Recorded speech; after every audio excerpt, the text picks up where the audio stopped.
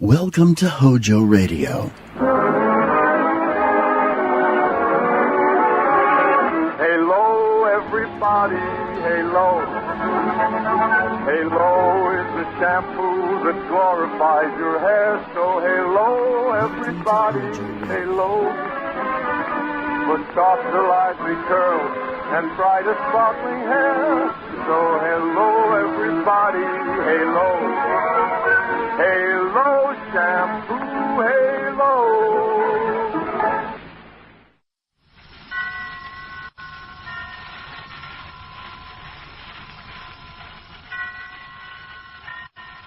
Roma Wine presents Suspense.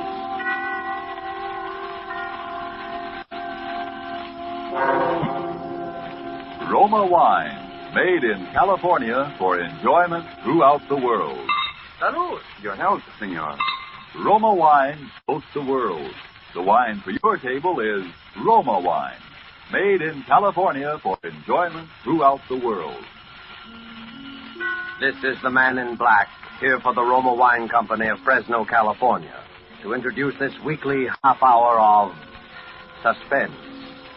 Tonight, Roma Wines bring you two of Hollywood's favorite screen stars, Miss Virginia Bruce and Mr. Alan Jocelyn, with the noted character actor George Zucco. Our suspense play, which is produced and directed by William Spear, presents a rather neat problem. That of a crime committed while no criminal was present.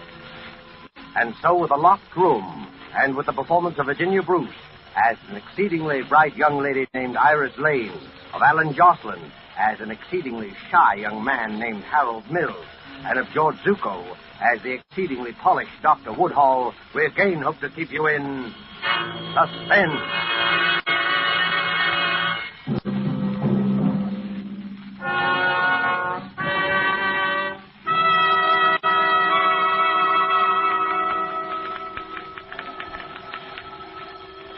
Hello, Mr. Seaton, President. Who's calling? No, Mr. Seaton is not in. No, there will not be any statement for the papers. Carol, will you get that? Hello, no, I can't tell you anything about it. President? No. No, there will be absolutely no statement. Here we go again. If you wish, only Hello, you're Mr. wasting Seaton, your President. time. Look, I told Very you this well. morning there wouldn't be any statement for the Goodbye. newspapers. No, not tomorrow either. Dear. I'm sorry, I'm awfully busy right now. I said I was busy.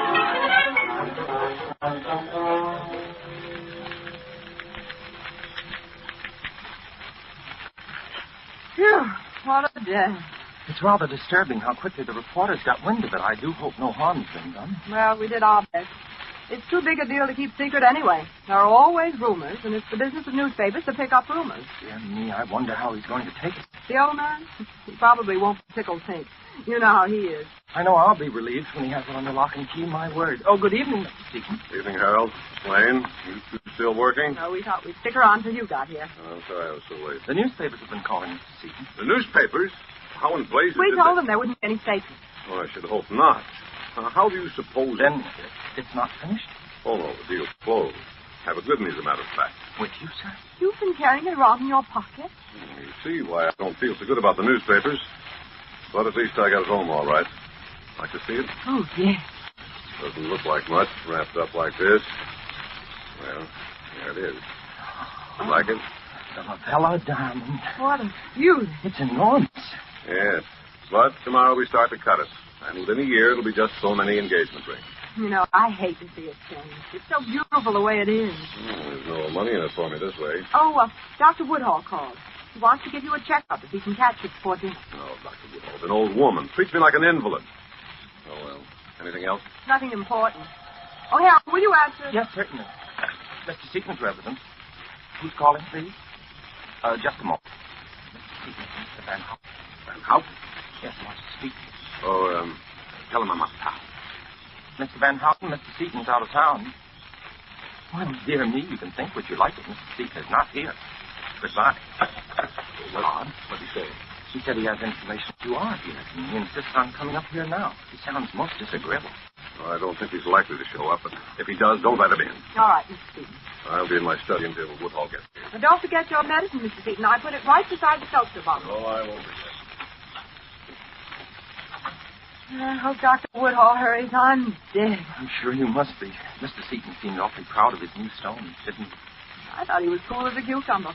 How would you feel if you just bought the biggest diamond in the world? Oh, the second biggest, I believe, Iris. Not that that's anything to do. What do you suppose he paid for it? I understand the price was something under $1 million, but he expects to get back over $1.5 million once it's cut and polished. Harold, putting that kind of money into a piece of stone, I know if I had $1 million, I'd never buy a dime. Dear me, for that matter, neither would I. But for some people, diamonds take the place of other things. Power, love. What would you do if you had $1 million? I don't know. There are a lot of swell people I'd like to help out. Then I'd like to travel. Oh, there are lots of things. What would you do? Do you really want to know? Of course I do. I don't think I should say this, but if I had $1 million or even much less, I'd ask you to marry me. Why, Harold... No, please, I don't want you to say anything. You don't have to. I know I'm not the sort for you, really. I'm not like Dr. Woodhall, sure of myself. It's not that, Harold. Honestly, it's just that you never said anything before. You never even... What was that? It sounded as if it came from the study. Mr. Seaton! Mr. Seaton, is anything wrong? He doesn't answer. Mr. Seaton! The door's locked. Yes, have you looked at the iris? Right here. Mr. Seaton! Mr. Seaton! Why, where is he? There he is on the floor. What happened to him? Is it sick? Wait, I'll see. Oh, goodness. Put him on the Don't, couch. just a minute, Iris. I don't think you'd better look. He's badly injured. Injured, but how? It's his head. Get a doctor, will you? A doctor? Someone's tried to kill him. Hurry. To kill him? All right. Try Dr. Woodhall. Maybe he hasn't left. I will.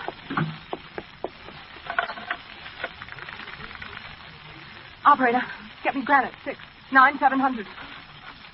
Yes. Good evening, Iris. Oh, Dr. Woodhall. Never mind, operator. Come on, doctor. I was just calling you. Is something wrong? Mr. Seaton, he's hurt. Someone tried to... Harold, Dr. Woodhall was just coming in. Oh, my goodness, I'm so glad you're here, Doctor. What's the matter with Seaton? I think someone tried to kill him. It's his head. You can see the blood. I found this under him. What's that? It seems to be a piece of broom handle filled with lead. Evidently, he was struck with it. Concussion. Nasty. There's still some pulse. I just had him in my bag. Here you are. And you'd better call the police. The police. Certainly, this is attempted murder. Oh, dear. Good evening. Did I hear somebody say murder? Who are you? My name is Van Houten. I telephoned a little while ago. How did you get in? Well, I rang, no one answered, so I walked in. I wish to speak with Mr. Seaton, but I see that perhaps I'm a little too late. Eh? Perhaps you knew you'd be a little too late, Mr. Van Houten. Harold, I think we'd better leave that to the police. Will you call them? But I can't figure out how it happened. Harold, you and I have been outside that door all day. I know there wasn't anyone in this room. Iris, it must have been the windows. You mean the windows? No one could climb. Look, there's a ladder still there. And it took us some time to open the door. There is a ladder. Oh, yes, a very convenient ladder. But don't you see? It still couldn't have happened. What do you mean? Someone came through the window, hit Mr. Seaton, and escaped the same way. But it couldn't have happened that way. Look, the windows are locked. Both of them on the inside. And Harold and I were outside the only door. The windows are locked? Dear me. That means Mr. Seaton was alone. Alone in the locked room.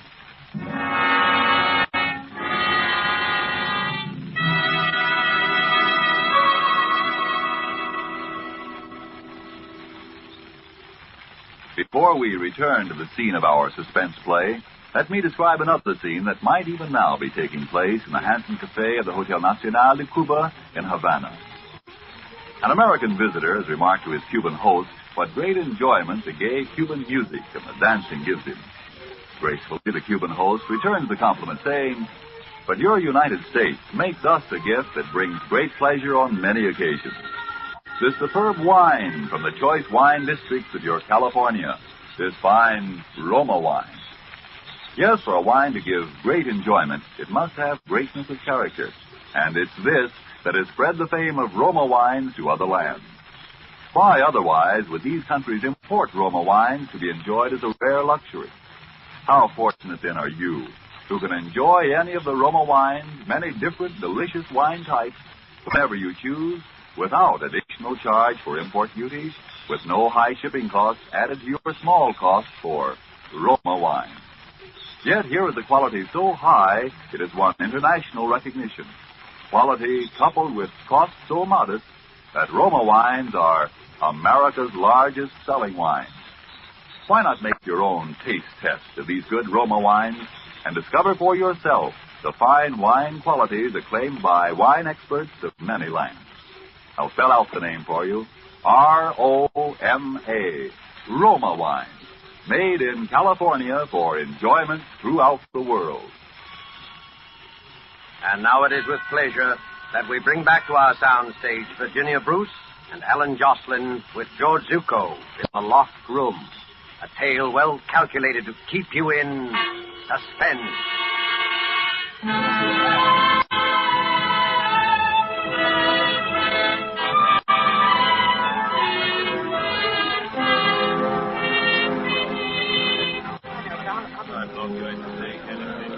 All right, folks, are you all here? There's Miss Iris Lane, Yes? Dr. Charles Woodhull, Yes. Harold Mills, and Mr. Alex Van Houten. Now let's get down to business. We know some of the facts, but not enough of them.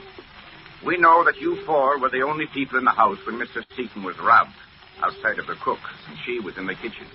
We know Seaton had the diamond on him when he went into the study, and that someone lifted it before we got here.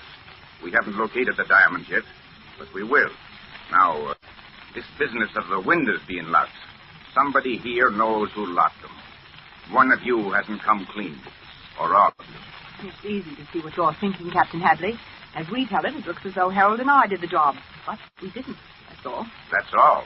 The only door locked and watched before and after, windows locked before and after, no one hidden in the room before or after, and I don't believe in ghosts, so the thing's impossible. Now, which one of you locked those windows? Mr. Mills? Well, really, dear me, officer, why would I do the one thing to make it look as if Iris and I had committed this crime? Yes, you know, Harold got something there. If the windows hadn't been locked, you'd know someone from outside did it. Look, I'm trying to be patient with you people, but if Mr. Seaton doesn't die, which he hasn't yet, he'll tell us who did it. So I advise you to come clean now. Dr. Woodhull? Yes, officer? You and our friend, Mr. Van Houten here, were, as the young lady puts it, outside when it happened. Maybe you managed to lock the windows afterwards. How could he? He was too busy helping Mr. Seaton to get anywhere near the windows. And neither did Mr. Van Houten, I'd swear to that. Well, thank you, dear lady. I did not expect such a kindness. Pardon, Captain. Well, Barton? Nurse says to tell you that Seaton's come to. He's talking. Talking? Is he out of his head, or does he make sense? She says you can ask him some questions if you don't tax him too much. Well, now we'll get someplace. I think all of you had better come with me. Here's the captain, miss. We'll try not to upset him too much, nurse. Captain, maybe being a suspect, I shouldn't say anything, but if you don't mind, I don't think it's safe to question you. Safe for who, Doctor? Nonsense, Woodhull. I want to tell what I can.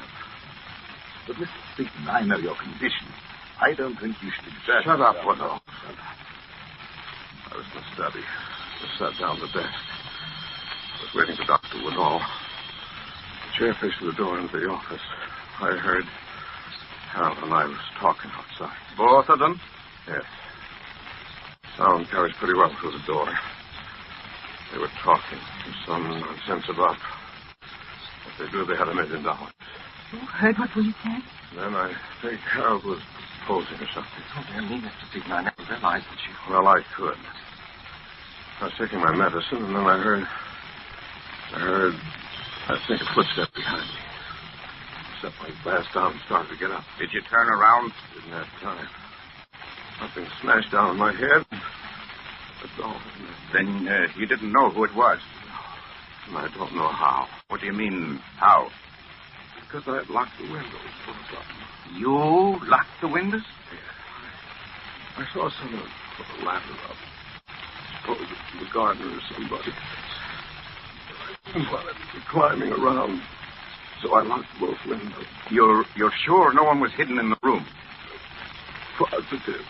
Captain, I think he's had enough. Yes, I guess you're right, Doctor. Will you people step outside?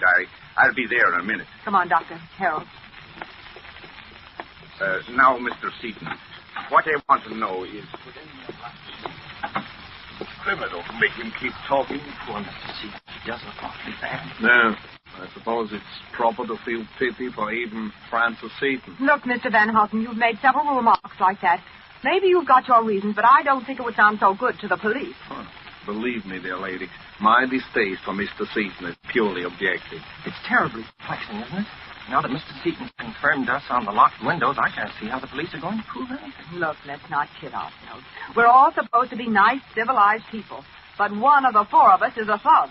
A thug who beat a defenseless man over the head and took that diamond. But, dear me, as I see it, that's just the point. It's proved that none of us could have done it. Well, if Mr. Seaton's story proves that we couldn't, it proves 100 times more that no one else could. Well, Captain, is there anything more we can do? Yes. You'll all be searched again for the diamonds. And none of you are to leave this house until further notice. Not leave the house. What about my practice? I got nothing Surely it requires more evidence than you have to hold us over the supposed disappearance of a diamond. I'm not holding you because of the diamonds. I'm holding you on suspicion of murder. Mr. Seaton is dead.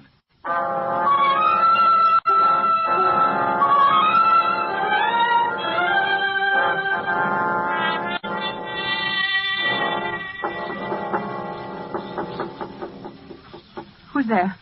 Can I come in, Iris? Oh, Dr. Woodhall. What do you want? I'll only be a minute. Well, all right. I hate to disturb you, but I'm really worried. You are? Iris, why don't you try to get out of here? Out of here? Why on earth should I? Don't you realize you're suspected of murder? You could hide somewhere until this is all being cleaned up. Are you crazy? Sure, I'm suspected, Doctor, but no more than you. How's it going to look if I suddenly disappear? Yes, I suppose you're right. If I could only keep you out of this. I'm so worried I don't think straight. Do you have a cigarette, Iris? Yes, look in that box on the table. Oh, watch out, there's a lamp cord. Oh, I'm sorry. That was clumsy of me. Oh, don't let it worry you. It's no heirloom. What's that? What? Why? Look, Where did you get that? the diamond.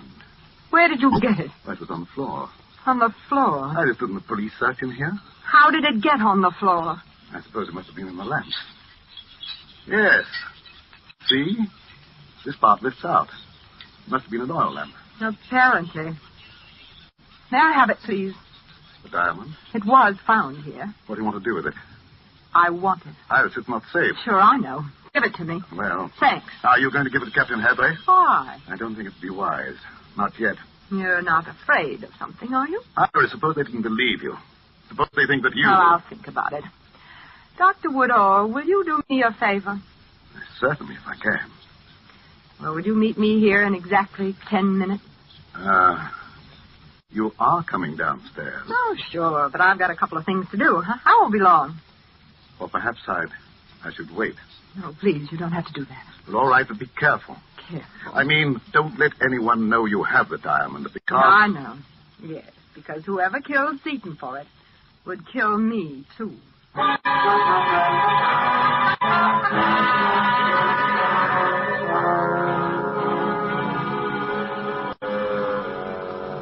I know it will be soon tonight. It has to be. What? Yes, I'll do it as loud as I can, but don't slip because I'm counting on you and... Iris, are you ready? Oh, yes, Anne, darling, I'm sorry. I'm really stuck for a couple of days, but we'll make it soon. Sure, dinner and a show. All right, darling. Goodbye. I didn't mean to barge in. Oh, that's okay. Let's go downstairs. Where are the others? You mean Harold and Van Houten? I think I heard them when I came up.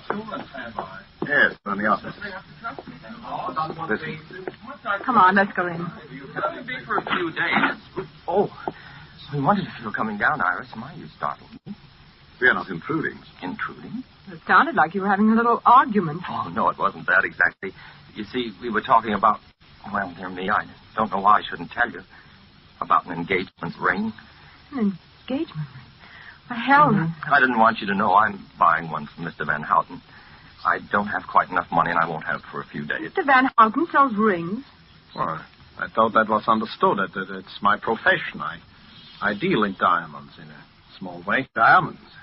To the police? Is the word diamond so surprising, sir? Naturally, the police would have to know my business with Mr. Seaton. Yes, I'm sure they would. It's only... You're hinting that my apparent dislike for the late Mr. Seaton, Doctor. Well, I hated him. He was a cheat and a fraud. I cheated me. Doesn't sound like Mr. Seaton. My dear young lady, there are 100 men in Amsterdam who would be glad to know that he suffered.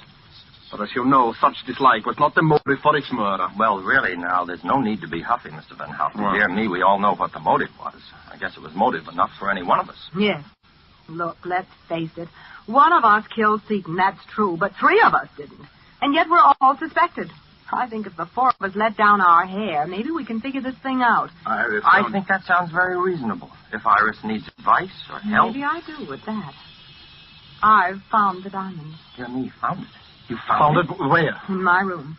Dr. Woodhall accidentally knocked over a lamp. It was inside. And where is it now? I brought it with me, here in my purse. The police do not know, huh? So here I am, stuck with this thing, and I don't know what to do about it. Oh, dear. Iris, I'm really ashamed. I don't know how to tell you. Ashamed of what? Well, I couldn't tell the police. At least I thought I shouldn't. You see, Mr. Seaton told me in confidence. But now that we've agreed to be frank and honest... What are you driving at? I don't know why Mr. Seaton was killed. Maybe none of us will ever know that. But it wasn't because of the diamond. I knew that all along. You see, that isn't the real diamond at all. What? Preposterous. You expect us to believe that? Miss Lane, let me see that diamond, please. Sure, you're the expert in the crowd. Take a look. But I'll hold on to it, though. I don't care what Mr. Van Houten says. Mr. Seaton told me it was a replica he brought home. I don't know why. This is ridiculous. Why would anyone want to plant a false diamond in Iris's room? What about it, Mr. Van Houten? It's incredible. What? Well, even without my glass, I can see that this is false. There are no planes of cleavage. A very shoddy piece of work. Phony? I don't get it. Why was he killed then? Well, you see how I've been racking my brains. Here, Mr. Van Houten, maybe we'd better put it in the safe. I might as well keep it. We'll have to give it to the captain anyway. Yes, I suppose we'd better tell him. Dear me, he'll be terribly distressed, I'm afraid. No, I hate to admit it, but this is beginning to get me down, Harold. I feel jumpy and sort of sick. Oh, it's probably my fault. I should have told you. Oh, not just about the diamond. Everything. The locked windows. The way he looked before he died. Iris, do you feel bad? You look as if you I'm might... sorry. I hate to be so silly. I do feel sort of shaky. Maybe if I lie down. Would you help me into the study? Here, Iris, let me open the door, please, Doctor. On the couch, Iris? Yes, please.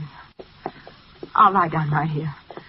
Oh, Dr. Woodhall, do you have something that I could take for this headache? I feel really sick. Why, yes, if you think you need it. Is there a glass? I have something here. Well, here's a glass, Doctor. This is a mild sedative, Iris. Now a little water? Here, Doctor. Here's the seltzer bottle. Oh, that'll do it. Now drink this down, Iris. Set it right there. I'll drink it. I just want to close my eyes for a minute. And will you switch off the lights when you go out? And maybe you should lock the door. Yes, of course. We'll call you for dinner. Try to sleep. Poor girl.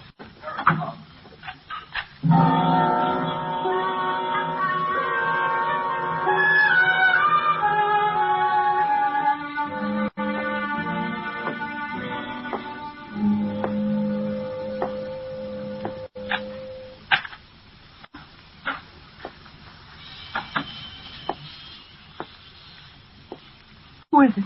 Oh, so you are awake, eh? Van Houten. Where's the diamond? Diamond. Give it to me. Well? But you said it was false. We are not so easily fooled. We know what goes on. We? Who do you mean? Never mind. Give me the diamond. And if I don't? You know what will happen if you don't. Hey, who's there? What are you doing? Oh, Van Houten, what is it? What's happened? Who is it? Turn on the lights. Harold. Well, I seem to have arrived just in time. Harold, you hit him. No, he's only knocked out. How are you feeling? Why, much better. Oh. You didn't take your medicine. No, I didn't. Oh, dear me. I was afraid you were too smart for that. Iris, I think you and I should have a serious talk. You don't mind if I lock the door? Oh, would it make any difference? Very little, I admit. Now, Iris, just how much do you know? About what? Oh, come. There's no need for you to be reticent. I shall have to kill you in any case. Oh, but you can't do that. And who will stop me? Dr. Woodhall? No, Iris. He'll be very busy for a little while. The cook has become quite ill. You poisoned her. No, it's nothing much. She'll recover. Tell me just how much do you know? I know about the seltzer bottle. That's how you knocked out Seaton. Oh, that's very good. You're so clever. Dear me, if I had more time, I'd be inclined not to kill you, but it's late and I sailed with the Diamond at midnight. I'm signed on as a steward on a freighter bound for Argentina. So you see, it's really time that makes this unpleasantness necessary. You know, Harold, they'll find me before midnight. Ah, but they will find with you Mr. Van Houten. Poor Van Houten, he'll be very confused. You know, I actually persuaded him that you and Dr. Woodhall were the culprits. That's why he came here to get the diamond. And now you're going to frame him with my murder. You're a pretty smart boy, aren't you? Oh, thank you, my dear. They'll probably suspect me, too, after they find out I've gone. Tell me, how did you guess about the seltzer bottle?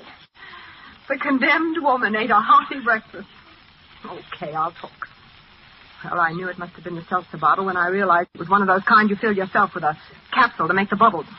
But what did you put in it? A concoction known as a Mickey Finn. But it felt so much like a blow on the head that even Seaton confirmed my little story. Well, I knew whoever did it would try the same thing on me to get the diamond. You were the one who got me the seltzer for my medicine tonight. I suppose you saw it coming. Your little trap? Yes, I'm afraid I did. Dear me, we're just too smart for each other, aren't we? And you hit Seaton over the head when I was phoning for a doctor just to make it look good, right? Yes, of course. Oh, I wish Seaton hadn't locked those windows. Maybe you think I don't. Well, Iris. Well? I really hate to do this, Iris. Oh, Iris, I'll give you a choice. Choice of what? I have here a fairly efficient gun, but it's noisy and it's messy, too.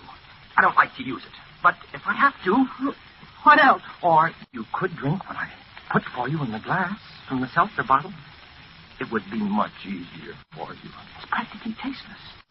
After you drink it, you won't mind what else is necessary. What? I suppose... Yes, that's right. Pick it up. Now, drink it. Quickly. All right. Here goes. Why, you...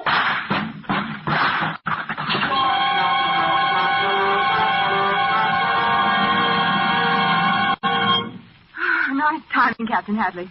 The glass wasn't a bad signal. It was nice timing on your part, Miss Lane, throwing yourself on the floor. You hadn't figured on the gun. No, I hadn't. Is Van Houten coming around, Doctor? Yes, he'll be all right. Okay. Come along, Harold. Oh, this is such a shame. Iris, before I go, I'd like to tell you how sorry I am. Sorry? Yes, about that proposal. Even if it was an alibi, I almost meant it. Dear me, it looks now as though I shall never marry. Yes. Dear me, it certainly does.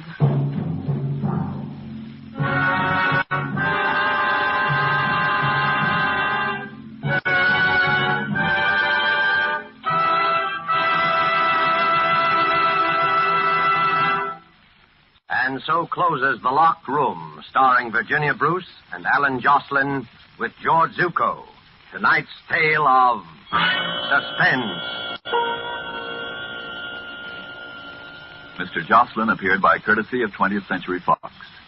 Before we tell you about next week's stars and story, Roma Wine, sponsor of these weekly suspense dramas, brings you one of tonight's stars, Miss Virginia Bruce, with a message of real importance. Miss Bruce. Somewhere the other day, I came across a small news item. It mentioned that the men and women of our armed forces, most of whose pay averages very little more than $50 a month, have subscribed a huge total of $250 million worth of United States war bonds.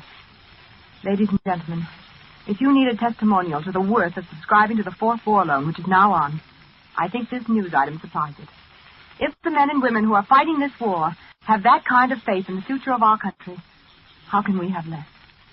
This is the time when our armed forces are making ready for the final extra effort which will bring us victory. They need your extra support from extra purchases of war bonds. For the fourth war loan, one extra $100 war bond. Please. Next Thursday, same time, Roma Wines will bring you two distinguished actresses, Miss Ida Lupino and Miss Agnes Moorehead. Don't forget then, next Thursday, for Ida Lupino and Agnes Moorehead in Suspense. Presented by Roma Wines. R-O-M-A. Made in California for enjoyment throughout the world.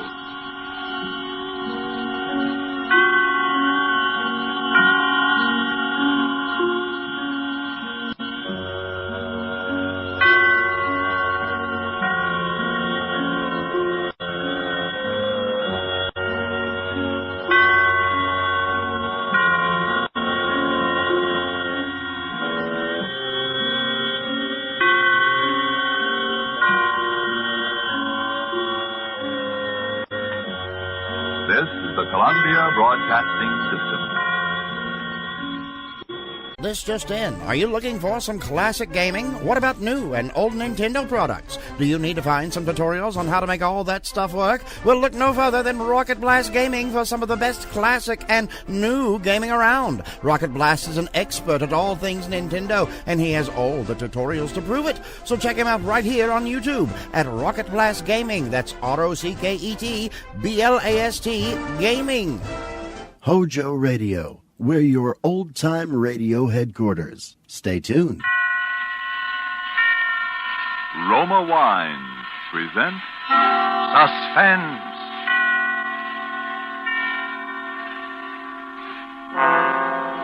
Roma Wines, made in California for enjoyment throughout the world. Salud. Your health, senor. Roma Wines toast the world.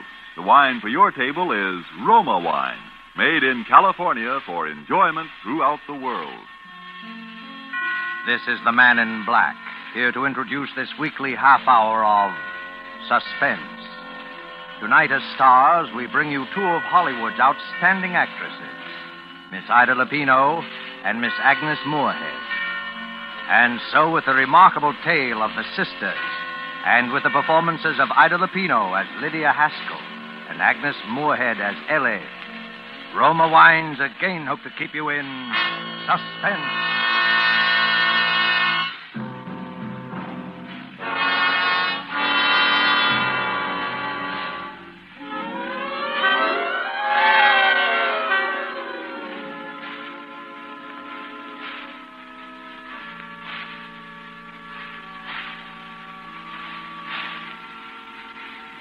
Here is one I think would be very lovely. It has a far superior lining, pure silk, much heavier than the others we've looked at. Do you care for this one, Miss Haskell? Oh, yes. That's very nice. But I believe I'd like to see something perhaps even a little better. Of course. If you just step over this way, Miss Haskell. Now here is an exquisite casket. Something that really does honor to the departed. Yes, it's beautiful. Now, the interior is just the same as the last, but the casket itself is of bronze, solid bronze. Well, won't that be rather heavy? Yes, but not too heavy. Will there be 6 pallbearers? I don't know. Well, it doesn't matter, really. 4 men can carry this very easily. Very. Miss Haskell, I want you to notice the floral design here. All hand-wrought, every bit of it. And, oh yes, notice the seams in this casket. Airtight and watertight, guaranteed. You know, of course, how important that is. Yes. Yes. But this casket in 100 years, or even 200 years, will be just as strong and will look just as beautiful as it does on this stand today. You couldn't buy a finer piece of workmanship. How much is this one, please? This casket? A duravo, by the way. Duravo for durability, we say in the trade. This casket is priced at, $775. But we can't bring back the departed. No, our only solace is the knowledge that we've done them the last possible honor. Very well. I'll take this one. Well, I'm sure you're making a very wise choice. In all my years as a mortician, I've never found a family that regretted money spent on a Dorado. And now, let me see. I'll give you a check. Oh, no, that won't be necessary. Not immediately. After the funeral will do. Oh, by the way, we haven't mentioned it. Are we handling the funeral arrangement? I really don't know yet. Oh, well, you want the casket delivered somewhere? No. I'd like you to hold it for a while, please. Hold it? But for how long? For 3 weeks. 3 weeks? I don't understand. Who is the party, the deceased? Who is this casket for? It's for me.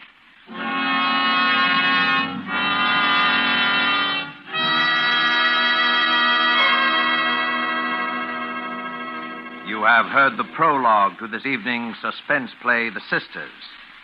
Before we return to the scene of our drama, here is a message from your host, the Roma Wine Company of Fresno, California.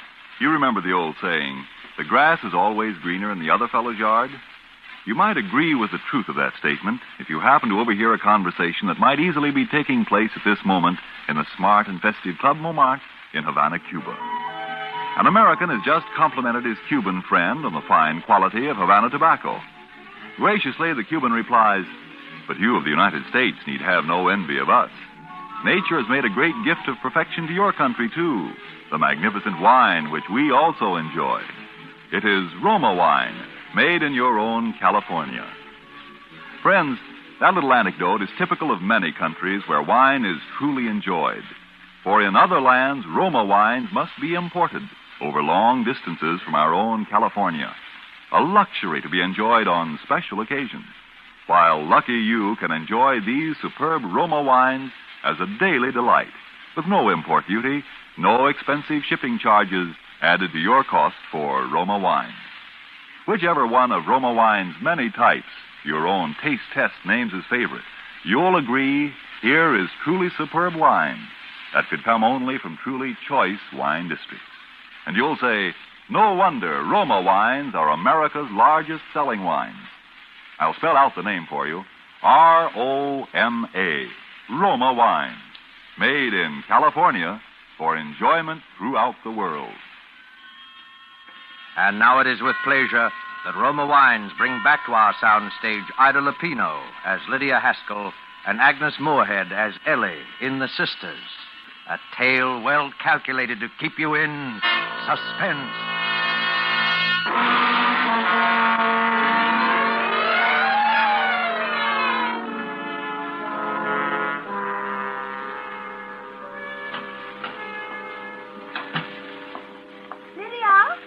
Lydia, I thought I heard you come in.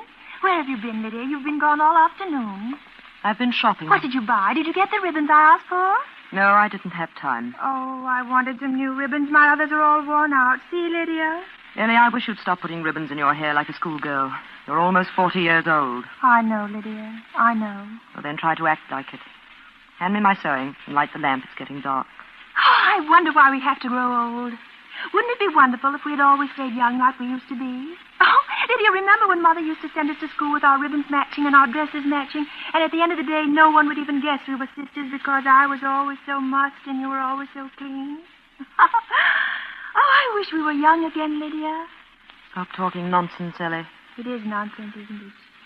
Oh, the doorbell rang while you were out just before you came home. You didn't answer? Oh, no, you told me never to answer it. I just looked out of the upstairs window. Did you see who it was? Oh, yes. It was a man, a rather big man. He rang a long time, and then he went away. Well, he didn't see you, did he? Oh, no. I just peeked ever so carefully from behind the curtains. Then I came down here and watched him going down the walk. You came downstairs? Yes, I told you never to come down those stairs when I'm not in the house. It was all right, Lydia. I held on very tight to the banisters all the way, and I didn't once look down the stairwell, so I didn't get dizzy, and I didn't want to jump.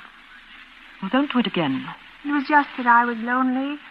I didn't think you were ever coming home. Lydia, you didn't tell me what you bought. Oh, a Duravo. What's that? What's a Duravo? Don't ask so many questions, Ellie. All right. Lydia, I think I'll sew, too. I could fix up one of these old ribbons. May I, Lydia? Yes, so. It'd be good for you. Thank you.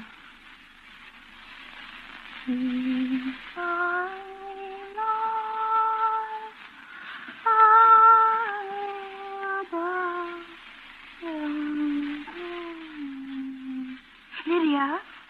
Yes? Lydia, could I go shopping someday? Don't be a fool, Ellie. I'm sorry. I just thought... No, I suppose you're right. It wouldn't do. Not yet.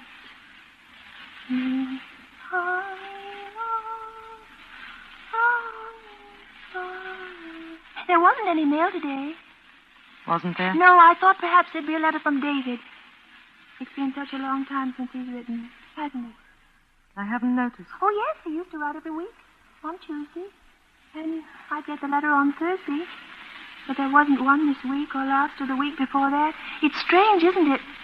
But perhaps he's been busy. Perhaps. Still, he never used to be too busy to write. I can't understand it. You suppose there's some other reason? What are you trying to say, Ellie? Are you hinting that perhaps I'm keeping your mail from you? Oh, no. Well, you seem to be. Why should I keep David's letters from you? But I didn't say that. I just said it was strange that David hasn't written, that's all. He wouldn't keep David's letters. I know that, Lydia. Go on with your sewing. Oh, yes, I want to finish these ribbons.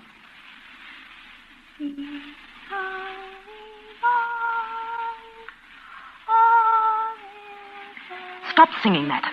Stop it. Well, Lydia, it's a hymn. I've always sung. I don't care. I said stop. Or learn something else. That's all you sing, day and night, day and night. The same tune, over and over and over. Now stop it.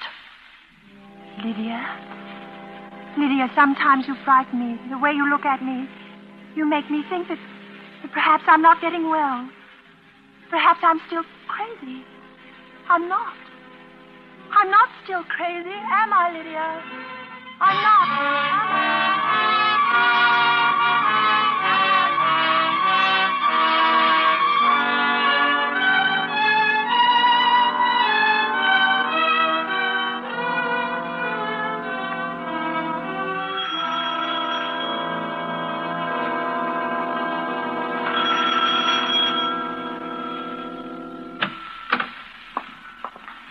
Yes?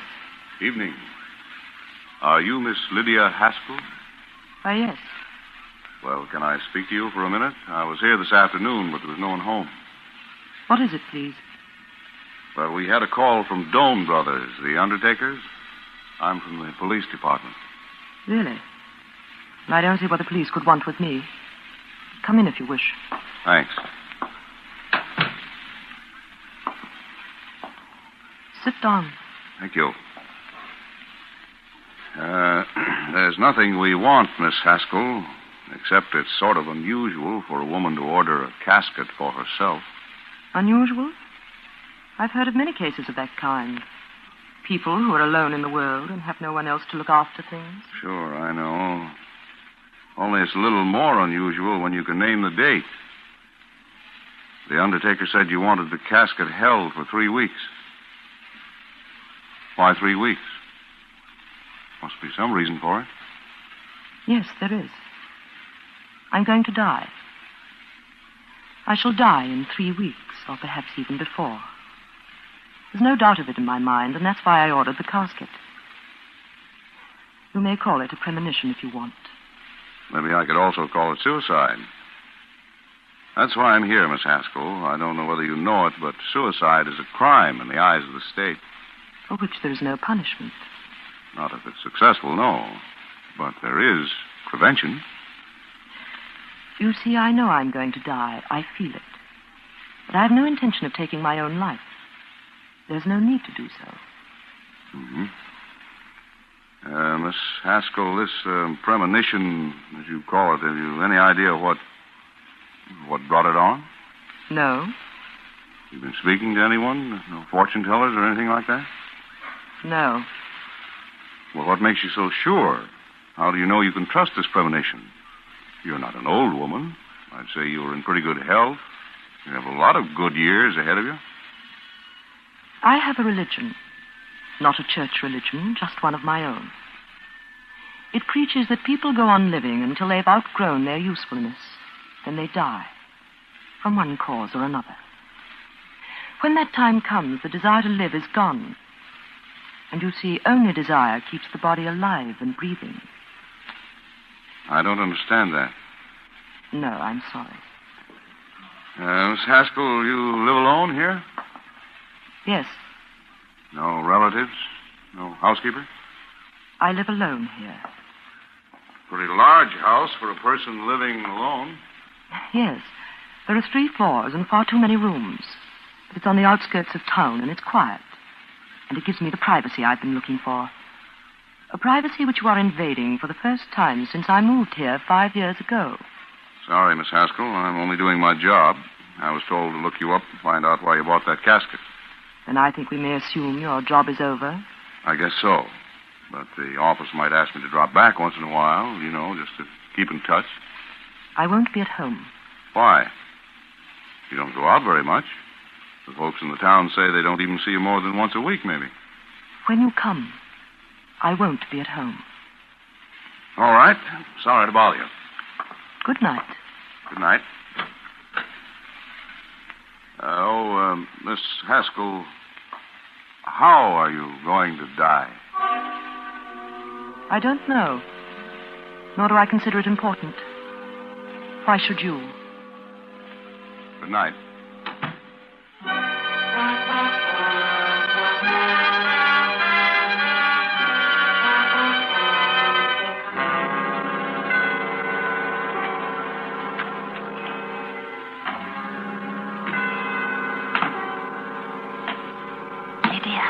Ellie, what are you doing down here? What are you doing sitting on the steps in the dark? Lydia. Haven't I told you never to come down here at night? Lydia. Or what do you want? I heard that man who was here. Lydia, why did you buy the casket? Why are you going to die? You mustn't, Lydia. You mustn't die. I'd be alone if you died, and you know what would happen? They'd send me away like they did once before. The people in the town would come and find me living here, and they'd send me away. Go up to bed, Ellie, and go to sleep. How can I sleep? Oh, Lydia, you won't die. Promise me you won't. I promise you.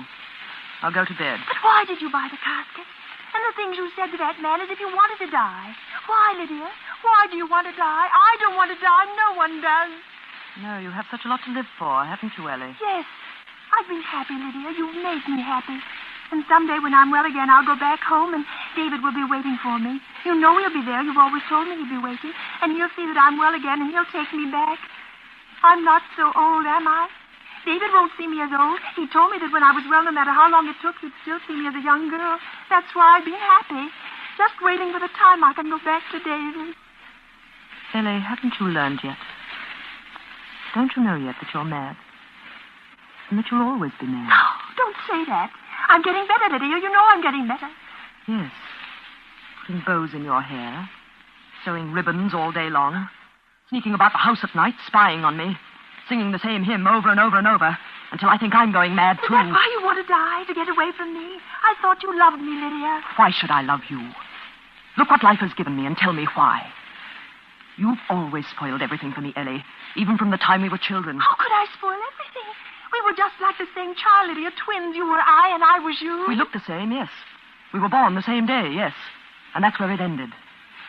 You were the nice one. I used to hear them say so. You were even the prettiest, they said. As if they could see any difference between us. Whatever you wanted, you had. You smiled so beautifully. But I never smiled. Though I was the sullen one, the dark cloud in the house. You made it so, Lydia. We all loved you. When a doll was broken, they gave you mine. When you tore your dancing dress, you'd take mine. You gave it to me, Lydia. I remember you gave it to me. I've always given things to you, Ellie. I gave you the best of everything we had. I've given you my whole life. I even gave you David. Lydia, you were in love with David? He came to our house. Was it you he came to see? Oh, Lydia, I didn't know. No, you never knew. No one did. I had to stand by and watch you take him from me. And when you had your first attack, I was glad. People said what a shame it was. But I was very glad. Lydia. Because I knew then that he could never have you. Oh, yes, you were going to be cured, and he was going to wait. It won't matter how long he waits. You'll never be cured, and he'll never have you. Never. You hate me. You've always hated me. I see it now. Even when you've been taking care of me. When we came to this town, you didn't bring me here so I'd be cured. You wanted to keep me this way, mad. That's why you took me out of that place, because they might have made me well again. Go upstairs. You hate me, and now you're going to die and leave me without anyone. I told you I'm not going to die. Oh, Ellie. Ellie, I'm sorry we've had this quarrel. I didn't mean to upset you. It's just that I'm upset myself. Tired. I didn't mean the things I said. You bought a casket. It was only an idea I had in case anything ever happened You bought to a me. casket. Lydia, was it for yourself or is it for me? Ellie. You wouldn't, would you, Lydia? What are you talking about? Hold the lamp up. Hold it close to you. I want to see your face. Ellie, go off to yes, bed. I can see it in your eyes. It is for me. You're going to kill me. You're going to murder me. Don't be a fool, It's Ellie. true you want to get rid of me because you hate me. Oh, now I see. You love David. You're going to kill me, and they'll come and find me and bury me, and they'll think it's you. Be quiet. They'll think it's you who is dead because no one knows I'm living here, and then you'll go away. You'll go back to David, and you'll say that Lydia has died, and he'll think you're me, and that you're well again, and he'll marry you. You'll have him. You'll be Ellie. You'll have David in my place. Ellie, stop it. Did you hear what I said? Be quiet. Be quiet. I'll go upstairs and get to bed. Oh, Lydia, how can you be so wicked?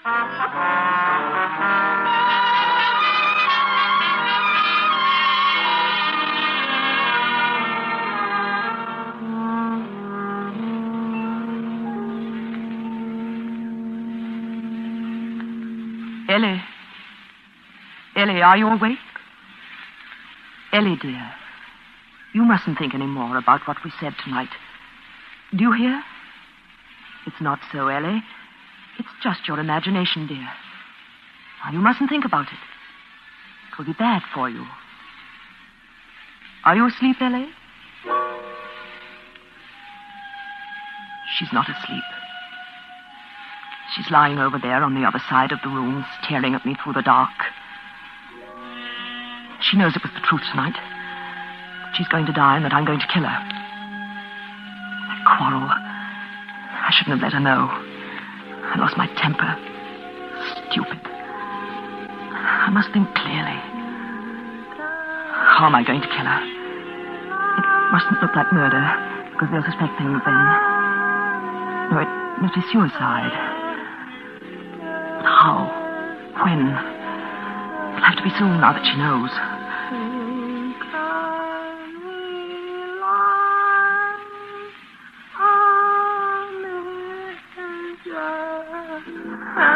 There. Listen. She's starting again.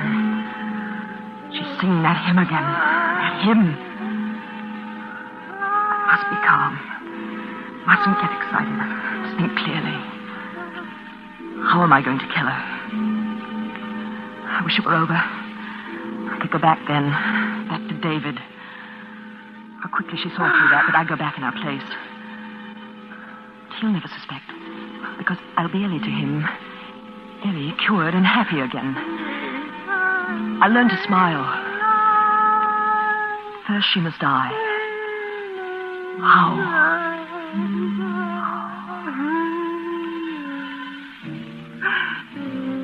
Stairs. Stairwell. She gets dizzy if she looks down into the stairwell. Yes, it'll be so easy. In a day or two, that policeman will come back to the house. They'll find her, and they'll think it's me. Of course. The stairwell. 3 floors from the attic here. 3 floors straight down. So easy when you think clearly. The stairwell. Of course.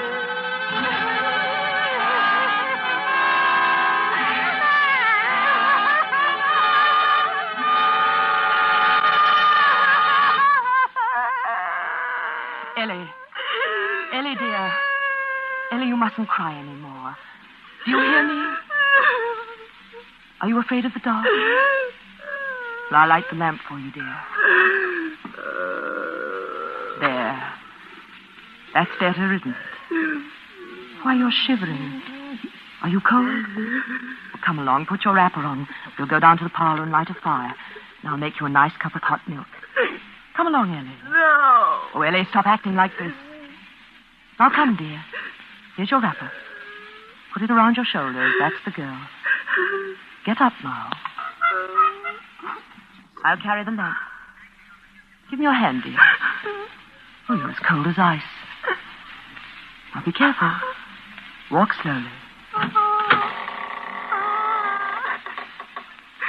There we are. Now hold on to the banisters, dear. That's right. I'll hold the lamp up high so that you can see better. I'm afraid. The stairwell. It's right here, dear. You see. I'm afraid. please. Oh, Ellie. Ellie, you must get over that fear. Look, Ellie. Just look down. There's nothing to frighten you. Look down the stairwell, Ellie. No. I'm holding you, dear. Just lean over and look down. You can see all the way. No, don't make me look. Don't make me. You see? Nothing, is it? Nothing at all. No. Are you dizzy, dear? I'm holding you. Let me go. I can't stand it. Come closer, dear. No. Closer, Ellie. No. Lean over. No. Just look at her. Do you hear, Ellie? Let me get back. Look, Ellie. No. Look down. No. Now, Ellie. No, let me now, go. Ellie. Lean over. Look down, Ellie. Look down.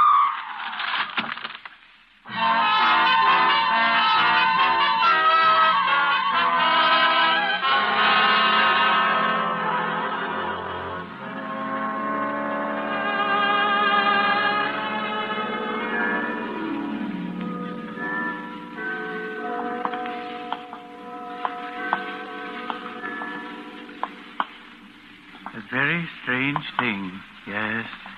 It was brought to my mind, of course, because this is the house, just here, the next one we're coming to. Yes, she was in to see us just a few days ago. Came in to order the casket. She saw a casket she wanted, and then she told me it was for herself. Well, she must have had a premonition. Yes. I notified the police, of course. She said she wanted me to hold the casket 3 weeks. Then, just the day before yesterday, the police came back to the house here and found her lying at the bottom of the stairwell, dead. She'd been dead about 2 days. Funny how she knew. The banister up on the attic floor broke away, and she fell. She have any people? No, lived alone, they tell me. We're going to bury her tomorrow. Haskell, her name was. Haskell. That's strange, living all by herself here in a big 3-story frame house. Yes, isn't it? Hey. What is it? My imagination, I guess. I could have sworn I saw a light in the attic window just now. Well, it couldn't have been. The police have shut it up. Of course. That story of yours really gave me the creeps. Come on, let's walk on. What a queer thing the power of suggestion is, to be sure. You've conveyed it to me, of course. You know, just now I thought I could hear someone upstairs in there. A woman. A woman singing. A woman? Yes. Sort of crooning to herself. Some kind of a hymn.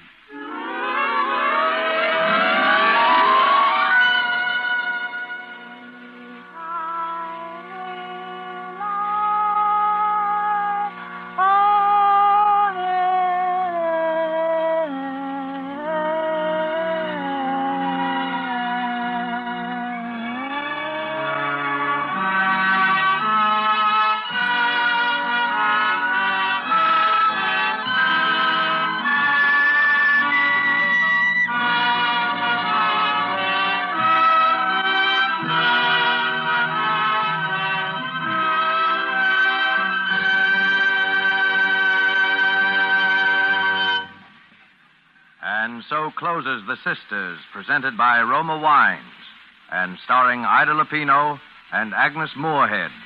Tonight's tale of Suspense. In just a moment, we'll hear again from Miss Lupino. In the meantime, here is a true-life suspense drama. Your guests raise their wine glasses to their lips. Your reputation as a host hangs in the balance. Will they approve the wine of your selection? Well, no need to feel the least bit concerned if you have elected to serve any of Roma Wine's many different types of taste-delighting California wines.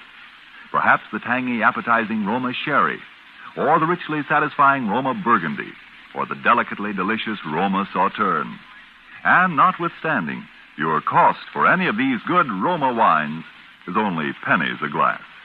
Your guest's verdict is sure to agree with this verdict of wine connoisseurs of many lands. Roma wines son verdaderamente magníficos. Les Roma wines sont vraiment magnifiques. Roma wines are truly magnificent. Let me repeat the name, please. R-O-M-A. Roma Wine. Made in California for enjoyment throughout the world. This is Ida Lupino. It is my sincere hope that you enjoyed our suspense play this evening. Miss Moorhead and I trust you will join us in listening to Suspense next week, when Charles Ruggles is your star. One more word. Remember, Americans, this is the critical year of the war, calling for more of everything to win. You answer the call when you buy more war bonds. Miss Lupino will soon be seen in the Warner Brothers picture, In Our Time. Suspense is produced and directed by William Spear. Tonight's play was written by George Wells. Don't forget, then, next Monday, same time, Charles Ruggles will star in Suspense. Presented by Roma Wine. Made in California for enjoyment throughout the world.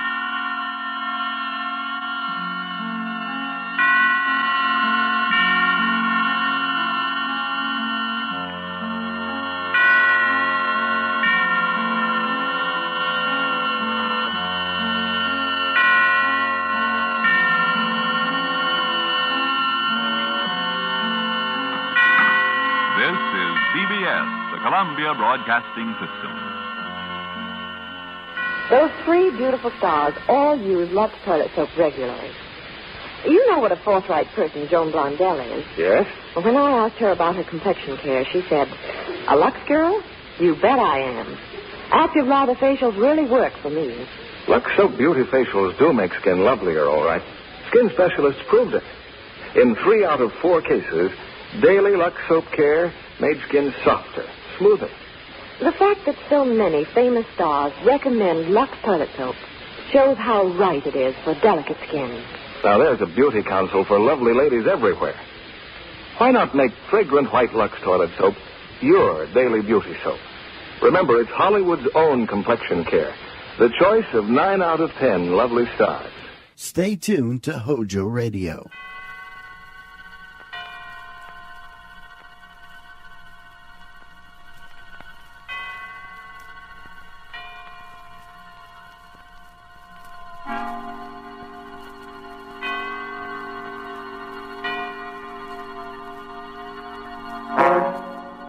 Suspense.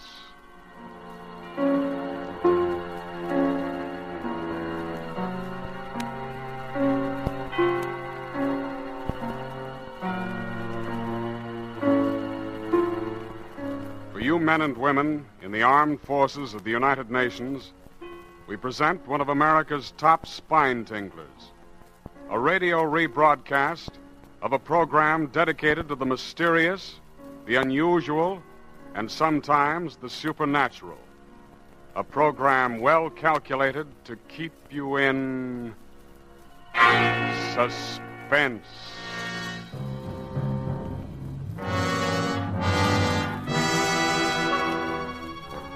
Mr. Mummery took the morning train down to business, as he always did. He opened the door of his office, much as he always opened it, and saw his partner Brooks sitting at his desk, as he always sat. And the world seemed perfectly orderly, dependable, and sane. And then it began, very simply, out of a few chance remarks. The terror took shape and grew until it was a black mountain of fear and suspicion. Morning, Mummery.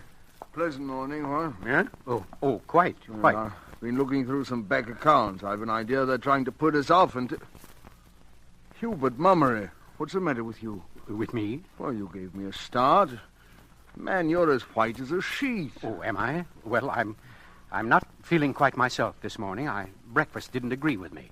Didn't agree with me at all. Well, you better look after yourself. We're none of us as young as we once were, you know. Always had a beastly stomach, always. Yeah, but I can't remember you having an attack like this in years, Mummery. Is that new missus of yours giving you proper food, good, mild, digestible things? Eh? No, I'm afraid Ethel knows nothing at all about a kitchen. Well, that's what you get for marrying a girl without showing it to your friends, doing it in such a rush. 10-day courtship, indeed. At your age, Mummery. Well, you'll see why when you meet her. Yeah. Besides, it doesn't matter in the least. After all, I was a bachelor up until a few weeks ago and rather used to taking care of myself, you know. Oh, my dear man, you're not telling me that you manage the household. Oh, hardly. No need for that. We've engaged a housekeeper who's a gem, really. Capable, motherly soul named Sutton. Ethel's delighted with her, and so am I.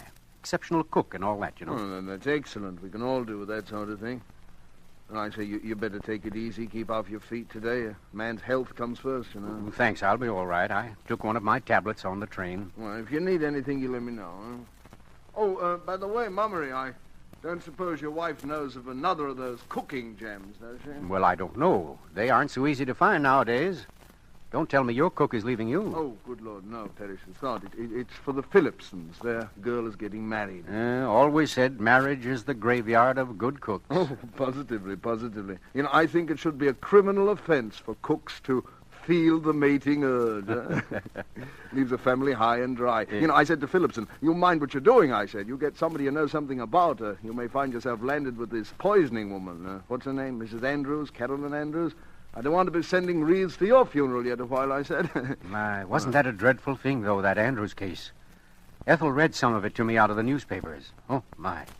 Gave me the cold horrors. Oh, it's a disgrace, I call it. 3 people dead of poisoning, falling ill one by one, gradually getting worse and worse, and suddenly dying off like flies after a month or so of her cooking. And all the police say is they think she's hanging about the neighborhood and may seek employment as cook. As cook, indeed. Now, I ask you, it puts us all in the shadow of the grave, doesn't it? Yeah, rather. Well, it's only to be hoped that they'll catch this charming Mrs. Andrews before she tries her arsenic seasoning on somebody else. And that's why I told Phillipson to be careful about hiding a strange woman. Well, quite right, too. One can't be too careful about a thing like that. I'll ask Sutton if she knows of another cook as good as she is. You won't need worry about anyone she recommends. Well, excellent. I suppose she's worked for the right sort of people, Mummery. Huh? The right sort? Well, I imagine so. I don't know. Well, didn't she bring any references? Well, yes, she did. A great pile of them. Glowing ones, too. But I don't know. Ethel and I were so glad to get someone that we haven't bothered to look them up, really. Oh. Well, it's 10:30. I must get back to work. Would you mind dictating a few letters, Mummery? Some dunners? I do it, but I've got some bills to get out in the next room. Yeah, I'm glad to. Well, I'll have Penny take them down. Miss Penny, will you step in here for a moment, please? Coming, Mr. Brooks. Oh. Now, don't exert yourself, old man. Oh, Penny, Mr. Mummery will give you some letters for our forgetful customer. Huh? Yes, sir. I'll be in the next office if I'm needed. And do ask that sterling cook of yours to find someone for poor Phillipson, what? I'll speak to Sutton as soon as I get home. Oh, good man, good man. You're looking a bit pale this morning, Mr. Mummery. Yes, I know. Let's get down to the letter, shall we, Penny? Yes, sir. Dear sirs, unless payment on your account is immediately forthcoming, we must institute proceedings which... Yes, sir. Which, sir? Huh? Oh, I was thinking. Wonderfully clever how that Mrs. Andrews manages to get positions with respectable families. Wasn't nothing so clever about the last one, sir. No? No. She brought plenty of references. Glowing ones, too, the paper said. Where in the world would such a woman come by honest references? Oh, there wasn't no question of their honesty, Mr. Mummery. What do you mean by that? The poor deceased family was so glad to get someone that they never even bothered to look 'em up. Oh. Why, what's the matter, sir? Have I said something that I shouldn't have? No. I'm going to go home, Miss Penny. I don't feel well. Not well at all.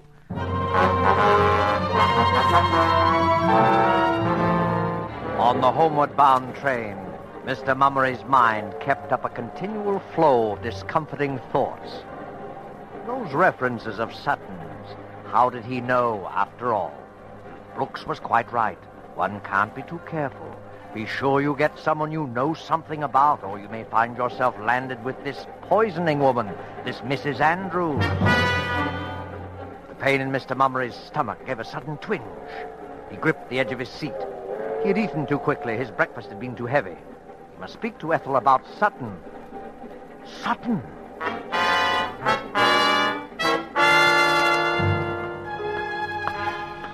As he walked up the quiet street of the remote little country town, the well-known familiar landmarks looked somehow strange and menacing. He reached the house, walked up the path, and then something drew him around toward the back. Somehow, despite himself, he found himself opening the screen door of Sutton's kitchen.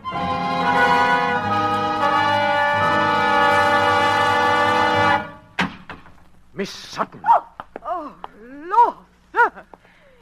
You did give me a turn, Mr. Mummery.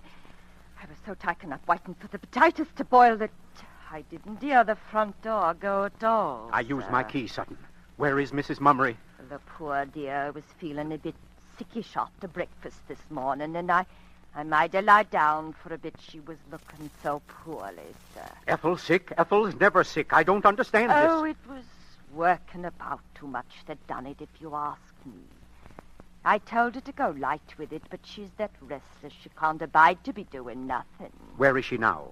That young Mr. Welbeck called by to get some flowers she promised his mother, and he cheered her up a bit.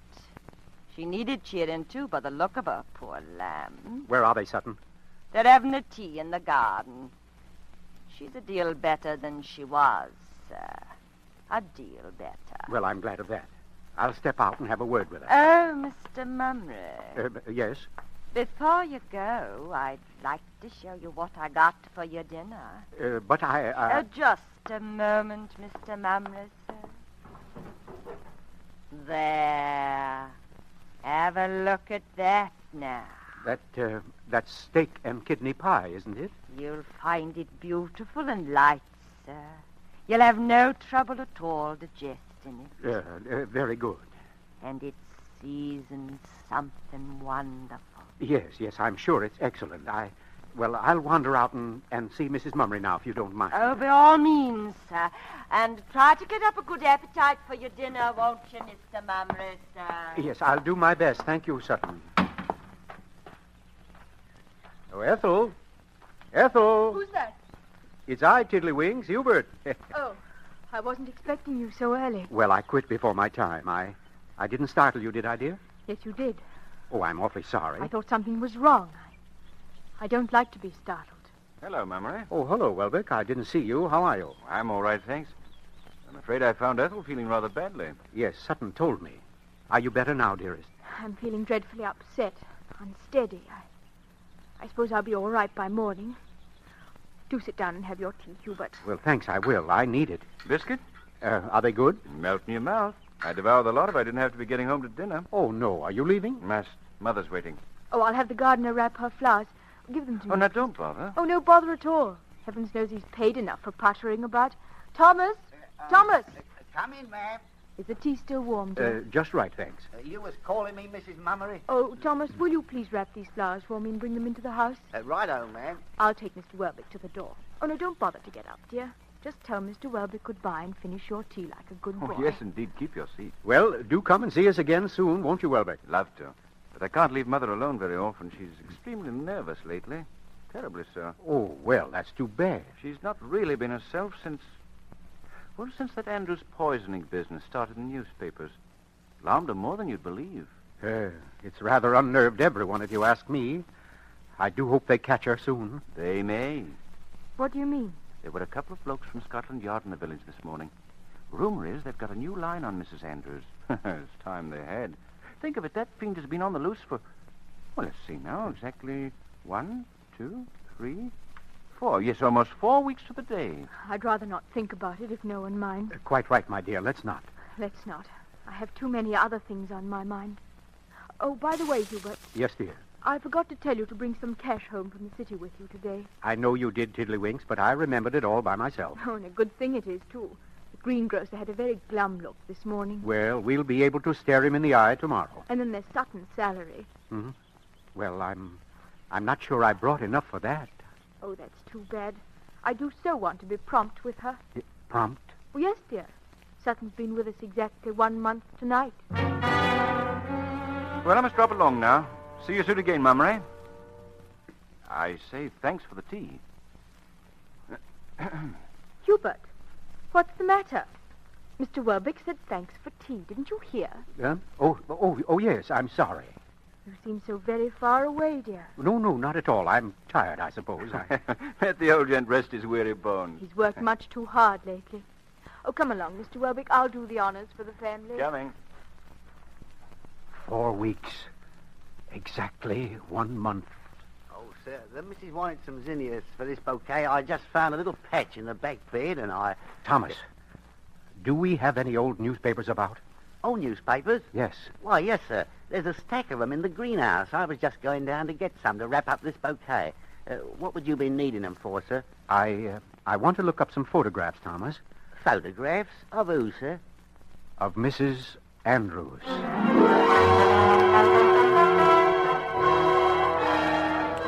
Maybe, sir. They go back about 20 days, these do. I always takes them out of the kitchen when the cook has finished with them. I see. Well, let's have them, Thomas. Now then, June 15th. Yes, that was just about the time. Should be an article about Mrs. Carolyn Andrews in this one. Of course, she'll have managed to change her appearance, but there should be a resemblance. Now, let's see. Ought to be about... Thomas. Yes, sir? Where did you say you got these papers? Out of the kitchen, sir. Why, well, what is it, Mr. Mummery? Somebody's been through them with a scissors. Every line about the Andrews case has been clipped out. Every line. Mr. Mummery, sir. Look for yourself, then. There, and there. Are there any more papers of that? There's a few more under the shelf where I keep them. Ah, botheration. Look at that. Meddlers, that's what they are. Meddling with my things. All right, don't waste time with that now, Thomas. But look at it, sir. All spilled and wasted. It costs good money, too. Well, we'll buy more of whatever it is. Only a bit left, and it ain't so easy to get, I'll tell you. It's just about the best weed killer there is. Them weeds just fold up and die the minute it touches them. If somebody hadn't tampered with a stopper, there wouldn't have been a drop lost. Thomas. Yes, sir? Let me see that can, will you? Yes, sir. Arsenical weed killer. Contains arsenic. Deadly poison. Stopper was loose, sir. Somebody had it out. I never leaves nothing like that in Thomas. such a... Yes, sir. Yes, sir. Oh, good Lord, Mr. Mummery. Thomas, I don't think I should have had that tea. Oh, I'll call the missus. No. You mustn't alarm her, whatever you do. She's not to be excited. But get to the phone and call Dr. Maysby, will you? I'm ill, Thomas. Tell him I'm terribly ill.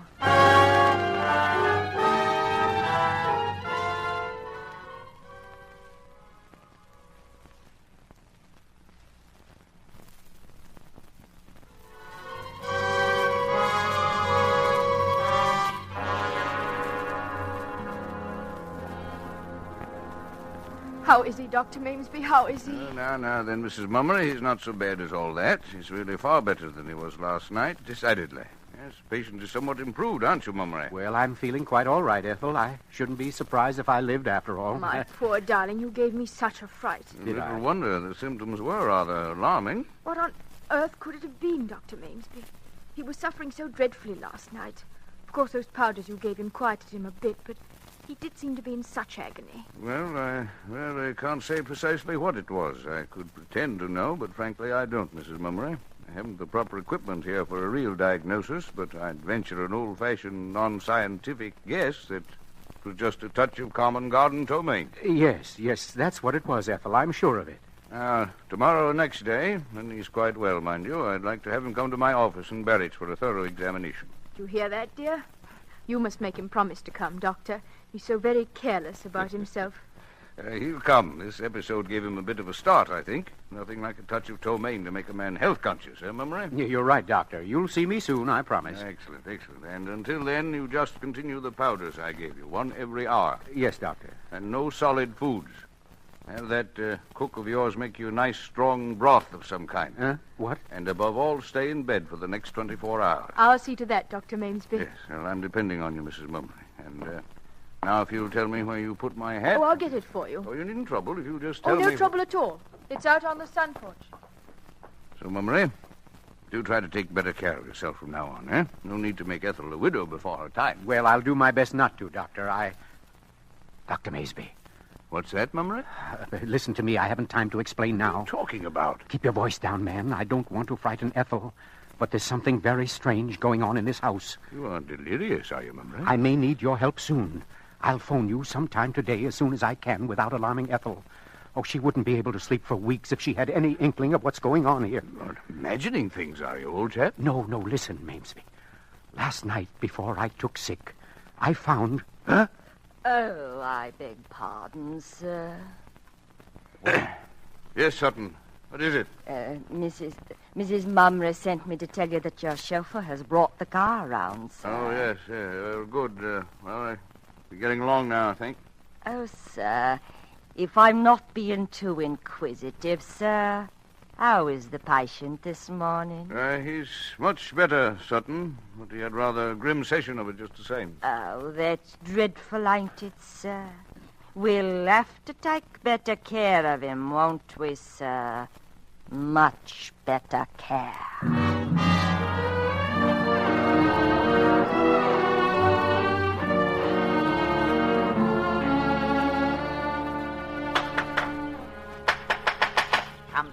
Around my greenhouse, will they now, upsetting my things? Oh, will they now? Not much they won't. I'll put a lock on this door. Thomas. Who's that? Why, Mr. Mummery, you're supposed to be in your bed, ain't you, sir? I want to get those papers we were looking at yesterday, Thomas. Does the missus know you're walking around out here, sir? I'll be bound the missus We'll don't. keep this a secret from the missus, Thomas. You'll get your death, Mr. Mummery. If I lie upstairs in bed all day, the whole Mummery family will get its death. Now, where are those papers? Why, they're just inside the door where you left them, sir. Just inside the door. Now, let's see. Where was it? Right about there, sir. No, it was not. A little further. Now, to your left. Right there they are, sir. Oh, they are. Well, if they are, I've been struck blind. There's nothing here but the stone floor and a box of tulip bulbs. You must be wrong, sir. Well, come and look. Yes, sir. Mr. Mummery. Mm-hmm. They're gone. What do you know? I'm not at all sure what I know, but I'm going to find out. You come with me, Thomas. You ought to be in your bed, sir. All right, I ought to be in my bed, sir. Come along now, will you? Yes, sir. Where is Sutton? I don't know, sir. Oh, yes, a second thought, I do know. I saw her going down to the greengrocer's to pay her bill. When she passed me, I heard her muttering something about not wanting anybody to come prying around the kitchen, the missus in particular. Yeah, doesn't want us in the kitchen, huh? No, I guess not. Well, that's where we're going right now. I don't think she'd like it, sir. No, I'm sure she wouldn't, Thomas. Come along in. All right, sir, if you say to, sir. Now let's see. Where could they be? You ain't expecting to find them papers in here, are you, sir? I was, Thomas. Is it possible that I'm mistaken? No, I'm not. Now, where... The stove. That's where they'd be. That's just where they... Uh-huh. Just as I thought. Have a look inside, Thomas. There they are, or what's left of them. Somebody kindled quite a little blaze of your old newspapers, wouldn't you say? Lord, sir, you should have been a detective. Yes, I always rather thought so myself. Well, the papers are done for. By Jove, she's a clever one, all right. Doesn't miss a trick, does she? We're dealing with a very cautious, very thorough woman, Thomas, and I shouldn't be surprised if... Well, are you listening to me? Thomas, what are you staring at? Mr. Mummery, what's that on the windowsill? On the The weed killer. The arsenical weed killer. It's found its way into the kitchen. The stopper's off again, ain't it, sir? Right, the stopper's off and it's nearly empty. Thomas, what's in that pot on the stove? I don't know, sir. Well, look and see, will you? Yes, sir. Oh, it's chicken broth, sir. Real strong chicken broth. Good. Now, here. Take this empty medicine bottle and get as much broth into it as it'll hold. What for, sir? Just do it, Thomas, please. Yes, sir. That's fine. Now then, get the car out of the garage. Well, where are we going, sir? To Berwich. Mr. Mummery, the doctor said... We're going to see the doctor, Thomas, before we're all beyond his help.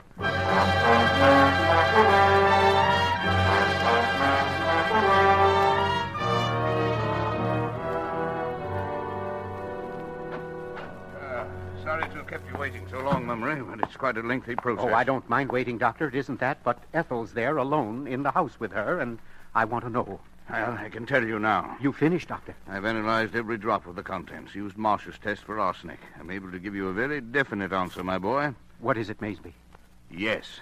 You mean there is arsenic in that broth? And I mean that broth is chock full of arsenic. Mrs. Andrews is taking no chances this time. There's enough poison there to kill your entire household.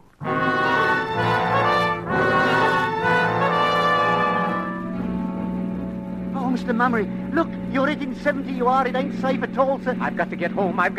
Lord knows what's happening there. Oh, Mr. Mummery. Oh, shut up. Ethel is poisoned, dying dead. Ethel is poisoned, dying dead. I patched the front tire right myself, and it's fearful weak it is, sir. Sutton, Mrs. Andrews. Sutton, Mrs. Andrews. Sutton, Mrs. Andrews. Sutton, Mrs. Andrews. Oh, thank the Lord, there's the house. What's that car doing in front of it? What's it doing there? I don't know, sir. It's happened already. The doctor's there. It's happened already. The doctor's there. It's happened already. The doctor's there. There's two men standing out in front of the house, Mr. Mummery. Oh, it's my fault. I did it. It's my fault. I left her here. I did it. I killed her. Oh, Mr. Mummery, sir. Ethel. Ethel! Ethel! Ethel, where is she? Welbeck, what are you doing here? I'm Scotland Yard, Mummery. Scotland Yard? Easy now, take it easy. Well, where is she? Tell me. I've a right to know. Who's he, Inspector? I'm Hubert Mummery. Where's my wife? Now, try to be calm, Mummery, won't you? That's a good fellow. What do you mean? Why are you sitting down here? Is she beyond help? I'm afraid she is, sir. Oh, Lord. Oh, can I see her? I'm afraid not, Mummery. Only be painful. Oh, Lord.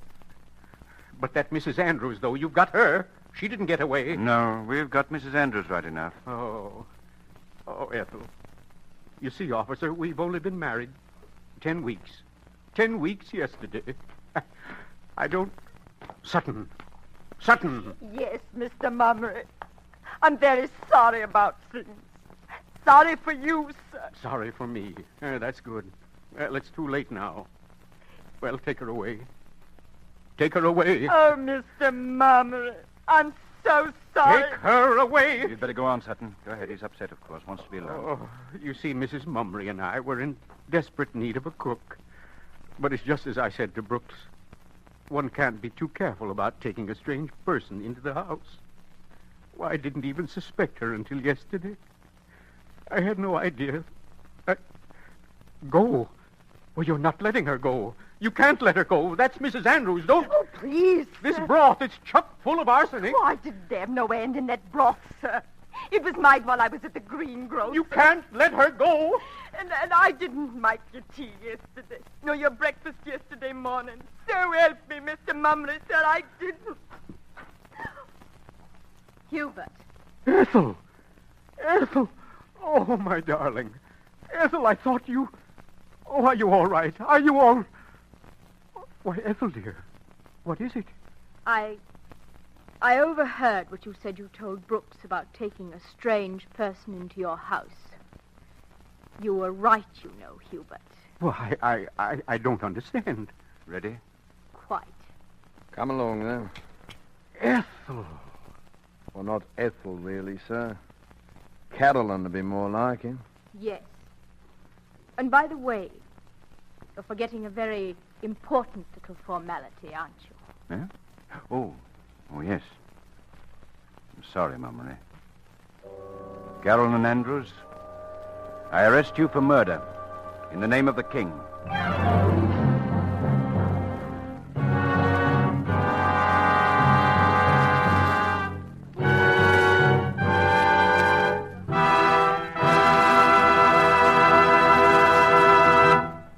And so closes Suspicion, and starring Charles Ruggles, tonight's tale of Suspense.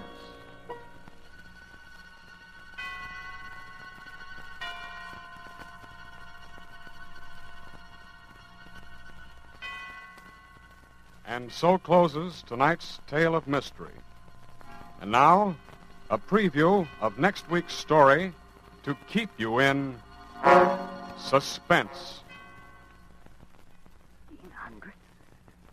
By midnight tonight. Where am I going to get it, Walter? The bonds. You got the bonds, Papa. The bonds. How do you think I got you out of the last trouble? Bribes, bail, paying back every dime. Where do you think I got it? I'll get 10 years. You heard the judge last time. What can I do? What? 10 What? years and stir. 10 years. There won't be no reform school this time. Walter, Oh, look, Walter. please, Ma, please, get me the money. Get it for me. I'll be good. I'll work hard. I won't give you no more trouble, but help me now. Please, Mama, please, will Where you? can I get it, Walter? I've nothing left. Nothing. I don't care where you get it. It's your fault, and you gotta help me. I only wanted to help you, Yes. and now I'm gonna... Yes. It is my fault. I've always protected you, but I can't protect you anymore. I'll give you the few dollars I have. Go away. It'll be enough to help you run away. That's all I can do. You're holding out on me. You're worrying about your old age. You're making yourself a cushy little...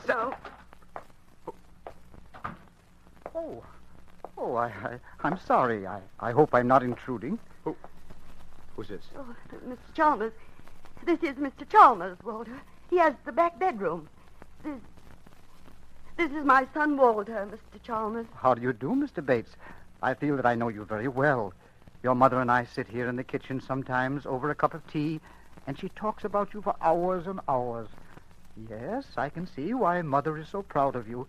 How do you do, Mr. Bates? Yes, you're a fine-looking young man. Mrs. Bates, if you'll excuse me, I'm just going to the corner for my paper. I think that little man with the tiny mustache, you know who I mean, the insurance agent, I think he might call again to collect. Please tell him to go away. You will do that for me, Mrs. Bates. Yes, Mr. Chalmers. Thank you, Mrs. Bates. Tell him not to come back anymore. I don't want to pay any more on the policy.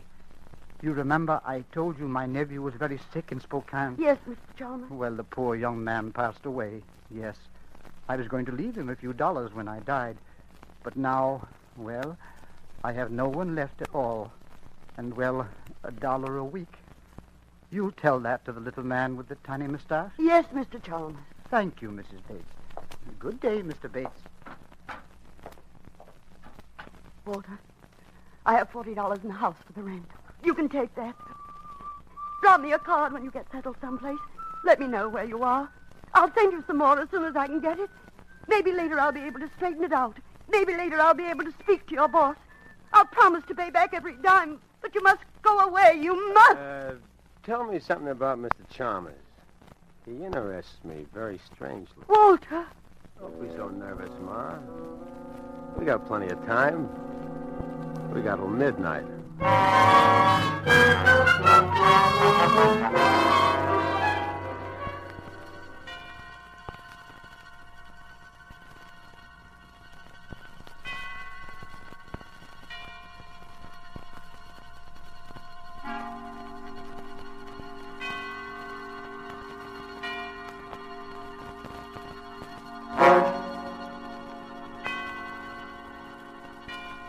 So until next week at this time, when you will hear the rest of this exciting tale, we keep you in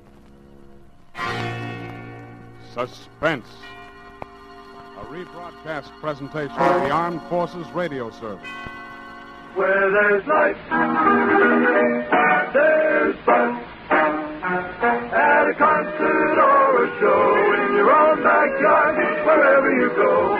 But like the feelings for folks to know where there's life, there's Budweiser. HOJO Radio, where the classics come alive.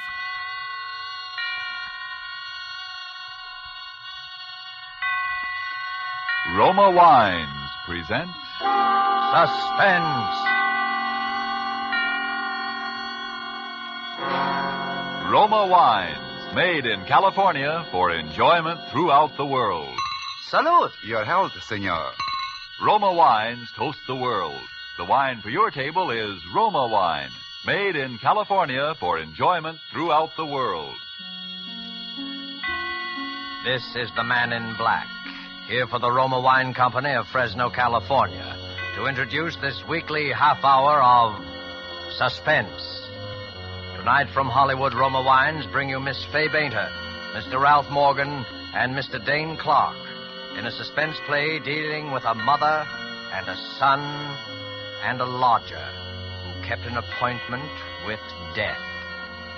And so, with Life Ends at Midnight, and with the performances of Fay Bainter as Mrs. Bates, of Dane Clark as her son Walter, and of Ralph Morgan as Mr. Chalmers, we again hope to keep you in suspense.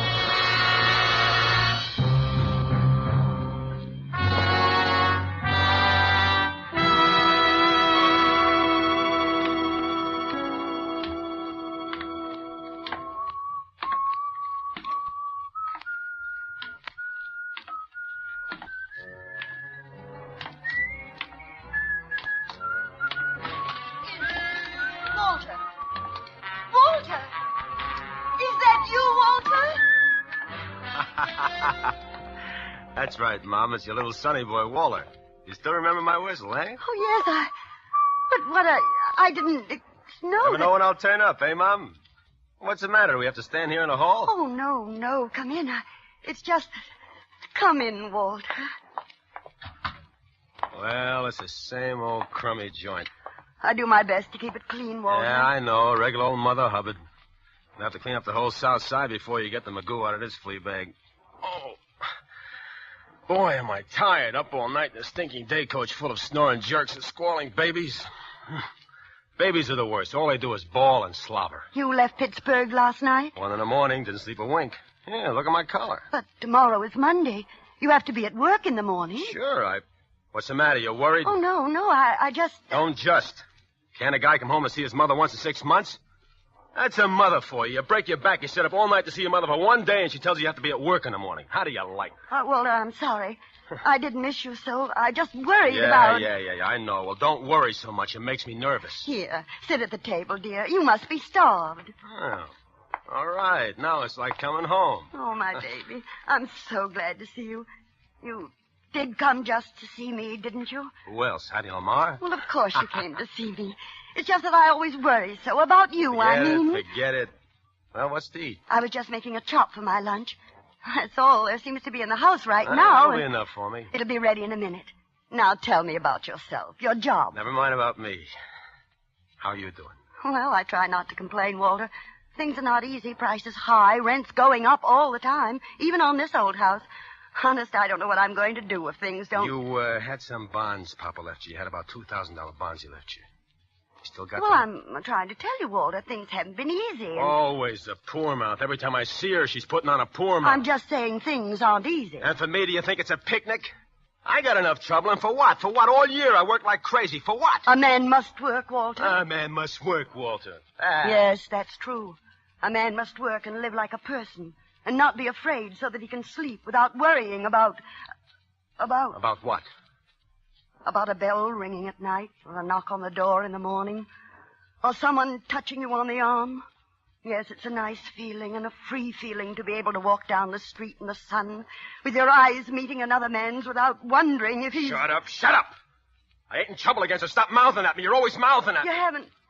You know what the judge said the last time, Walter? He was nice. Now, he gave you another chance. He saw you were really a good boy, and he gave you another chance. He got you a nice job, and you promised to... You must... Oh, you're all right, Walter. You didn't... Meatball. A herring on a plate all your life. You're a tomcat in the garbage. You find a fish head and you say, thank you, mister. You chew a fish good and you smile pretty. Well, not for me. You take a chance and you throw away the fish heads. You get one break and you're out of the garbage can for life. You throw with time clocks and shiny pants. You're in a higher bracket and nobody gets you. Yeah, you're a mister with a future. You hold your nose when you walk in the day coach of your compartment. You leave the stinks behind in a pot of dusty air in front of you, and that's for me. One break and you're as hot as a rocket shooting diamonds for sparks. Walter! You're a P-38 in a world full of flivvers. A buck gets you two gets you four. Walter! Good for one blonde to kicker and a kisser. Walter! It's all right. I took another chance. I try to run it up. No dice. I gotta make it good. Tomorrow morning, I gotta make it good. The books at the office will show it, and I gotta make it good. How much? $1,500. $1,500? By midnight tonight, $1,500. If I miss that 12:20 for Pittsburgh, it's all up. I might as well take gas. $1,500. By midnight tonight. Where am I going to get it, Walter? The bonds. You got the bonds, Papa. The bonds. How do you think I got you out of the last trouble? Bribes, bail, paying back every dime. Where do you think I got I'll it? get 10 years. You heard the judge last time. What can I do? What? 10 What? years and start. 10 years. There won't be no reform school this time. Walter, Oh, look, Walter. please, Ma, please, get me the money. I'll be good. I'll work hard. I won't give you no more trouble, but help me now. Please, Mama, please, will you? Where can I get it, Walter? I've nothing left. Nothing. I don't care where you get it. It's your fault, and you gotta help me. I only wanted to help you, Yes. and now I'm gonna... Yes. It is my fault. I've always protected you, but I can't protect you anymore.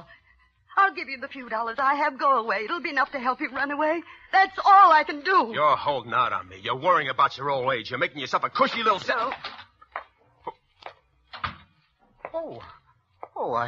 I'm sorry. I hope I'm not intruding. Who's this? Oh, Mr. Chalmers. This is Mr. Chalmers, Walter. He has the back bedroom. This is my son, Walter, Mr. Chalmers. How do you do, Mr. Bates? I feel that I know you very well. Your mother and I sit here in the kitchen sometimes over a cup of tea, and she talks about you for hours and hours. Yes, I can see why Mother is so proud of you. How do you do, Mr. Bates? Yes, you're a fine-looking young man. Mrs. Bates, if you'll excuse me, I'm just going to the corner for my paper. I think that little man with the tiny mustache, you know who I mean, the insurance agent, I think he might call again to collect. Please tell him to go away. You will do that for me, Mrs. Bates. Yes, Mr. Chalmers. Thank you, Mrs. Bates. Tell him not to come back any more. I don't want to pay any more on the policy. You remember I told you my nephew was very sick in Spokane? Yes, Mr. Chalmers. Well, the poor young man passed away, yes. I was going to leave him a few dollars when I died. But now, well, I have no one left at all. And, well, $1 a week. You'll tell that to the little man with the tiny mustache? Yes, Mr. Chalmers. Thank you, Mrs. Bates. Good day, Mr. Bates. Walter, I have $40 in the house for the rent. You can take that. Drop me a card when you get settled someplace. Let me know where you are. I'll send you some more as soon as I can get it. Maybe later I'll be able to straighten it out. Maybe later I'll be able to speak to your boss. I'll promise to pay back every dime, but you must go away. You must. Tell me something about Mr. Chalmers. He interests me very strangely. Walter. Don't be so nervous, Ma. We got plenty of time. We got till midnight.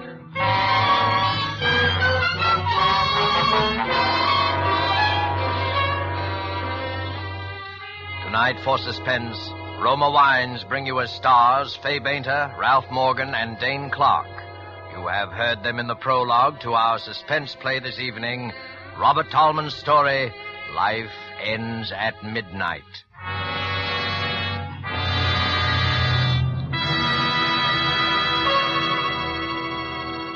Before we return to the scene of our play, let us journey in fancy to Havana and sit at a table in the gay Restaurant Paris. At the next table, we see perhaps a farewell party given for an American visitor. The American is wondering how he'll be able to repay in his own country the hospitality shown him in Cuba. Reassuringly, his Cuban host might remark, "Es muy fácil, amigo. Just be sure to serve wonderful Roma wine. It is wine imported by us from your own country. Roma wine." Indeed, Americans can well be proud that judges of fine wines in so many lands now acclaim the wines of California among the world's most enjoyable of all time. Of these truly superb wines, Roma wines are especially honored by the number of countries now importing them for enjoyment as rare luxuries. But Roma wines are not lacking in honors bestowed them here in America, because Roma wines are America's largest selling wines. If you aren't already one of the millions enjoying Roma wines regularly, as a delicious beverage any time, to add sparkle to any meal, to smarten your entertaining, make your own taste test to choose your favorite, choosing from Roma wine's many different wine types. When you learn their modest cost here in America, with no import duty to pay, no expensive shipping charges to absorb, you'll know why we say Roma wines are for your daily enjoyment.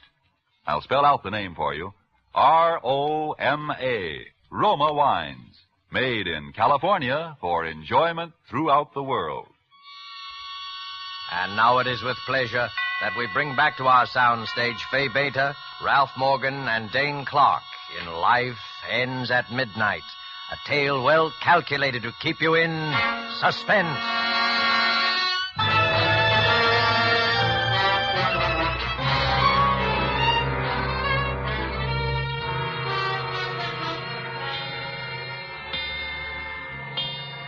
Yes, I do think I'll have another cup if you don't mind, Mrs. Bates. Now, Mr. Chalmers, suppose you look at it this way. You've been paying $1 a week for how many years now? I'd say 20 years would be a conservative estimate. All right, 20 years. Now, let's see, that's $50 a year. Say that's $1,000 you paid in, no? Yes, $1,000. This coffee cake, Mrs. Bates, is excellent. You like it? I made it yesterday when Forget the coffee cake. Now, let's figure percentage. How many more years do you figure to live? Walter. Oh, that's all right, Mrs. Bates. After all, I'm an old man, and at my age, one rather, comes to terms with death. It's like the end of a long, busy day. Life ends at midnight, and a new day begins. Yes, Walter, I think you're on the verge of making a very profound observation. You see? My policy is for $2,500. And in the days that are left to me, I certainly will not be required to pay in as much as I have already paid out. That's the exact point. And if you drop it now, will you get anything back? No. You got a straight life with no cash-in value. If you drop the policy now, the insurance company is the winner. But say you live another couple of years. You pay a couple of hundred more. And you leave the $2,500 to somebody. Now, which is a smart thing, I leave it to you. Yes, I should like to think that when I'm gone, I've left something behind for someone. Mr. Chalmers? Oh, yes, I'll always remember him for this. It's nice to live on in somebody's memory for a little while after we're dead. But A, I have no one in this world. And B, I must be very, very frank and tell you that I can no longer afford to pay even $1 a week. You see, I live on a That's a problem of the most minor importance. For anybody who invests in you now, $1 a week would be gilt-edged. I mean, for instance, well, take my mother here. Now, suppose you made her the beneficiary. Now, suppose she continued to pay the $1 a week. Who can lose on such a deal? Who can lose? Nobody. You get the point? Oh, no, I couldn't. Why, it's... Why not? It's simple, huh? No, Mr. Chalmers, no, you mustn't. Let Mr. Chalmers decide. Huh, Mr. Chalmers? It makes good sense, no? It makes everybody happy, no? But we're practically strangers. We just... What do you mean, strangers? Who's a stranger in this world? We're just little people trying to make each other happy. Huh, Mr. Chalmers? Now, Mr. Chalmers here can die feeling he didn't waste $1 a week for 20 years, and he'll know he'll live in your memory. That's what he wants. Now, why shouldn't he have it? Ain't every man entitled to at least live in somebody's memory? Yes, but Mr. Chalmers doesn't have to do that. I'll think about him anyway. I promise I will. He don't have... Let him say something. You're always mounting. Now, what do you say, Mr. Chalmers? Oh, that must be the little man with the tiny mustache. I'll tell him I'm keeping the policy and changing the beneficiary. Oh, could you let me have the loan of $1, Mr. Bates?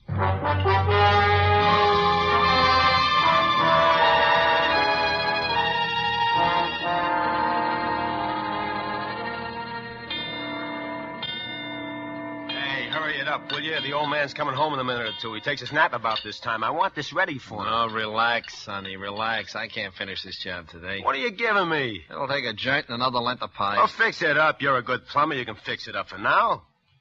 Man, the room's pretty small. Why do you want the heater so close to the bed for him? Like I told you, he's got rheumatism. He needs plenty of heat. Well, I can run a rubber extension, but with gas, I don't like it. Okay, so with gas, you don't like it, but with gas, we gotta run this heater. The old man's got rheumatics. He can take plenty of gas. Huh? The heat, I mean. He needs plenty. What are you doing now? Tightening this joint. Look, it's tight enough. Here's your $3 and... Okay, you're the boss. Bring your tools the next time. I won't be any next time, Sonny. What are you giving me now? You can get somebody else to do your dirty work after this. So long, Skippy. Skippy? Well, come on, Skippy. Pull yourself together. We got work to do.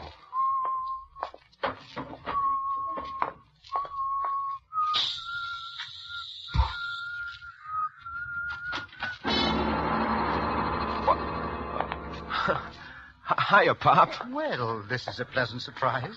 Yeah, this used to be my room. The steam don't come up here so good, so I talked the old lady into fixing this up for you. Well, that was very thoughtful of you, Walter. Thanks. I stuffed up the cracks in the window, too.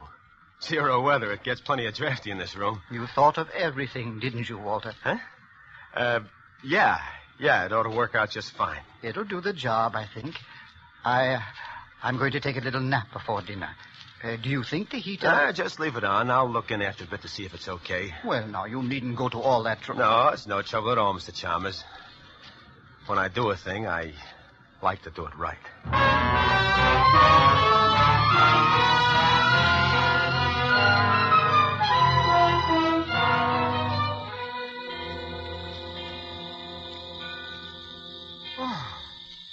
Well, who's there? Is that you, Walter? Yeah, go on back to sleep, Pop. I'm just turning the heater off. It's getting stuffy in here. Oh, you're a good, considerate boy, Walter. Oh, I'll skip it. Go on back to sleep.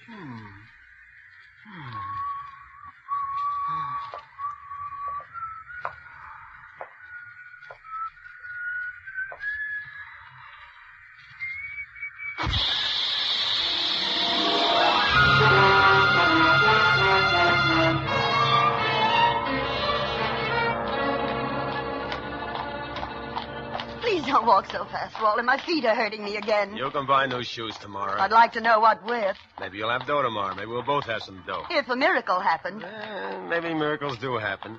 Maybe if you're smart. Where are you taking me to, Walter? Nowhere in particular. I thought we'd stroll around the old neighborhood. Like old times. Why, that's a nice idea, Walter, but my feet... Hello, Mrs. Bates. Good evening, Officer Flanagan. This is my son, Walter. He's just here from Pittsburgh. Glad to know you. How's business, Copper? Oh, much the same. Vagrancy, petty larceny, once in a while a suicide. Suicide? Yeah, that's what they start out to do, but it's harder to get bumped off than most people think. Huh?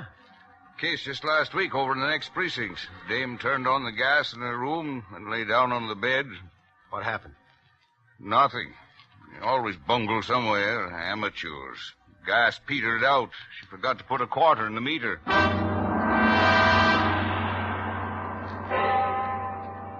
7 o'clock. I got to call in. Well, good night, Mr. Bates. Good night, Officer. Nice to meet you, Walter.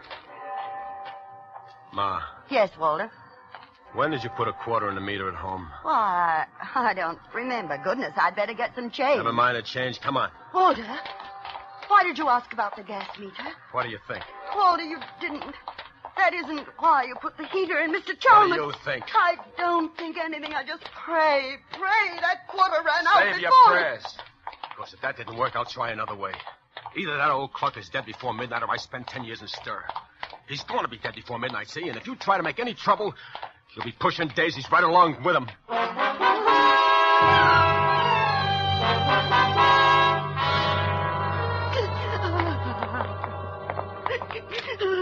Stop sniveling. We're going in there now. Now, look, if it took, scream your head off, or I'll give you a reason to scream. Gas.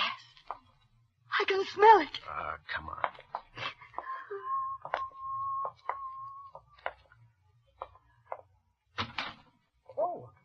Oh, well, good evening, Walter. Mrs. Bates. I was just on my way out. Oh, Mr. Chalmers, you're all right. You're all right. Of course he's all right. What's eating you? I have a slight headache, it's true. But a brisk walk in the open air will cure that, I'm sure. Hey, will you look at this? What is it, Walter? Well, this hose on a heater. Huh. Got unhitched. No wonder you got a headache. I thought I smelled gas. Boy, it's lucky for you Mom forgot to put a quarter in the meter.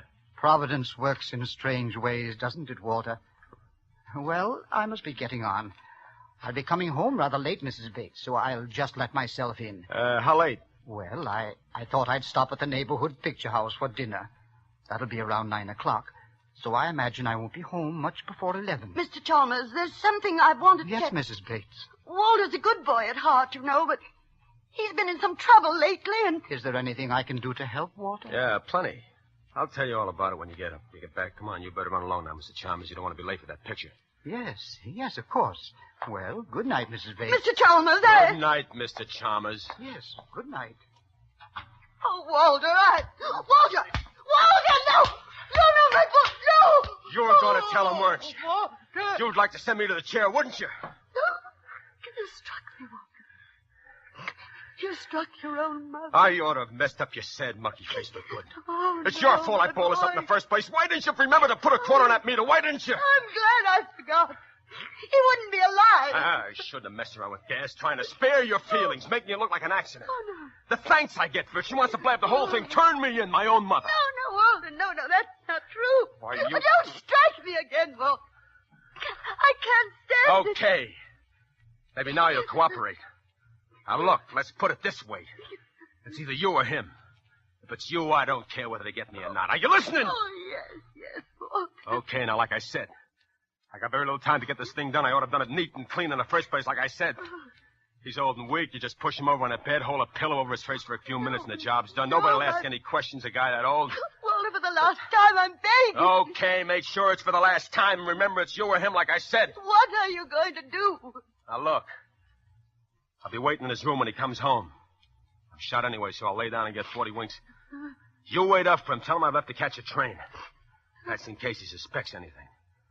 When he comes to his room, I'll take care of the rest of it. How do you know I won't warn him? Because it's him or you, like I told you. I don't think you'll warn Mr. Chalmers. And don't try to stall him when he comes in. He's got to be dead by midnight. Or else.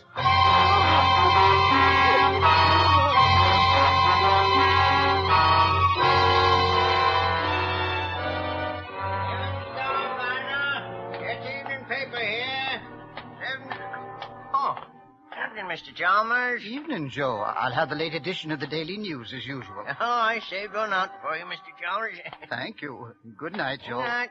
There it is. Oh, by the way, Joe, I almost forgot. Can you give me the change of $1? Oh, sure, Mr. Chalmers. Yes, here you are. 50, 75, 85, 90, and $1. Well, thank you. I just happened to think of something I need change for. A little good deed for a friend of mine.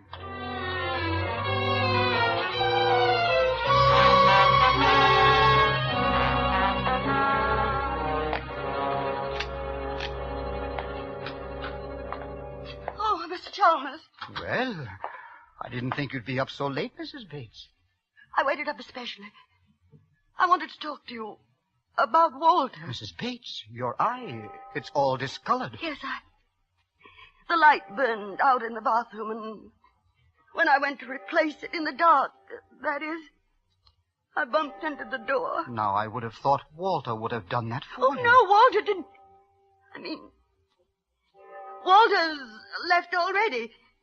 He had to catch the 12:20 for Pittsburgh, you know. But it's only 11 now. The clock... Perhaps he had some things to do on the way, I mean. Of course. Well, I'm afraid I must be getting on to bed. No, not just yet. I mean, won't you sit down for a minute and have a cup of tea with me? Well, I'd like to, but tea keeps me awake, Mrs. Bates.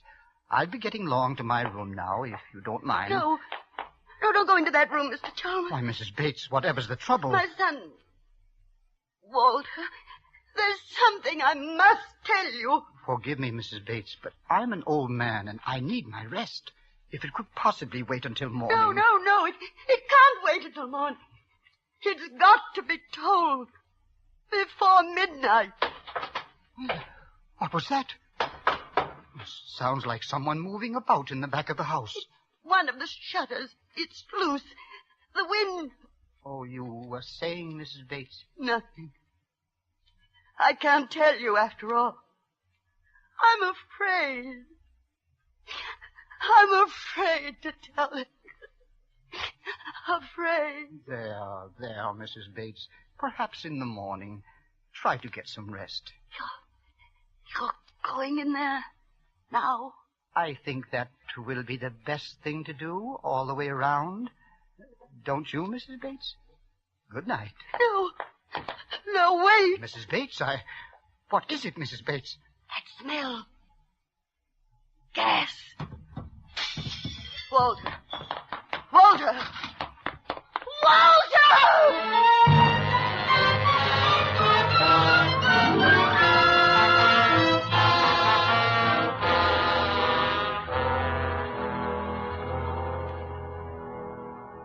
Why don't you lie down for a few minutes, Mrs. Bates? I'll call you when the ambulance arrives. Listen. It's striking 12. Dead before midnight. That's what he said. Dead before midnight. Poor lad. Fell asleep. If only I hadn't remembered to go back for that change. You did it?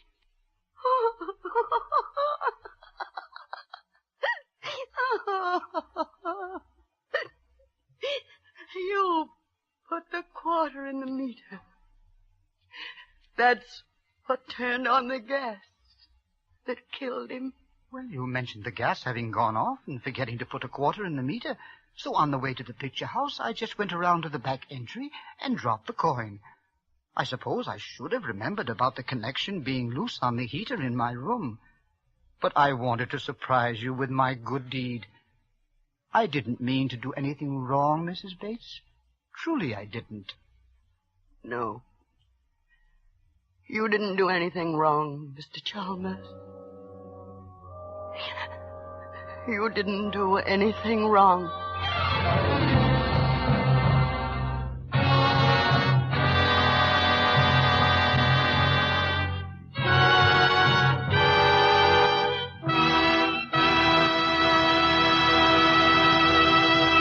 And so closes Life Ends at Midnight, starring Fay Bainter, Ralph Morgan, and Dane Clark. Tonight's tale of Suspense. Miss Bainter appeared by courtesy of Metro-Goldwyn-Mayer, producers of Madame Curie. Dane Clark is currently being seen in the Warner Brothers production Destination Tokyo. Before Ralph Morgan returns to our microphone, let me give you a suggestion. A suggestion you will find can add to the success of your next dinner party at home. At one end of the dining table, place a bottle of Roma wines, not sweet, not dry, Burgundy. At the other table end, place a bottle of Roma wines, delicately delicious Sauterne. Then, let each of your guests select the Roma wine to his liking. You'll know that whatever the individual choice of a guest, both of these Roma California wines will delight by their superb quality, the quality that has made Roma wines America's largest selling wines. Whichever of Roma wine's many different California wine types you choose at your dealers, the small purchase price he asks will surprise and delight you, while the superb quality of these good Roma wines will win your full accord with the judgment of wine experts of many lands that Roma wines are truly magnificent. Let me repeat the name. R-O-M-A, Roma wines, made in California for enjoyment throughout the world. This is Ralph Morgan. First, I'm sure I speak for all of us, Miss Bainter, Mr. Clark, and myself, in saying how much we've enjoyed appearing on Suspense this evening. We'll all be listening, as we hope you will, next week when Miss Agnes Moorehead is your star in one of the most talked-about plays ever to be presented in this series, called Sorry, Wrong Number. And now one more word.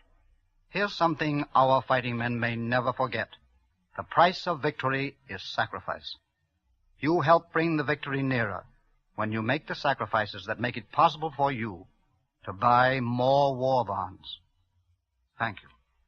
Suspense is produced and directed by William Spear. Don't forget then next Monday for Agnes Moorehead in Suspense. Presented by Roma Wines, R-O-M-A, made in California for enjoyment throughout the world.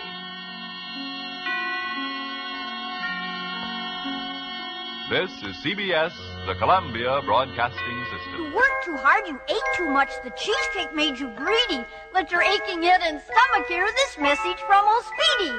Alka-Seltzer, plop, plop, fizz, fizz, oh, what a relief it is. Plop, plop, fizz, fizz, oh, what a relief it is. Ah, those Speedy Alka-Seltzer bubbles burst into action to relieve your upset stomach and aching head fast. Use only as directed. Oh, what a relief it is. What a relief. Keep it tuned right here to HOJO Radio for more classic old-time radio. Roma Wines present Suspense.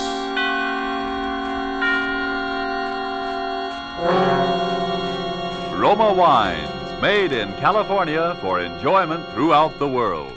Salud. Your health, senor. Roma Wines toast the world.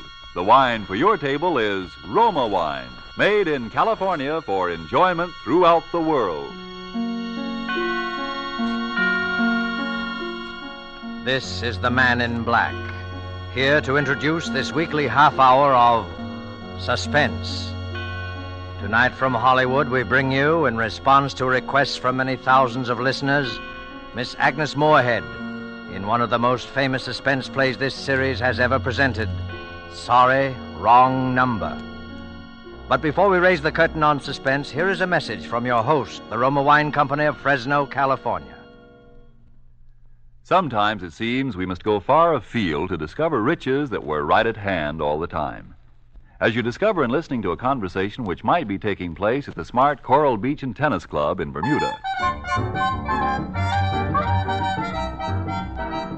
An American about to depart for the States thanks his Bermudian friend for the gracious hospitality shown him, in particular for the especially enjoyable wine his friend served. He remarks how much he'd like to be able to get some of that same wine at home.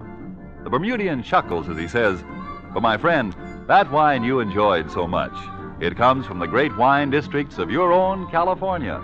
It is Roma wine." Yes, friends, many Americans are still not aware that Roma wines are so highly rated in many foreign lands that at every opportunity they are imported to be enjoyed as rare luxuries. But here in America, we can enjoy these superb Roma wines as a daily pleasure, well within reach of the most modest purse, with no high import duty, no expensive shipping costs included. That's why Roma wines cost you so little.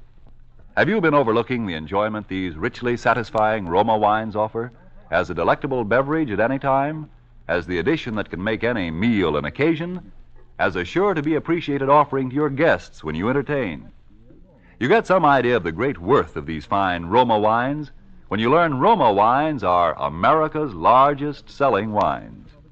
Why put off your enjoyment of Roma wines another day? I'll spell out the name for you. R-O-M-A, Roma wines, made in California for enjoyment throughout the world. And now with Lucille Fletcher's study in terror called Sorry Wrong Number, and with the performance of Agnes Moorehead, we again hope to keep you in suspense.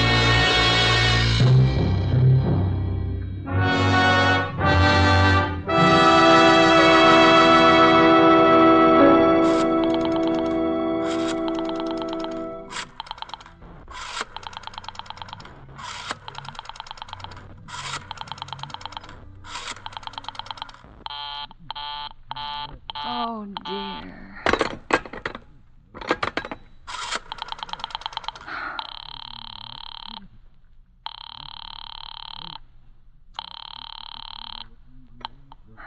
Your call, please. Operator, I've been dialing Murray Hill 40098 now for the last 3/4 of an hour, and the line is always busy.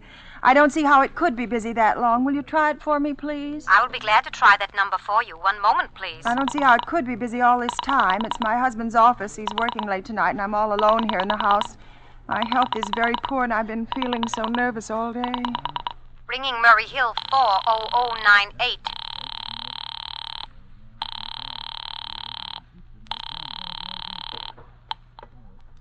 Hello? Hello? Hello, is Mr. Stevenson there? Hello? Hello? Hello.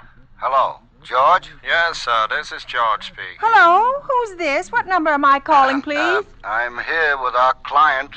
Oh, good. Is everything okay? Is the coast clear for the night? Yes, George. He says the coast is clear for tonight. Okay. Where are you now? In a phone booth.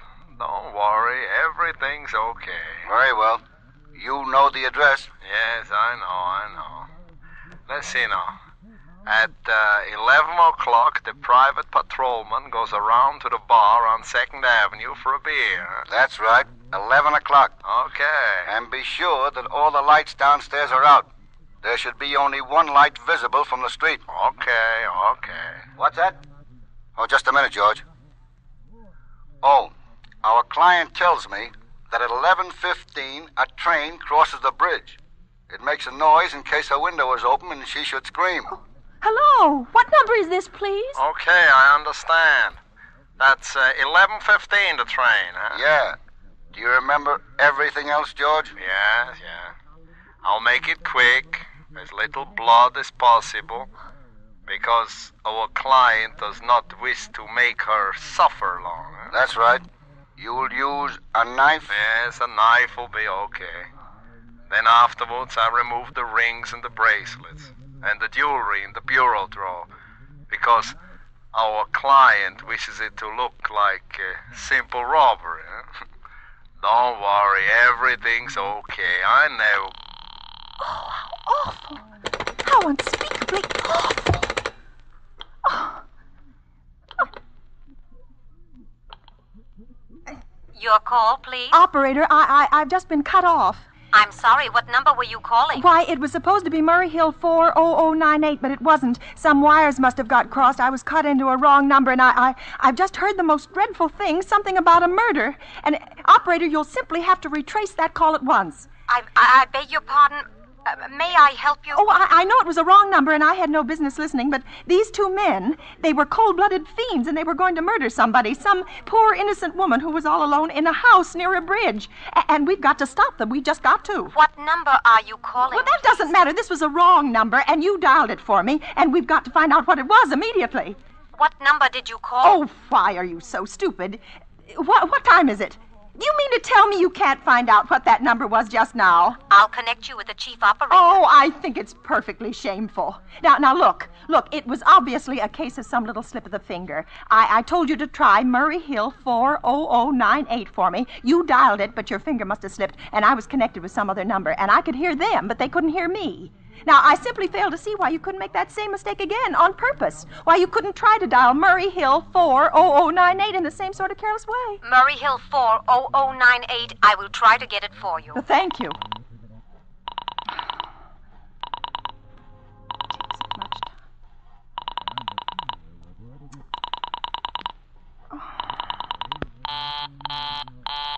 I am sorry, Murray Hill 40098 is busy. I will call you Operator!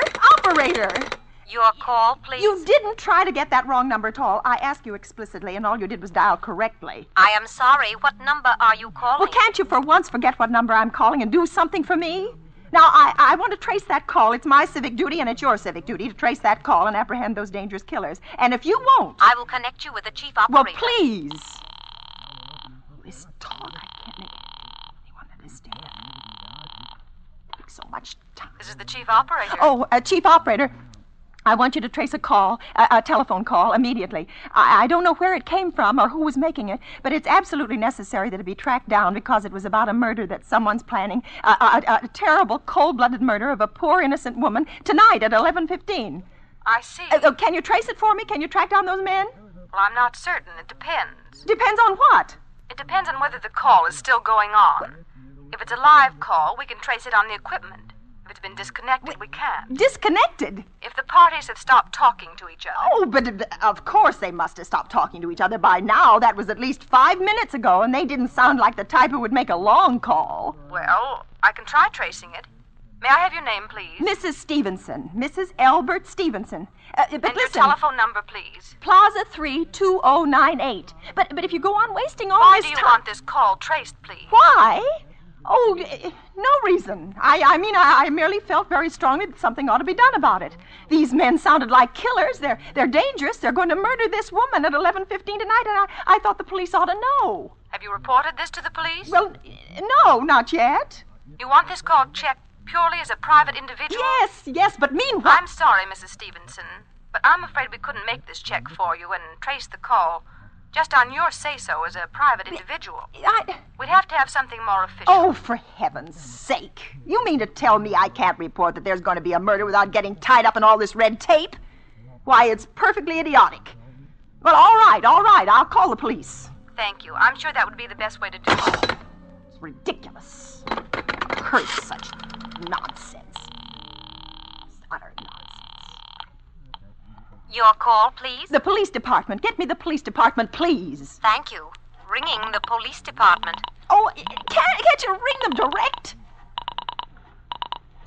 It takes all this time.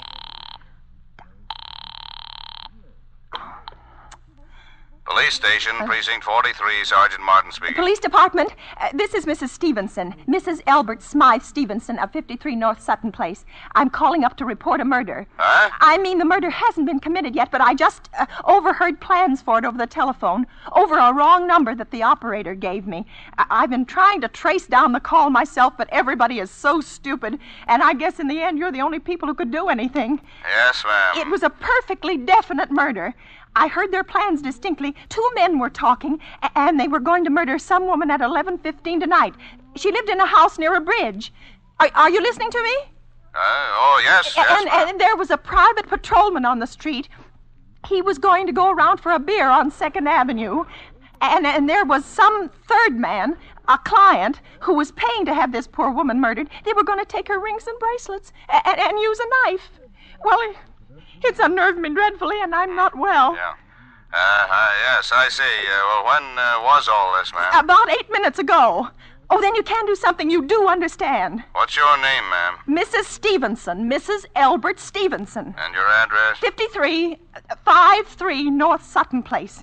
That's near a bridge, the Queensboro Bridge, you know. And we have a private patrolman on our street, and 2nd Avenue is the next... And what was that number you were calling? Murray Hill 40098. But that wasn't the number I overheard. I mean Murray Hill, 40098 is my husband's office. He's working late tonight, and I was trying to reach him to ask him to come home. Yeah. I'm an invalid, you know, and it's the maid's night off, and I hate to be alone, even though he says I'm perfectly safe as long as I have the telephone right beside my bed. Well, we'll look into it, Miss Stevenson, and see if we can check it with the telephone company. But the telephone company said they couldn't check the call if the parties had stopped talking. I've already taken care of that. Oh, you have? Yes, and personally I feel you ought to do something far more immediate and drastic than just check the call. What good does checking the call do if they stop talking? By the time you track it down, they'll already have committed the murder. Well, we'll take care of it, don't you worry. I'd say the whole thing calls for a search, a complete and thorough search of the whole city. I'm very near the bridge, and I'm not far from 2nd Avenue, and I know I'd feel a whole lot better if you sent around a radio car to this neighborhood at once. Well, what makes you think the murder's going to be committed in your neighborhood, ma'am? Well, I don't know. Only the coincidence is so horrible. 2nd Avenue, or the patrolman, the bridge. Yeah, well, 2nd Avenue, you know, is a very long street, ma'am. And you know how many bridges there are in the city of New York alone. Not to mention Brooklyn, Staten Island, and Queens, and the Bronx. I know all that. How do you know there isn't some little house on Staten Island, on some little 2nd Avenue you never heard about? How do you know they were even talking about New York at all? But I heard the call on the New York dialing system. Well, maybe it was a long-distance call you overheard. You know, telephones are funny things. Now, look, lady, why don't you look at it this way? Supposing you hadn't broken in on that telephone call. Supposing you got your husband the way you always do. You wouldn't be so upset, would you? Well, I suppose not, only it sounded so inhuman, so cold-blooded. Well, a lot of murders are plotted in this city every day, ma'am. We manage to prevent almost all of them, but a clue this kind is so vague, isn't much more use to us than no clue at all. But surely you can... Unless, of course, you have some reason for thinking this call was phony and that someone may be planning to murder you. Me? Oh, no. No, I hardly think so. I mean, why should anybody? Well, I'm alone all day and night. I see nobody except my maid Eloise. She's a big 200-pounder. Yeah. She's too lazy to bring up my breakfast tray, and the only other person is my husband Albert. He's crazy about me. He adores me. He waits on me hand and foot and has scarcely left my side since I took sick 12 years ago. Yeah, well, then there's nothing for you to worry about. And now, if you'll just leave the rest of this to us, we'll take care of it. But what will you do? It's so late. It's nearly 11 now. We'll take care of it, lady. Well, will you broadcast it all over the city and send out squads and warn your radio cars to watch out, especially in suspicious neighborhoods like mine? Lady, I said we'd take care of it. Now, I've got a couple of other matters here on my desk that require immediate attention. So good night, ma'am. Thank you. Oh, you idiot. No, why did I hang up the phone like that? Now he'll think I am a fool. Oh, why doesn't Albert come home? Why doesn't he? The operator again. Oh. Your call, please. Operator, for heaven's sake, will you ring that Murray Hill 40098 number again? I can't think what's keeping him so long. I will try it for you. Oh, got me so nervous.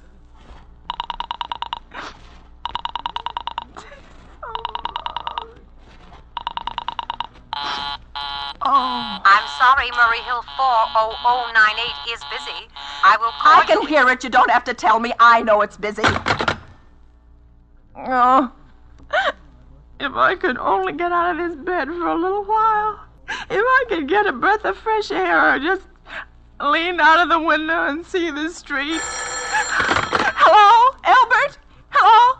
Hello? Oh, what's the matter with his phone? Hello? Hello? Hello? Hello? Oh, for heaven's sake, who is this? Hello? Hello? Hello? What are they trying to do to me? Oh. Oh. Answer somebody. Answer somebody. Your call, please. Hello, operator. I don't know what's the matter with this telephone tonight, but it's positively driving me crazy. I've never seen such inefficient, miserable service. Now, look. Look, I'm an invalid, and I'm very nervous, and I'm not supposed to be annoyed. But if this keeps on much longer... What seems to be the trouble, Well, please? everything's wrong. I haven't had one bit of satisfaction out of one call I've made this evening. The whole world could be murdered for all you people care, and now my phone keeps ringing and ringing and ringing and ringing every 5 seconds or so, and when I pick it up, there's no one there. I am sorry. If you will hang up, I will test it for you. I don't want you to test it for me. I want you to put that call through, whatever it is, at once. I'm afraid I cannot do that. You can't, and why? Why, may I ask? The dial system is automatic. If someone is trying to dial your number, there is no way to check whether the call is coming through the system or not, unless the person who is trying to reach you complains to his particular operator. Well, of all the stupid...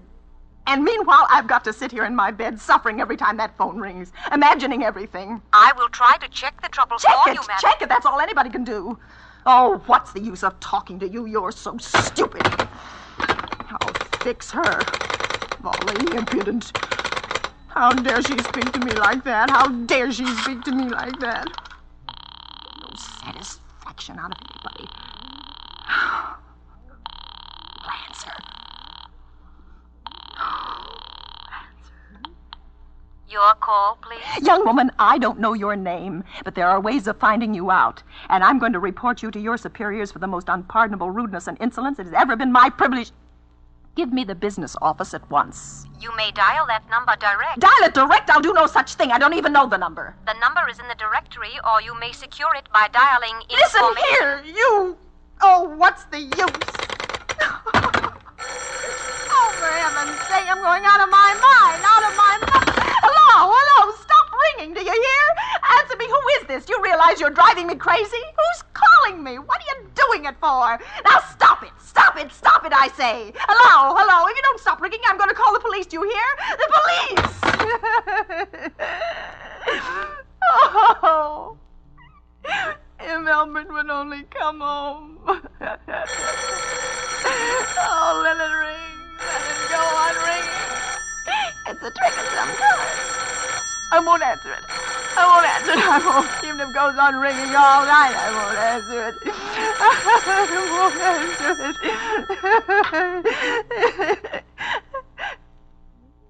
Now, what's the matter? Why do they stop ringing all of a sudden? What time is it? Where's my clock? Where is it? 5 to 11. They've decided something. They're sure I'm home. They've heard my voice answering them just now. That's why they've been ringing me. Why no one has answered me.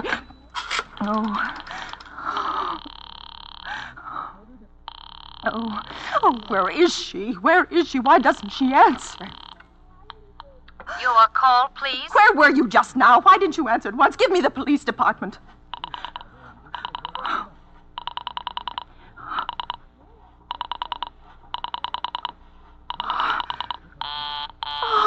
I'm sorry, the line is busy. I will call you. Busy? But that's impossible. The police department can't be busy. There must be other lines available. The line is busy. I will try to get them for you later. No, I've got to speak to them now. It may be too late. I've got to talk to someone. What number do you wish to speak to? I don't know, but there must be someone to protect people beside the police department. A detective agency.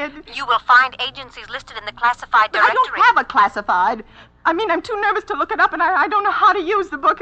I will connect you with information. Perhaps she will be able to help you. No. Oh, you're being spiteful, aren't you? You don't care, do you, what happens to me? I could die, and you wouldn't care.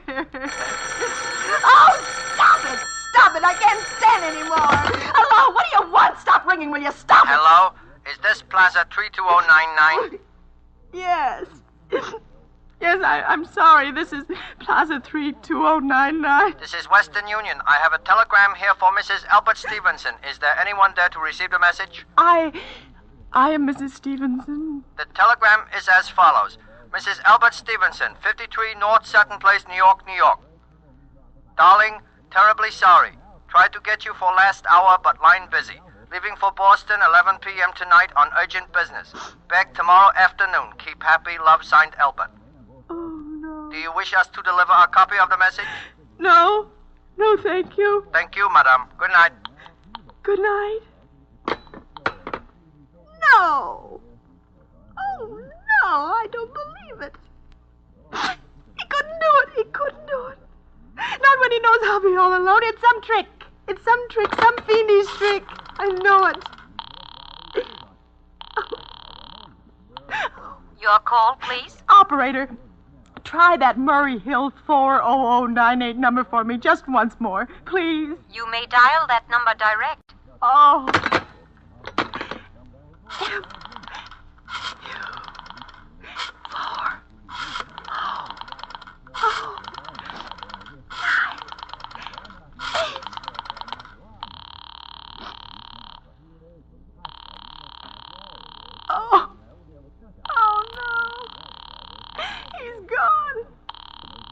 Oh, Albert, how could you? How could you? Oh, but I can't be alone tonight. I can't. If I'm alone one more second, I'll go mad. I don't care what he says or what the expense is. I'm a sick woman. I'm entitled to some consideration.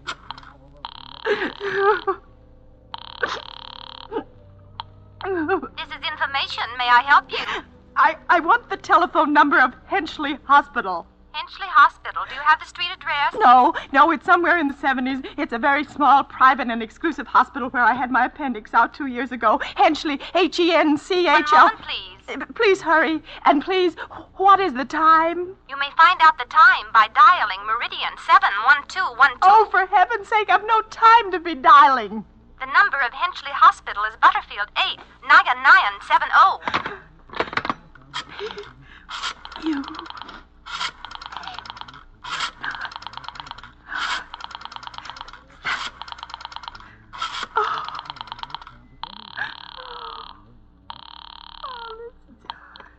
Henchley Hospital, good evening. Nurses' registry. Who was it you wished to speak to, please? I want the nurses' registry at once. I want a trained nurse. I want to hire her immediately for the night. I see. And what is the nature of the case, madam? Nerves. I'm very nervous. I need soothing and companionship. You see, my husband is away, and I'm... have you been recommended to us by any doctor in particular, madam? No, but I really don't see why all this catechizing is necessary. I want a trained nurse. I was a patient in your hospital 2 years ago, and after all, I do expect to pay this person for attending me. We quite understand that, madam. But these are war times, you know. Registered nurses are very scarce just now, and our superintendent has asked us to send people out only on cases where the physician in charge feels it is absolutely necessary. Well, it is absolutely necessary. I'm a sick woman. I'm very upset, very. I'm alone in this house, and I'm an invalid, and tonight I overheard a telephone conversation that upset me dreadfully. A woman's going to be killed when a train... In fact, if someone doesn't come at once, I'm afraid I'll go out of my mind. I see. Well, I'll speak to Miss Phillips as soon as she comes in. What is your name, Miss madam? Phillips. And when do you expect her in? I really couldn't say. She went out to supper at 11 o'clock. 11 o'clock? Oh, it's not 11 yet. Oh, my clock has stopped. I thought it was running down. What time is it? Just 15 minutes past 11. What was that? What was what, madam? That clicked just now in my own telephone, as though someone has lifted the receiver off the hook, off the extension telephone downstairs. I didn't hear it, madam. Now, about But I did. There's someone in this house. Someone downstairs in the kitchen, and they're listening to me now. I won't pick it up. I won't let them hear me. I'll be quiet and they'll think. But if I don't call someone now, while they're still down there, there'll be no time.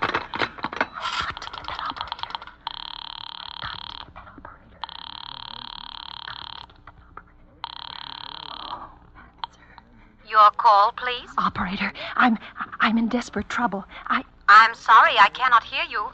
Please speak louder. Oh, dear, there's someone listening. Can you hear me now? I am sorry. But you've got to hear me. Please, you've got to help me. There's someone in this house. Someone who's going to murder me, and you've got to get in touch with the... There it is. He's put it down. He's put down the extension phone. He's coming upstairs. He's coming up the stairs. Give me the police department. The police department. 1 moment, please. I will connect you. Okay, please. I don't... Oh, no. Oh, don't come here. Oh, please, I didn't do anything.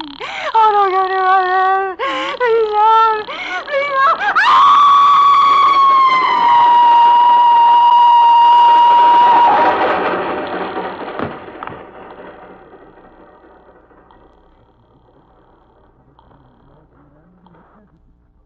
Department, Precinct 43, Sergeant Martin. Police Department, Precinct 43, Sergeant Martin speaking. Police Department, Precinct 43, Sergeant Martin speaking. Police Department? Well, I'm sorry. Must have got the wrong number. Don't worry. Everything's okay.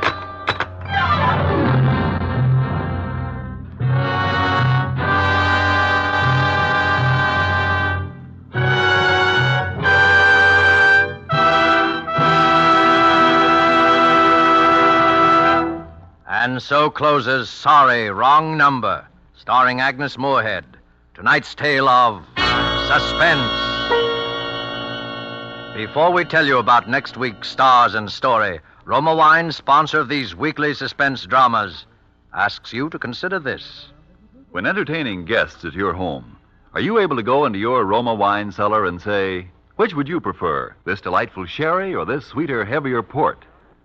Whichever of these or any others of the many equally fine Roma California wines you offered your guest, they would find you had poured a world of satisfaction into their glasses.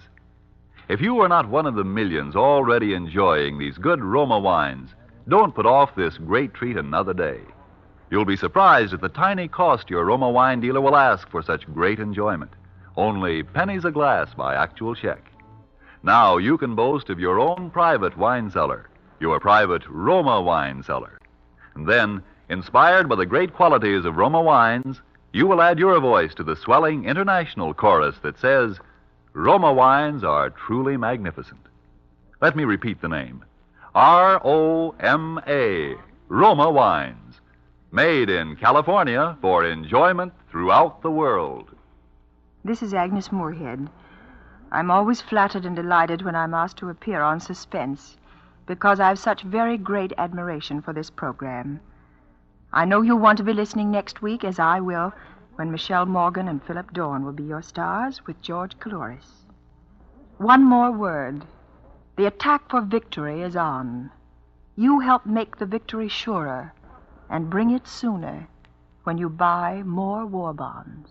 Suspense is produced and directed by William Spear. Don't forget then next Monday, same time, for Michelle Morgan, Philip Dorn, with George Coulouris in Suspense. Presented by Roma Wines. Made in California for enjoyment throughout the world.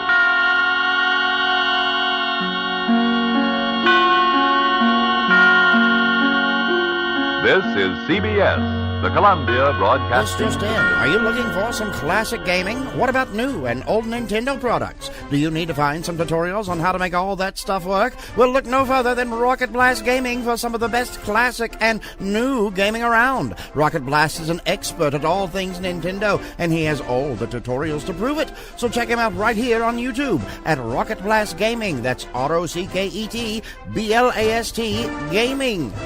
Stay tuned to HOJO Radio.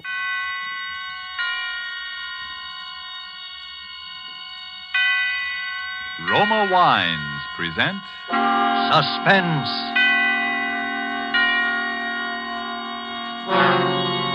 Roma Wines, made in California for enjoyment throughout the world. Salud. Your health, senor. Roma Wines toast the world. The wine for your table is Roma Wine, made in California for enjoyment throughout the world.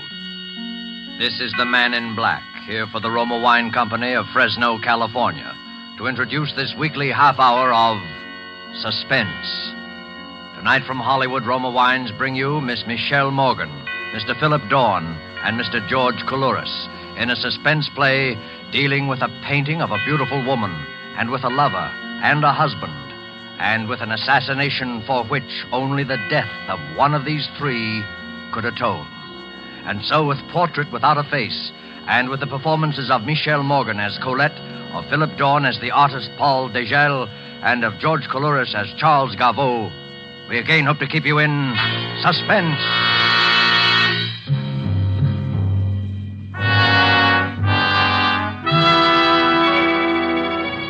It was just twilight as she came out of the cathedral on Fifth Avenue and stood for a moment on the north steps. She looked across 51st Street at the discreet gray building with the discreet bronze sign saying Ferney Gallery of Modern Art. A richly dressed couple came out of the gallery, and the doorman called a taxi. Surely it was safe now. The crowds must be gone. She hurried across the street. Good evening. The gallery's still open for a few minutes, isn't it? Well, I'm sorry, miss. It's just closing up now. Oh, you can't be. I've come all the way from Boston, and Well, I'm sorry, miss. We're half an hour past closing now. We open again at 11 tomorrow. 11? But I can't possibly wait over. Do you think $5 would... No, miss. I could even go as high as 10. No, miss. I could even go as high as... No, miss. Oh, but there's a picture on exhibit that I must see. I'd stay only a moment. I must see it, really. It's called... I know, miss. It's called Portrait Without a Face. Half of New York was in to see it today, and the other half will be in tomorrow. And if you'll excuse me now... Wait a moment, please. Have you seen the picture? Me? What did I be doing looking at pictures? Waste of time. But I can tell you this. Sure got people talking. One of those critics was in here this morning, and you... Hey, hold on, miss. Maybe you can go in after all. You see that man coming down from Madison Avenue? That's Paul Degel, the artist who painted the picture. Now, maybe if you would ask him... Degel? Oh, no. No, thank you. I've changed my mind. I'll come back some other time. Taxi! Taxi! Some women like to drive you crazy.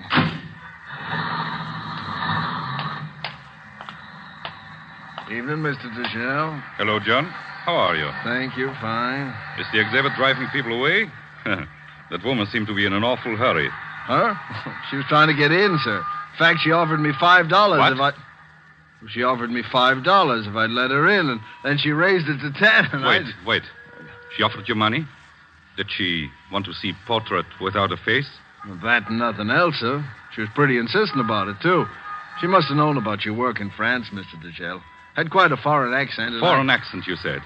John, is Mr. Ferney in? Oh, yes, sir, he is. He's in the back. There's some men with him. Good.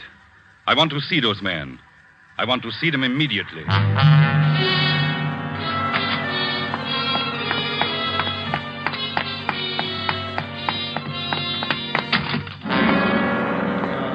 Gentlemen. Paul. Gentlemen, the woman we were looking for was here tonight. Really? Paul. Yes, I'm sure of it. I missed her only by a moment. With every brush stroke I made on this canvas, I knew I was bringing her into our hands. I knew she would have to see that portrait. She had to know how much I knew. I know, gentlemen, she will be back. Paul? Yes, Henry? Will you still have the courage to finish the job when the time comes?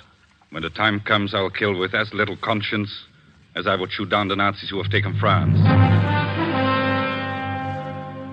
That portrait is without a face, gentlemen, because I couldn't see her face.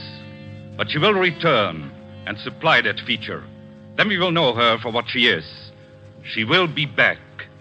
I'll stake my life on it.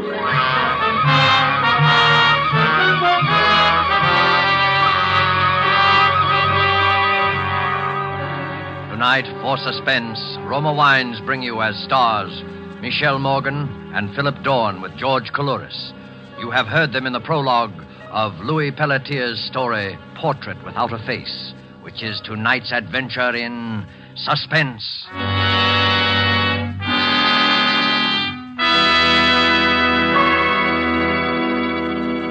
During this intermission of tonight's suspense drama presented by Roma Wines, let us picture a scene in the fashionable restaurant El Patio in Havana, Cuba.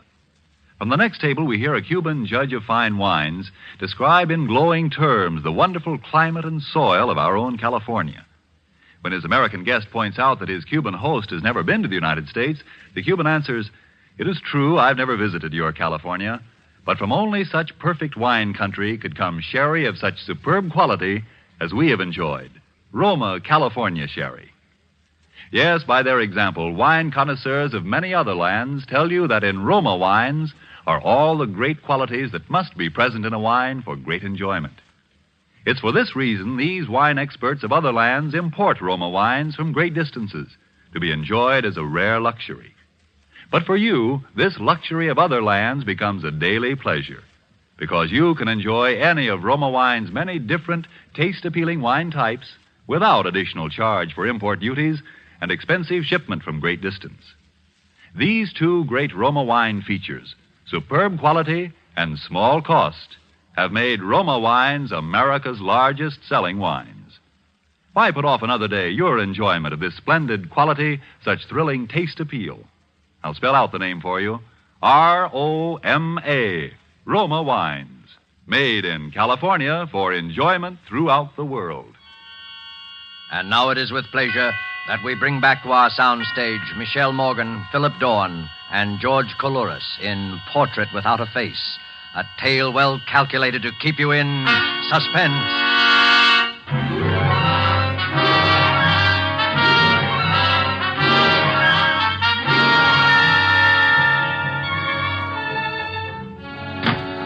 Where have you been, Colette? For a walk, Charles, along Fifth Avenue. I needed a breath of air. You're lying. You're at the Ferney Gallery. Then I'm lying. I was at the Ferney Gallery. You fool. I told you that they'd kill you once they're sure. Yes, you told me, Charles. I'm going to bed. Did you see the picture? I'm going to bed, Charles. Answer my question. No, I didn't see it. What, the gallery was closed? Yes? Ah, that's good. Good. Well, drink? No, thank you. You don't mind if I do? I haven't minded what you do since the second week of our marriage, Charles. Really? That distresses me. Well, Colette, Yes? before you go to bed, there's something here I want you to read. What is it, Charles? This art magazine, my dear, that just came on the newsstands today, contains a charming series of reviews of the exhibit at the Ferney Gallery. René Lautrec, the French critic, has done a little piece on the picture that you're so anxious to see. He heads his review, The Murderess. Read it. Please, Read Charles. it. It'll satisfy your curiosity once and for all. Begin here. This portrait. This portrait without a face is no ordinary canvas. This is a portrait of a crime etched on the mind of a man who must have been there to see it happen. One cannot describe the portrait in words, only in action. This way. The artist is sitting in a darkened room, resting from the noise of a party upstairs in the big house. Yes, the reception for General Vauban, Paris, 1939. Go on. The artist is resting in the darkened room. Suddenly there are two shots. The sliding doors to the library open. Standing in the doorway is the silhouette of a woman in evening dress. Charles, Give it to me. The woman's back is towards the artist. He doesn't see her face. At the woman's feet is a hand outstretched. The hand of a dead man. Who is the man, Colette? Vauban. General Vauban's dead. All this happens in an instant. The picture is photographed on the brain of the artist. A woman in evening dress standing in a doorway, her back turned. That is, portrait without a face. Colette, it's time to move boldly. Paul Degel will have to be put out of the way now. He knows enough to be dangerous. I suppose it's somewhat of a pity to eliminate such a promising young artist. He might have gone places. However, tomorrow morning, you will telephone Paul Degel at his apartment. You will tell him you saw his name in the art magazine. You will ask him where he's been all these years. You will say that you must see him. Your voice, and it will tremble just a little, will convey a message he's been waiting to hear all these years. You love him. After all these years, you still love him.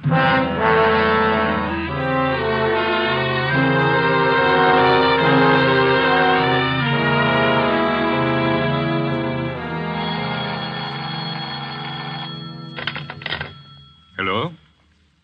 Yes, this is Paul Degel. Colette. Darling, where are you? Where are you? Yes. Naturally, every day, every moment. Of course. Anywhere you say. Then the Carlton? The Carlton. What time? 1 or 2? 2. Then at 2 o'clock, dear. Till then. Yes, till then. I'm so happy, Colette. Goodbye, darling. Goodbye, Paul. Oh, that was very convincing, my dear. So much sentiment in your voice. See that it doesn't affect your actions. It's your life or his, Colette. So you've told me. Well, remember it. Stand up. Let me have a look at you. Oh, yes. Oh, you're crying, Colette. How touching. The lovers parted, the lovers reunited. April in Paris, chestnuts in blossom. Charles, please. Wouldn't he love to know you married me? Me, of all people. And how I'd love to see you two meet. Colette, what will you say to him? What can you say, Colette?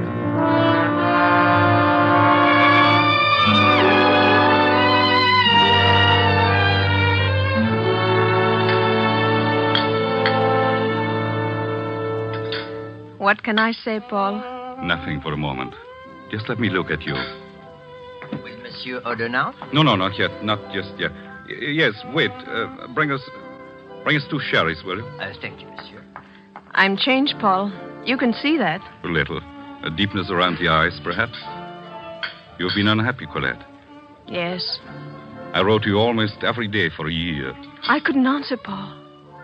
Colette, why did you run away? Oh, you mustn't ask me. Was there anyone? No one in my heart. No one ever to fill your place. I thought when you didn't come back that... Oh, darling.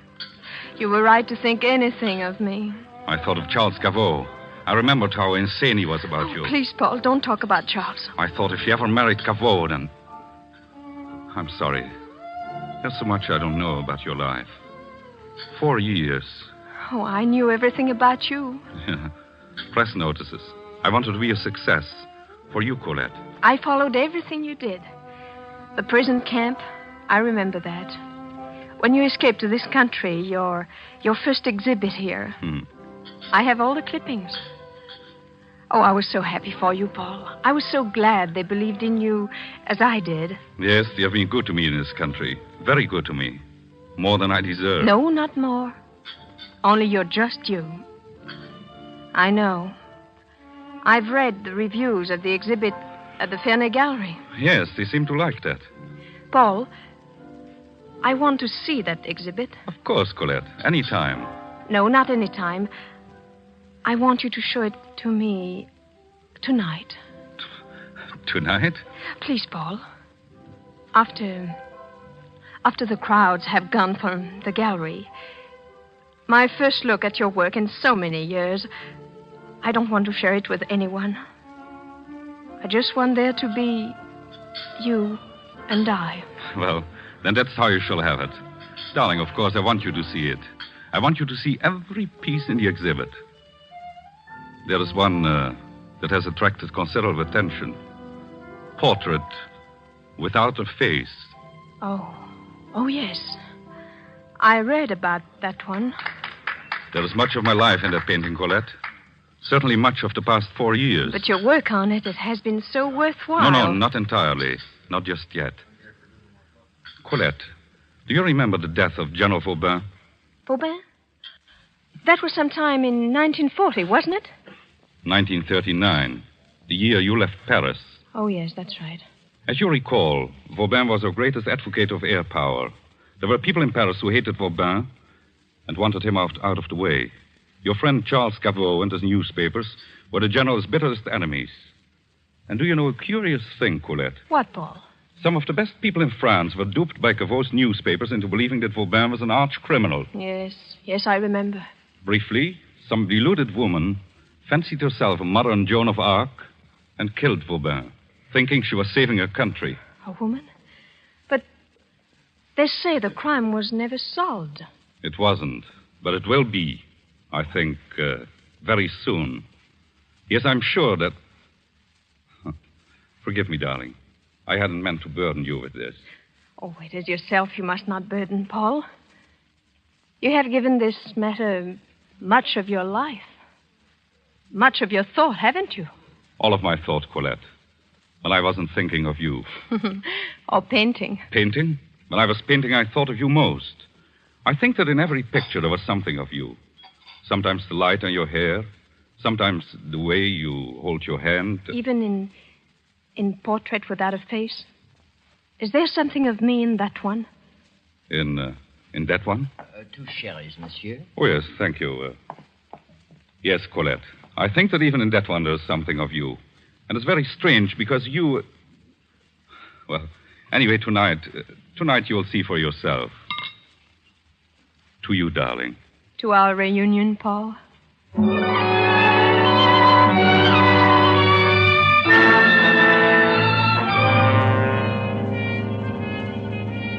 To our reunion. That's what she said, gentlemen. To our reunion. You are sure, Paul, that she does not suspect? Positive. She is utterly convinced that I am as blindly infatuated with her as ever. She is convinced that in my blindness I shall step out upon the stage she has set for me. We shall see who has set the stage. We shall see who portrays the victim. It will take courage, Paul. Perhaps. There are not many who have your kind of courage. No, there are not many who have my kind of hate, or who have waited so long to spend it. But have no fear, gentlemen. You will see that I do not fail. You will be with me tonight. All of you. With you? I do not understand. I should have said you will be present in the wings just off the stage. It's just 10 now. In less than an hour, my guest will arrive. Before long, we will come into this room to see the portrait. The room will be quite dark. You will be in the background. There will be no way to recognize the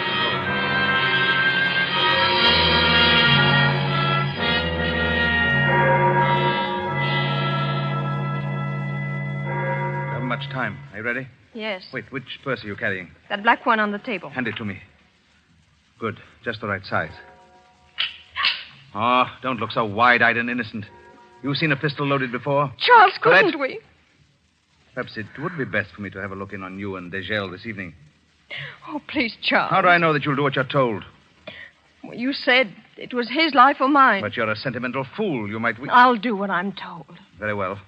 Remember, I'll be waiting across the street on the cathedral steps. I'll give you till 11 o'clock. If you're not out at 11... I'll be out. Yes. Yes, you'd better be. It's ready to fire. Here's your purse. The pistol, you see? On top. Watch out when you pay the cab fare. Yes, Charles. I'll be waiting for you on the cathedral steps. And you have till 11 o'clock.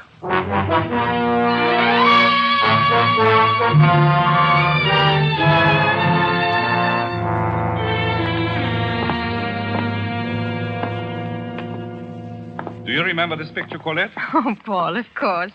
That was the summer we were at Nice. Lovely summer, wasn't it? Oh, so lovely. You see the fishing boat? L'Hirondelle? Remember her? Oh, too well. She made me seasick once. But it was a beautiful summer, Paul. Wonderful summer. Yes. Yes, it was. Well, that's all of the Paris pictures. Now I guess you would like to see the portrait. Yes. Now I'd like to see it. It's in the next room. They have given it a room by itself. Oh. Take my hand, Colette. I've kept the lights out in there. I want you to sit on the bench, then I'll turn the lights on. And you will see the picture as I saw it. I mean, in my mind's eye. Yes, Paul. This way. No, careful. 2 steps down.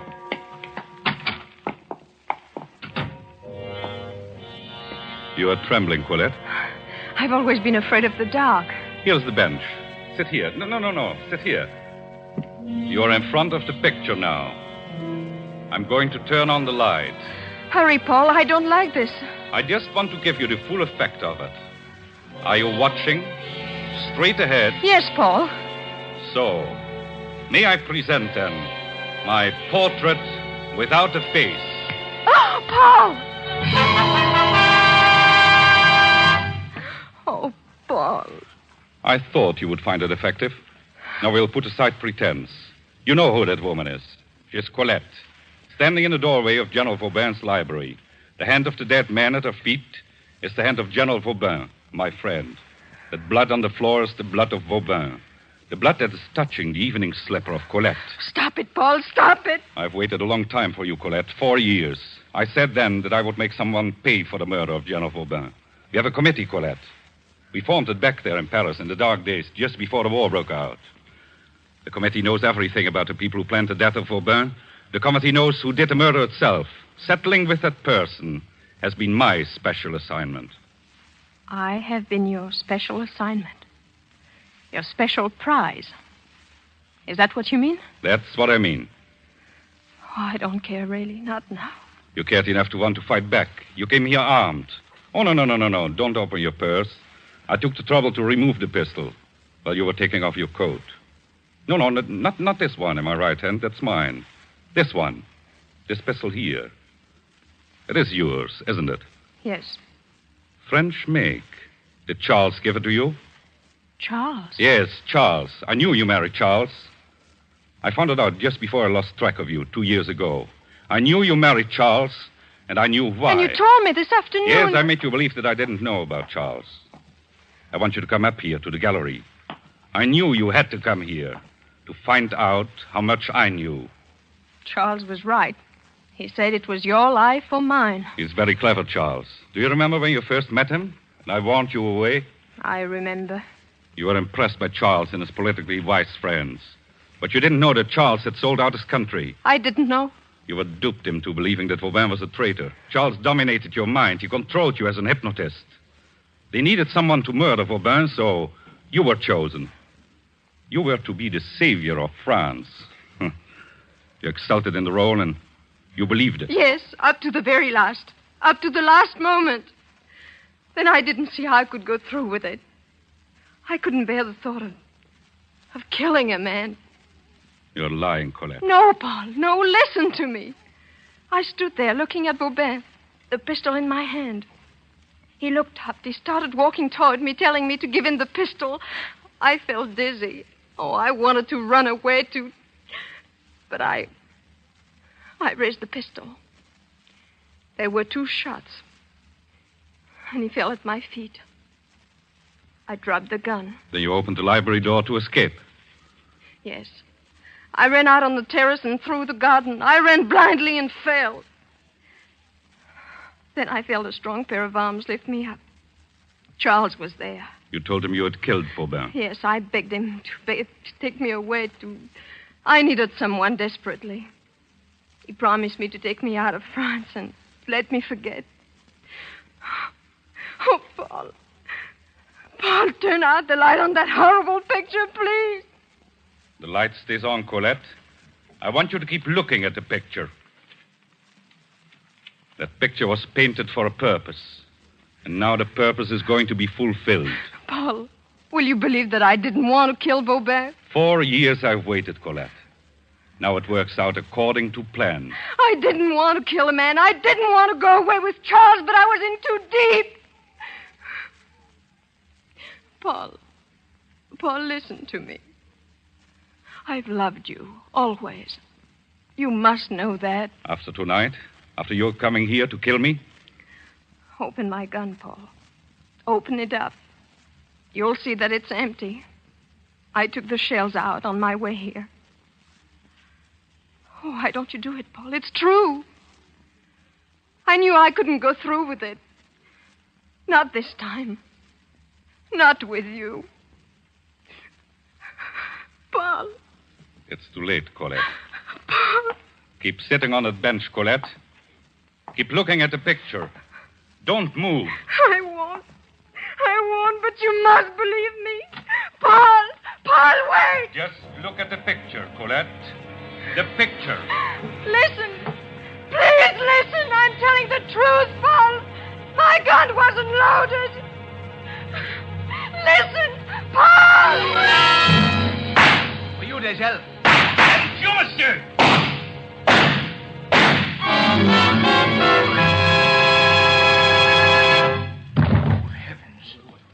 He's all right. Paul, are you all right? Oh. Yes. I'm all right, gentlemen. Gentlemen, may I present the late Monsieur Charles Gaveau. 4 years. 4 years of painting and planning and waiting. Paul, take me out of here. Yes, darling. Colette, I'm sorry I had to do this to you. It was the only way to find him. I knew he was here to kill again. Both of us. Charles? Charles killed Vauban. I picked up the pistol you dropped that night, Colette. It had never been fired. Charles was never certain you would have the nerve to go through with it. At the last moment, he took a hand himself. The shots that killed Vauban were fired from the terrace. In your terror, you believed that you did it. Charles let you believe it all these years. Oh, Paul. I knew he would follow you here tonight. I left the door open for him. He came downstairs when we entered his room. He could hear us talking. I wanted him to hear. I needed time, Colette. Colette, I'm sorry. It was the only way to meet him face to face. Oh, Paul. Don't ever leave me. Never, never leave me. Never, Colette. We are together now. For always. But before we go, there's one thing left. You see this knife? For us, that is the end of Portrait Without a Face.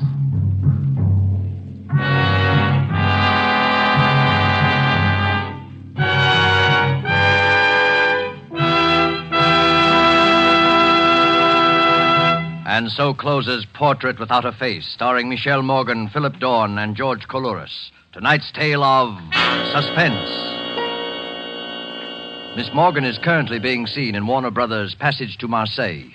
Mr. Dorn appeared through the courtesy of Metro-Goldwyn-Mayer, producers of Madame Curie. You know, if we could bring to this microphone a man typical of all Roma wine dealers, this is what he might tell you. I sell a lot of the good Roma wines. They are, you know, America's largest selling wines. My Roma wine customers, I've noticed, are sociable people who enjoy entertaining friends. Talking with me, they give a lot of credit for the success of their entertaining to the enjoyable Roma wines they serve. They're thrifty people, too, these buyers of Roma wines. What else could offer so much enjoyment for so little cost? Only pennies a glass by actual check. Now, that doesn't leave much for me to add, except this, perhaps. If you are not already one of the millions enjoying Roma wines regularly, make your own taste test of any of Roma wine's many different taste-delighting California wine types, such as the delicious, tangy Roma Sherry, or the hearty Roma Burgundy, or the sweeter, heavier Roma Port, and discover for yourself why Roma wines are winning international praise, voiced in this phrase, Roma wines are truly magnificent. Let me repeat the name, R-O-M-A, Roma wines. Made in California for enjoyment throughout the world. Suspense is produced and directed by William Spear. Don't forget, then, next Thursday for Alan Ladd in Suspense. Presented by Roma Wines, R-O-M-A. Made in California for enjoyment throughout the world.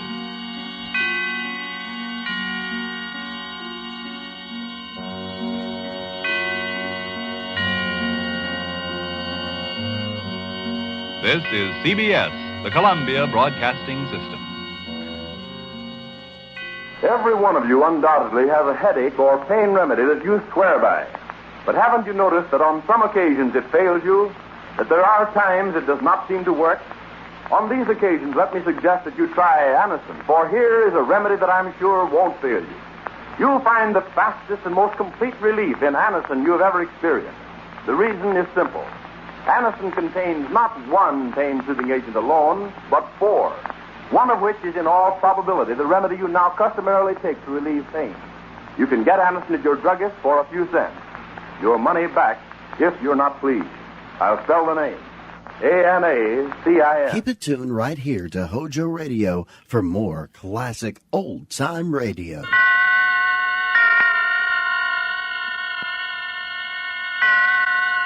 Roma Wines present Suspense.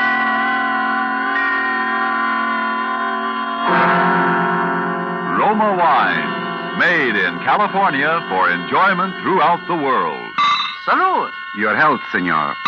Roma Wines toast the world.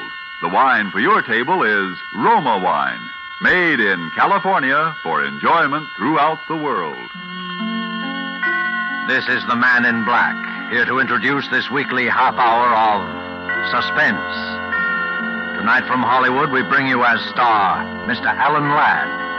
In the character Mr. Ladd assumes with us tonight, he reveals the thoughts, and through them, the dramatic story of a young man on trial for the crime of murder.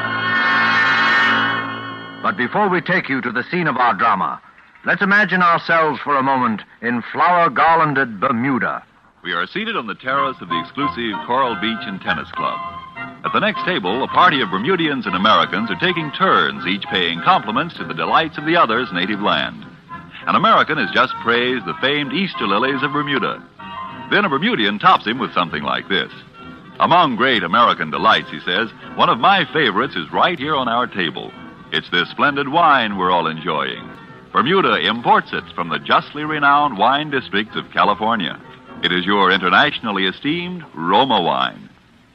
Yes, and Americans themselves have certainly not overlooked the great and enjoyable qualities of these fine Roma wines. Proof is, Roma wines are America's largest selling wines. Such outstanding popularity must mean here are wines that are more taste-delighting, more satisfying in their richness and fine wine quality. Yet with all that as your reward for specifying Roma wines, you'll be amazed and delighted to hear your dealer say, Roma wines cost only pennies a glass. That's because here in America, you pay no high import duty or long voyage shipping charges for these fine Roma California wines.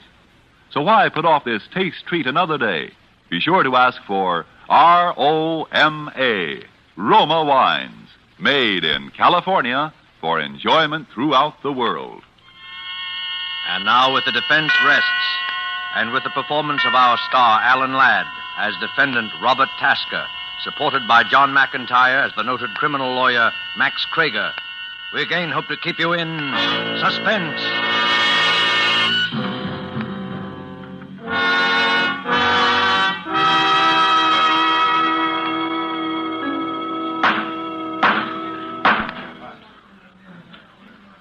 The People versus Robert Tasker.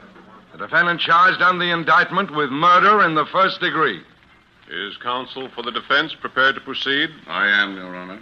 Very well, Mr. Krager. Your Honor, if the court please, I think it is fitting that for a moment I should speak openly to Your Honor and to the jury of a matter which has, albeit indirectly, nonetheless a substantial bearing on this case. I refer, of course, to the rather unique relationship existing between myself and the defendant, Robert Tasker. It's true that my interest in him and in his fate is far greater than the normal interest of a lawyer and his client. It's true that that interest might be reasonably described, as it has been so many times, as fatherly. Yet I ask Your Honor and the gentlemen of the jury to think of me in all fairness and without bias, simply as a lawyer defending his client. It needs no expatiation on legal or practical ethics to demonstrate that if I did not believe with my whole heart and mind,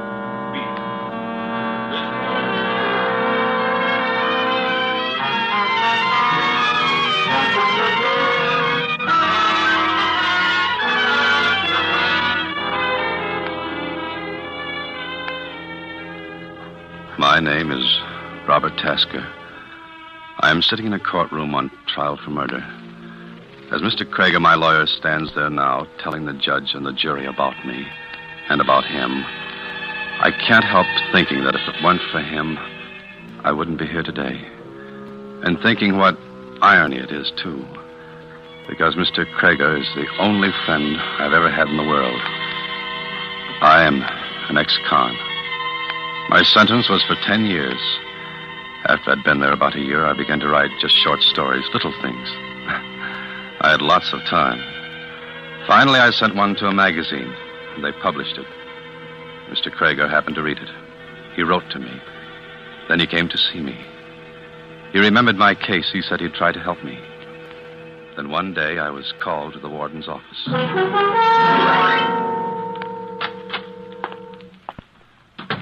Hello, Robert. Hello, Mr. Krager. Robert, I've got some good news for you. I've got your parole. You're free. Well, you happy? Sure, it's just that I still don't quite believe it. It's official, Tasker. Here are your papers. Papers. That'll make everything easy, won't it? Passport to a brilliant future. Ex-con. Robert, I know it's going to be a little hard to adjust at first, but there's a job in my office that Thanks, Mr. Krager, but I don't want charity even from you. It isn't charity, Robert. I need a clerk in my office, or I wouldn't have offered you the job. You don't have to stay if you don't want to, but you'll be doing me a favor if you try it. Well, I guess I owe you at least one favor. No, Tasker, goodbye and good luck. Just remember that what's happened up here is water over the dam. Don't hold any grudges. I don't hold any grudges. There's one man I hate, that's all. A man you hate, Robert? What's the use of kidding about it? His name is Arthur Hines, and I hate him. Simple as that. Well, forget it, son. Hines was DA then. He was just doing a job, that's all. He had nothing against you. He was doing a job, all right. Robert, you mustn't feel that way. You'll get along with Hines, all right? Get along with him? In the office. Oh, didn't I tell you? Arthur Hines is my new partner. Well, it certainly threw me for a second to hear I was going to be working side by side with that. Well, I figured they were right, and I shouldn't hold grudges, and I made up my mind to play ball. The work wasn't hard, and I was able to do some writing on the side. Mr. Krager always encouraged me in that. And Peggy helped me a lot, too. She helped me to believe in myself. All that time, I never saw Mr. Hines. He was out of town or something. And then one day he came back. I was nervous at the idea of seeing him, but I thought I was all over my resentment then. He was in his office with someone. He had come in the private entrance. I was out in the anteroom with Peggy by the switchboard when I heard the commotion. Don't you understand the English language? No. You're a liar. Now you get out of here. Get out. Don't give me that, Hines. You've either got it or you know who has. I don't know anything about it. I don't want to know. Don't you think I got enough trouble nowadays keeping mugs like you out of the pen without being defensed for what you stole? Now you get out of my office and stay out. Okay, but I'll be back. $50,000 is a lot of money. Huh. What do you want? Why, Robert works here, Mr. Hines. my name's Robert Tasker. Did Mr. Krager tell you about me? I knew I'd seen you before. You're that punk kid I sent up to San Quentin. Was for 10 years. What do you mean you're working here? Well, Mr. Krager got me out. He gave me a job. Job of what? Snooping outside my office? Oh, I wasn't... Don't talk back to me, you dirty little jail rat. Why, you... Robert, don't. Let me go. Well, what's the trouble here? Robert. Let me go. Stop it. Calm down, calm down. What's the matter? What's the idea of bringing this kid into the office, Max? Isn't it bad enough to have to work with criminals all day without... Robert's not a criminal. He's here because I want him to be here. Because I believe in him and trust him. Oh, yeah? You don't still have anything against Robert, do you? I just don't like anybody hanging around outside my door when I'm having a private conference, that's all. All right. Now, look. Robert Tasker is one of the finest, most gifted young people I've ever known. I want him to get along here. And I want him to get along with you, too, Arthur. See? Me, I can get along with anybody. Well, I gotta be in court. Wait a minute. Now, shake hands, both of you, will you? Well, anything to keep peace in the family. That's fine. Everything forgotten. Start off on a clean slate, right? Sure. Well, I'll see you later in the afternoon, Max. Oh, Robert, come into my office for a minute, will you? Sure. My boy, I'm terribly sorry. I don't know how to begin to apologize. Oh, why should you apologize? Oh, it was all my fault. I don't know how I could have been stupid enough not to tell him beforehand, for both your sakes. I know, but I just don't like him, and he doesn't like me. No, Robert, you're wrong there. It's just that things have been happening lately to upset him, like this fellow Marvin and his $50,000. You know about that? Well, Robert, you know we have to deal with some peculiar people in this business. There's a poor fellow who's been in prison himself for the last 5 years. He had quite a lot of money when he went in. Oh, he stole it, I guess. Oh, he thinks Hines hijacked it on him, huh? If he ever really had it. He says he left it with a pal of his. Later, the pal was killed in a gunfight. Gallucci, you remember the case. Yeah, I remember something about it. Anyway, just before he died, he told somebody he'd left the money with Hines. That's how the story goes. But you know how these things travel on the grapevine. It's all nonsense, of course. That guy meant business just the same. That probably explains the whole thing. Hines is a little scared. But don't let it worry you, Robert. You will stay, won't you? Believe me, it's for the best. Well, I've got to trust somebody, I guess. Well, trust me, Robert. I've never given you a bum steer, have I? No. Okay. That's the spirit. And any other little troubles, you just bring them to me, see? Thanks. Well, I guess I'd better relieve Peggy on the board. Keep your chin up, kid. Sure. Sorry I kept you waiting, Peggy. That's all right. Hey, Peggy, what's the matter? Shh, please. Don't say anything. But, Peggy, what is it? Robert, I'm scared. Of what, Hines? Don't be silly. No, it's not him. Well, what is it? Robert, I shouldn't, but I've got to tell someone. Well, sure you have. Come on, take it easy now. What is it? Well, I've never told anyone before. Neither Mr. Hines nor Mr. Krager know. I'd die if they did. You wouldn't tell anyone, would you? Of course I won't. Come on, spill it. You saw that man who was in here, who was arguing with Mr. Hines about the $50,000. Yeah. Well, it's true. There is $50,000 somewhere. Yeah? Well, how do you know all this? I know, and I'm scared. Robert, he's a killer. That guy? Well, I wouldn't be surprised, but how do you know? Because he's my own brother.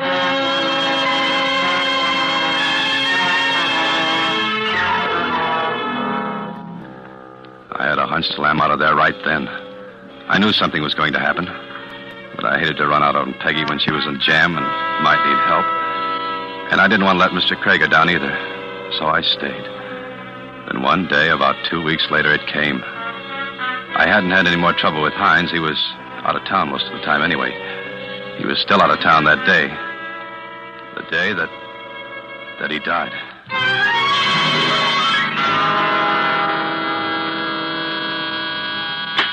Krieger and Hines.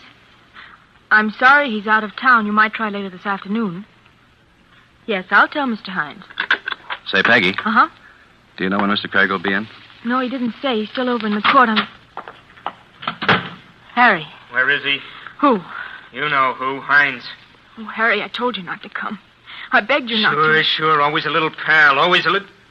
Hey, wait a minute. What does this guy know? I told him that you were my brother. But nobody else knows, Harry. Yeah, sure, okay. What do I care? I only care about one thing. Harry, you promised you wouldn't come up here. Where's Hines? I don't know. He's out. Well, then I'll wait till he comes back. Harry, you must... I'm staying. I'll get it out of him. Harry, your sister said you should leave. Keep out of this, punk. I don't like that word, pal. Robert, listen. Will you watch the board for a few minutes? Sure. It's lunchtime anyway. Harry, I've got some things I want to talk over with you, privately. Yeah? What things? About Hines and... you know. Come on, we'll go downstairs to the grill in the lobby. You wouldn't be trying to ease me out of here, would you? No, honest. I've got to talk to you, Harry. Come on. Okay, and listen, pal. Yeah? If Mr. Hines comes in, you tell him I was here. And tell him he better come across or else. Is that all? That's enough, isn't it? He'll know what I mean. Plenty. Sure.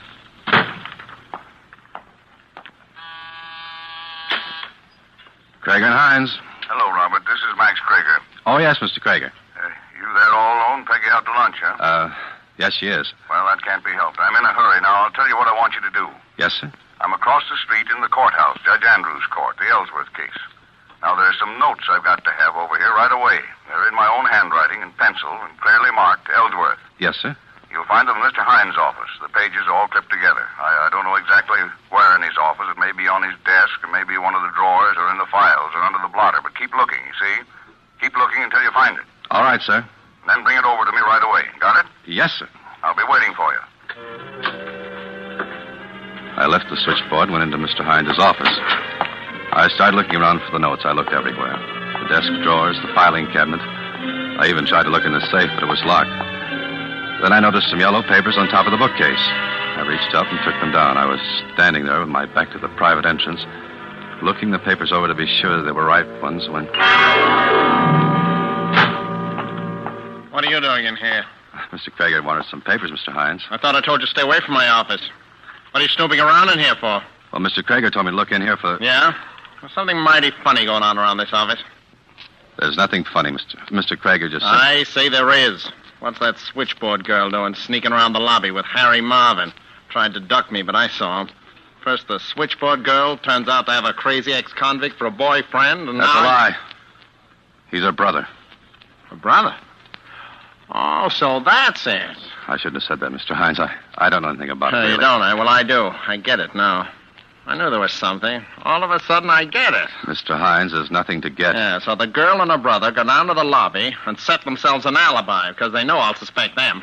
And then they get you to do their dirty work for a nice fat cut, I suppose. That's what you think. Please, Mr. Hines, don't talk that way. Well, you didn't find it, did you? And you won't. Now get out of here, you little punk, before I... I said don't talk that way. Why, you dirty, thieving little stirbuck. I told you not to talk that way.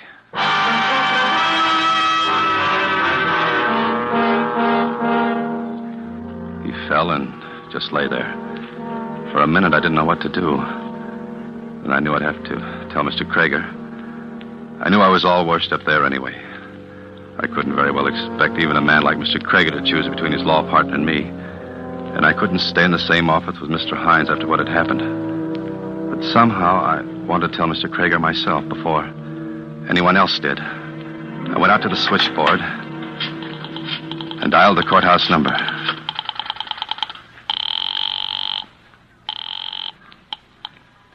Judge Andrews Court, Johnson speaking. I want to speak to Mr. Max Krieger. This is office calling, please. Well, I don't see him around here right now. The court's in recess. I know, but try to locate him, will you? It's important. Okay, hold the line. I sat there waiting for them to find Mr. Krieger. And all of a sudden, I remembered the papers he wanted. I cut off the call on the switchboard. I had to take the papers over to him anyway, and I thought I might as well go over and give him the papers and tell him what had happened and get it over with. I was starting for the front door of the office. Then I heard a sound from Mr. Hines' office behind me. At first, I thought he was just coming to, and I kept going. Then something sort of clicked in my mind, and I stopped. The sound hadn't seemed quite right for a man just coming to. I listened, but I didn't hear anything more. And that didn't seem quite natural either. I went back and opened the door to Mr. Hines' office. He was lying there just as I had left him, and yet there was something different. I went over and looked at him more closely. His face was a terrible gray. I touched his wrist, feeling for his pulse. The next thing I knew, I was down on my knees, tearing open his collar, but even then I knew it wasn't any use. Mr. Hines was dead.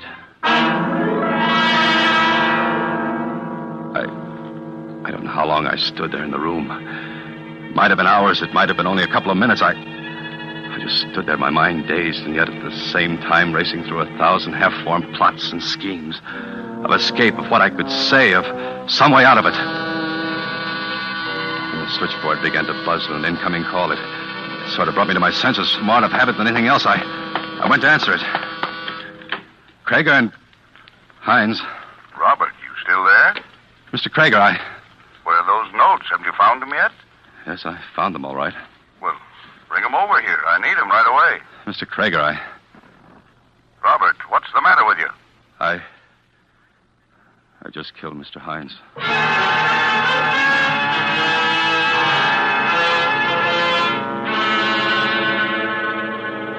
You're just making it hard for yourself, Tasker. I've told you what happened. In a pig's eye you have. Well, I don't have to talk if I don't want to. Oh, no? I'm waiting for Mr. Krieger. I told you that. Krieger, what do you think he's going to do for you? I don't know. Well, I do. He's going to see that you burn. That's what he's going to do for you.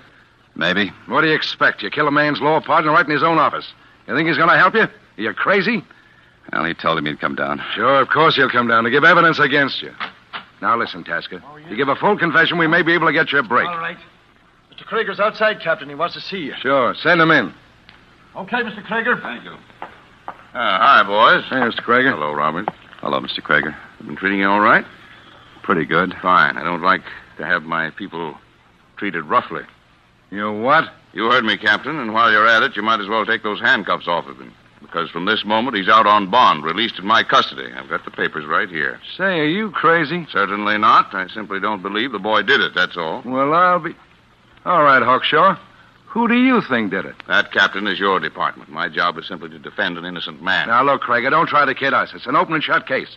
Tasker's the only person who had the opportunity. The only one who had a motive. Uh-huh.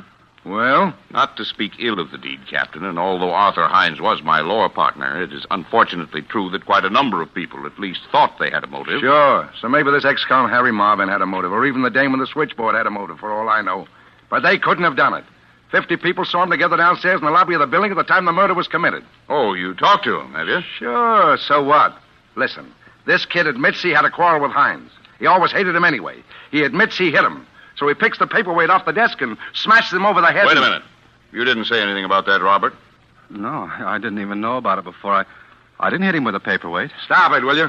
The back of the man's head is bashed in with that paperweight. This kid's fingerprints are all over it. What's so funny? This is murder, mister. I'm sorry, but you'll find out if you ever try to bring this boy to trial for killing Arthur Hines with a paperweight. Listen, Krieger, I know you're pretty smart. I know you go around bragging you never lost a case. And that goes for this one. Double. But you're not going to make a chump out of me. This boy's going to be indicted for murder. He's going to be convicted of murder. And he's going to burn for murder.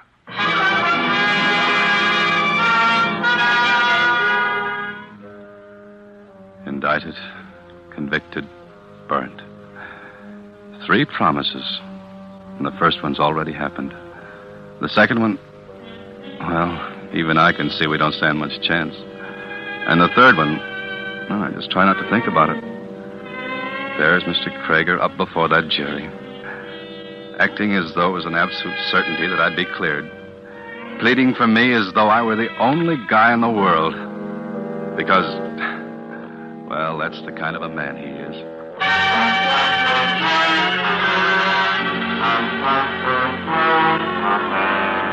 Ladies and gentlemen, it is my firm conviction that when you've heard this boy's story from his own lips, and when through it you have in some measure, as I have in large measure, gained insight into the depth and integrity of his character and spirit, you will also believe him innocent. He is innocent. Now, Robert, I'll ask you to take the stand. Raise your right hand. You swear to tell the truth, the whole truth, nothing but the truth, so help you God? I do. Now, Robert, just for the record, will you tell the court your full name? Robert Loring Tasker. Your age? 24. Your mother and father are dead. You have no living relatives? No, not one. Now, before you begin your story, there are 1 or 2 extremely important points that I particularly wish to emphasize to the court. Now, tell me, Robert, how long was it between the time you quarreled with Mr. Hines and the time you went back into his office and found him dead? Not long. 6 or 7 minutes, perhaps. But it was long enough for someone to have entered Mr. Hines' office by the back entrance, struck him, and left again, was it not? Yes, it was long enough for that to have happened. Would you have necessarily heard such a person enter the office? No, you can't hear much from outside when the door's closed. Particularly if there were no conversation, because Mr. Hines is already unconscious. Is that correct? Yes, then I wouldn't have heard anything. Now, concerning this famous paperweight the prosecution has talked so much about, I have it here. Do you recognize it? Yes, it was always on Mr. Hines' desk. Now, when you went into his office at my order to look for certain papers, you touched this paperweight, did you not?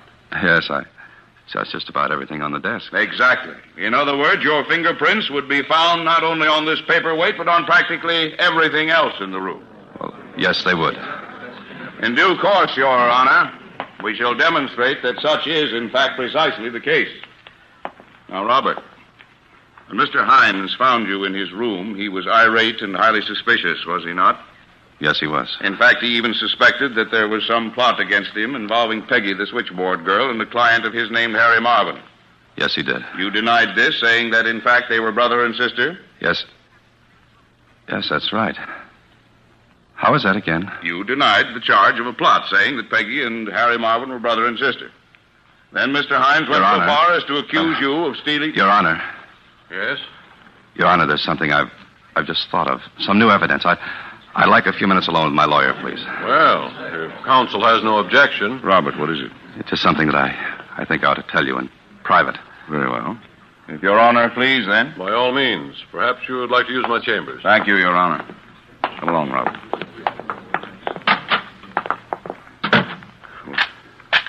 Well, you didn't have to lock the door, Robert.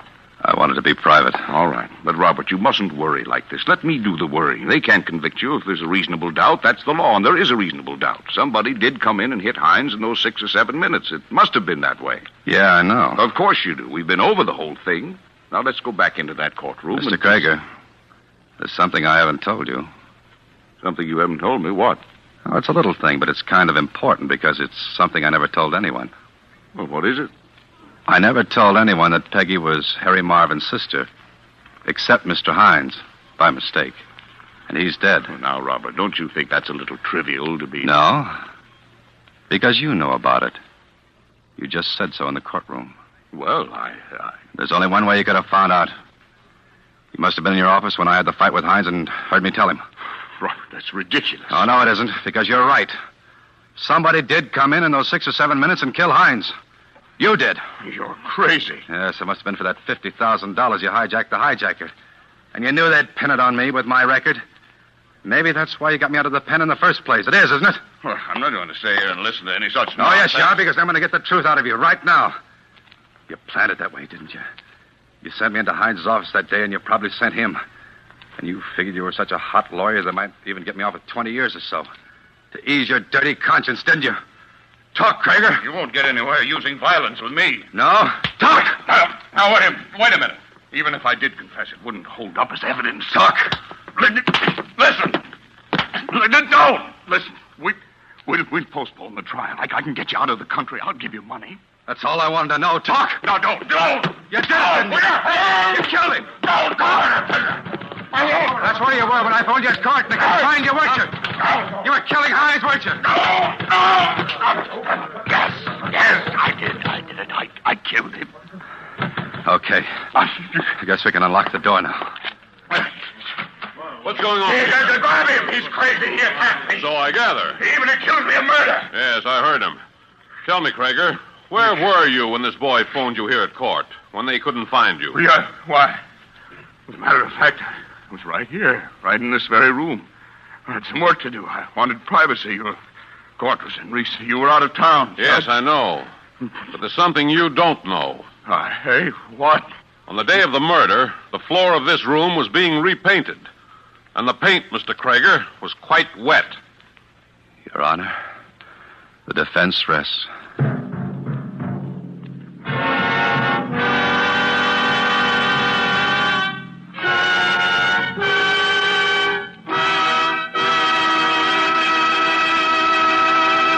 And so closes The Defense Rests, starring Alan Ladd. Tonight's tale of Suspense. Alan Ladd appeared through the courtesy of Paramount Pictures, producers of Lady in the Dark. John McIntyre played lawyer Max Krieger. Before Mr. Ladd returns to our microphone, here is a definition of yourself that may interest you. Connoisseur, one competent to act as a critical judge of an art or in a matter of taste. That's what Webster says. So that makes you a wine connoisseur, because certainly you are competent to act as a critical judge of a wine's taste. Matter of fact, all you have to know to be a true wine connoisseur in the opinion of your friends and guests is a single word. Roma. R-O-M-A. To get the proof, make your own taste test of the tangy, appetizing Roma Sherry, the hearty, satisfying Roma Burgundy, the heavier, sweeter Roma Port, or any of the many different, delicious Roma California wines. If your favorite dealer is temporarily out of the kind of Roma wine you prefer, ask for it again, please. Just be sure to say R-O-M-A, Roma Wines, made in California for enjoyment throughout the world. This is Alan Ladd. It was a pleasure to make another appearance on this program, which is a great favorite of mine. Next week, they tell me Laird Krieger will be your star, and I know you'll want to be listening, as I certainly will. Good night. Suspense is produced and directed by William Spear. Tonight's play was written by Roland Brown and Robert L. Richards. Don't forget, then, next Thursday for Laird Krieger in Suspense. Presented by Roma Wines, R-O-M-A, made in California for enjoyment throughout the world. This is CBS, the Columbia Broadcasting System.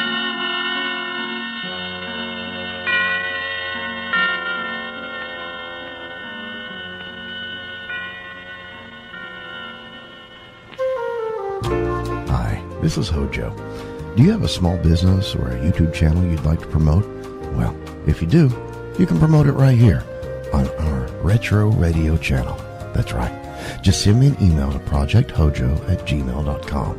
That's projecthojo@gmail.com. Thanks for listening.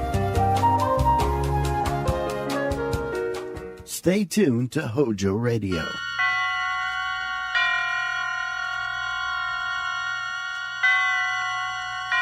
Roma Wines present Suspense.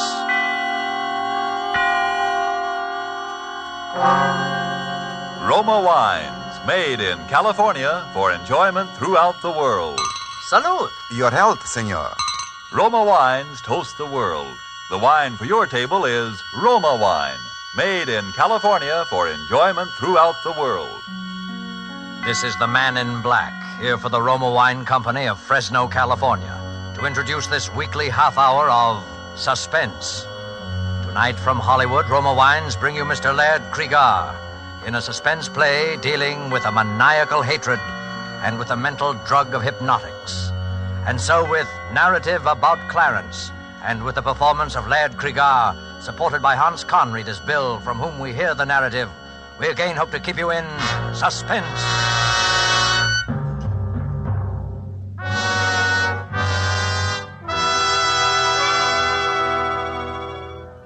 I never wanted to kill anyone. Not till he came along. I didn't even want to kill him at first. I kept thinking there must be some other way. If anybody had told me 6 months ago that I was capable of murder, I would have thought he was crazy. What I'm getting at is this. There are circumstances, people, that can make anybody want to commit murder. And he was one of those people. He brought the circumstances with him, a whole set of them. I never heard of the guy till one day last summer. We were having breakfast. My wife was looking over the morning mail. Bill, look at this. Postmark Calcutta. It must be from Clarence. Who's Clarence? He's my brother. You never told me you had a brother. Didn't I? Well, it's not so surprising. He's only my half-brother, and I haven't seen him since I was a child. He's never even written to me before. That's funny. Wonder why he decided to write now. I can't imagine. Well, what's he say? He's coming to America. What for? Now, Bill, don't be like that. Well, you're not going to ask him to stay with us, are you? Well, what else can I do? He says he's coming straight here from the boat. Well, so what? There are several first-class hotels in this town. Well, I'll just ask him kind of half-heartedly so he can refuse if he wants to. Good girl. There's just one thing that worries me. What's that? He says at the end of the letter, I'm most anxious to meet your daughter, who, it has been revealed to me, closely resembles her grandmother. Well, Jeannie does look like the pictures of your mother at that. But how does he know? He couldn't even know we have a child. Unless... Unless what? Well, unless someone told him, or... unless it was revealed to him in some mysterious way. I didn't like that. I didn't like it at all. If there's anything I hate, it's a fake. And if that guy with his wing collar and his high-toned accent didn't look like a fake, then nobody ever did. But he wasn't a fake. He didn't arrive at our house. He seemed to materialize in the middle of the living room. Well, Lillian, don't you recognize me? Why, yes, Clarence. How are you, Clarence? This is Bill, my husband. I know.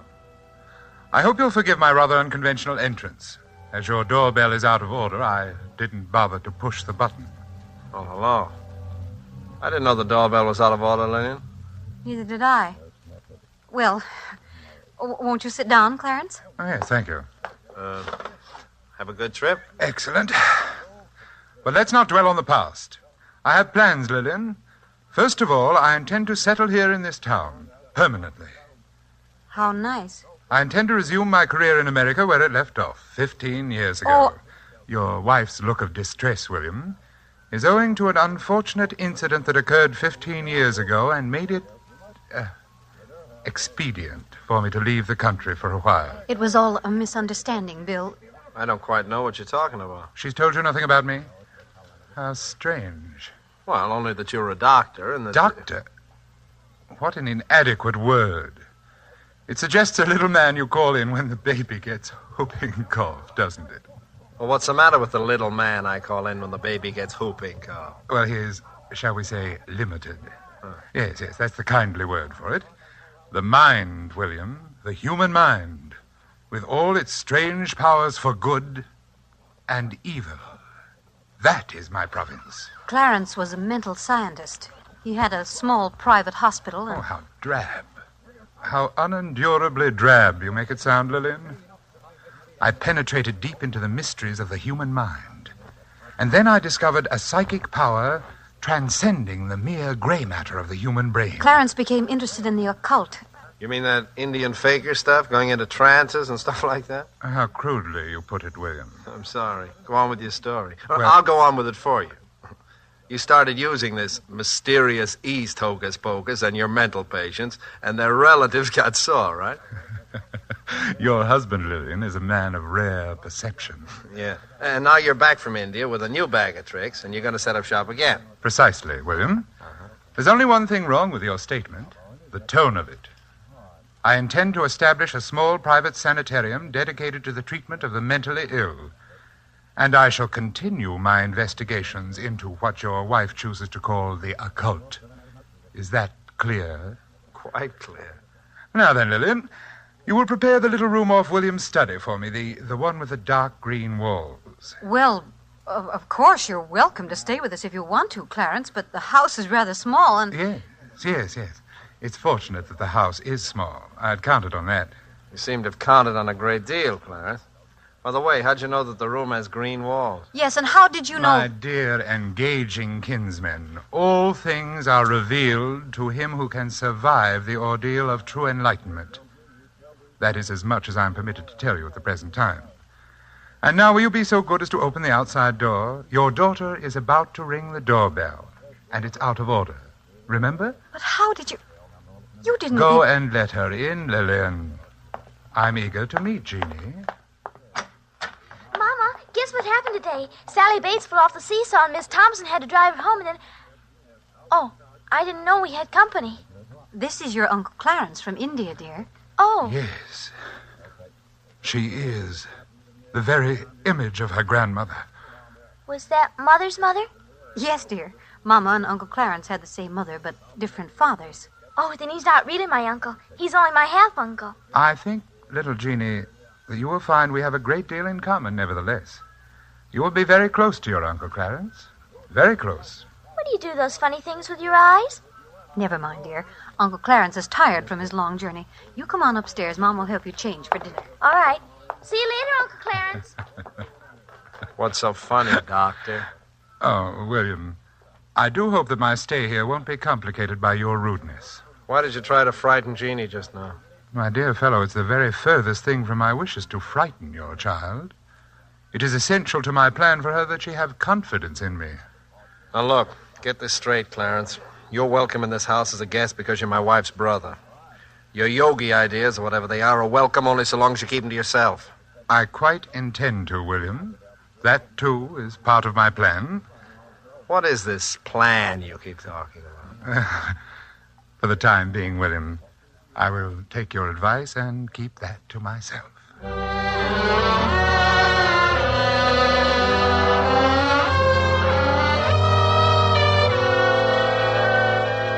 Tonight for Suspense, Roma Wines bring you as star Mr. Laird Cregar, whom you have heard in the prologue to Narrative About Clarence by Dwight Hauser and Robert Tallman. Tonight's adventure in Suspense.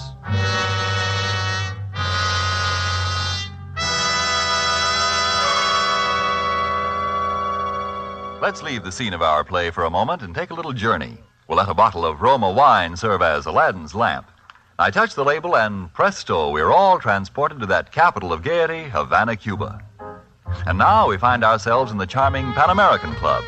At a table nearby, an American has just voiced his delight at the uncommon beauty of the scene. Then his Cuban companion responds, "You in America also have much that is uncommon to boast of, such as this marvelous tasting wine we are enjoying this minute. To enjoy uncommon fine quality, Cuba imports this wine from your own distant California. It is your superb Roma wine. Now just realize what it means when other countries import Roma wines from such great distances. Such international esteem must mean that Roma wines are truly magnificent in quality. And then consider this. You here in America need pay no high import duty, no expensive shipping charges.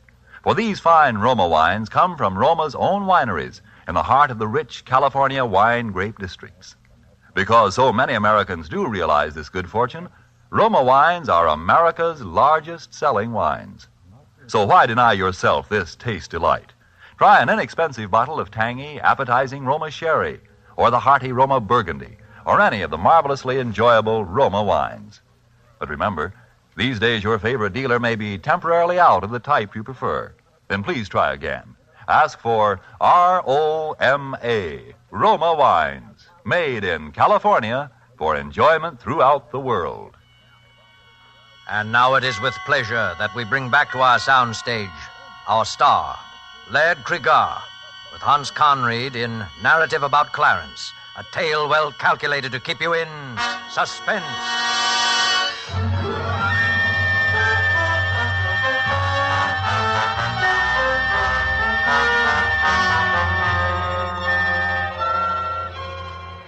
Well, you see now how I was beginning to feel about my dear half-brother-in-law, Clarence. At first, it was nothing but just pure hatred. I didn't have any cause yet for fear. And then came that day with little Jeannie. Doesn't take much imagination to know what happened before I got home. Mama, I'm all ready for school. Huh? Hello, Jeannie. Oh, hello, Uncle Clarence. Did you see Mama? Your mother's gone out for a while, but... Well, there's some good in everything, isn't there, Jeannie? This gives us a chance to get acquainted. Well, I'll be late for school. Oh, bother the school. I'll bet Sally Bates wouldn't worry about school if she had an uncle visiting her who'd come all the way from India. India. Do they really lie on beds of nails and all those things? No. Those are just the fakirs. They do those stunts for money, like your circus performers over here. I never saw anything like that at a circus. Did you ever see anything like this, Jeannie? Just a ring, isn't it? Like a cat's eye. Oh, it makes me dizzy to look at it. If you look at it long enough, you'll see all the mysterious secrets of the East. I'm afraid to look again, Uncle Clarence. That light in it, like a cat's eye, scares me. Oh, come now. A big girl like you afraid in the broad daylight. Why do you do those funny things with your eyes? Perhaps because my eyes see so many wonderful things. Just as yours will if you will only look at the ring. Is it magic? Perhaps. Look and see if it isn't. Look right in the center of the cat's eye. That's it. It makes me feel sleepy. That's the way it works. First you feel terribly, terribly sleepy. And then you see the most wonderful things. First you feel sleepy. And then...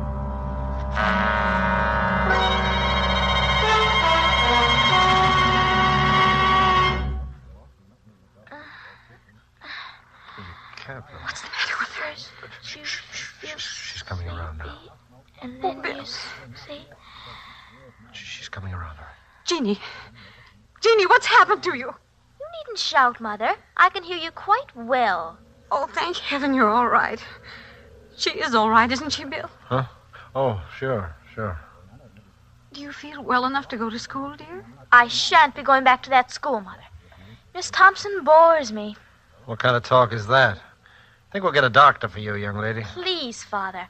I will let you know when I'm in need of medical assistance. Bill, she's not all right.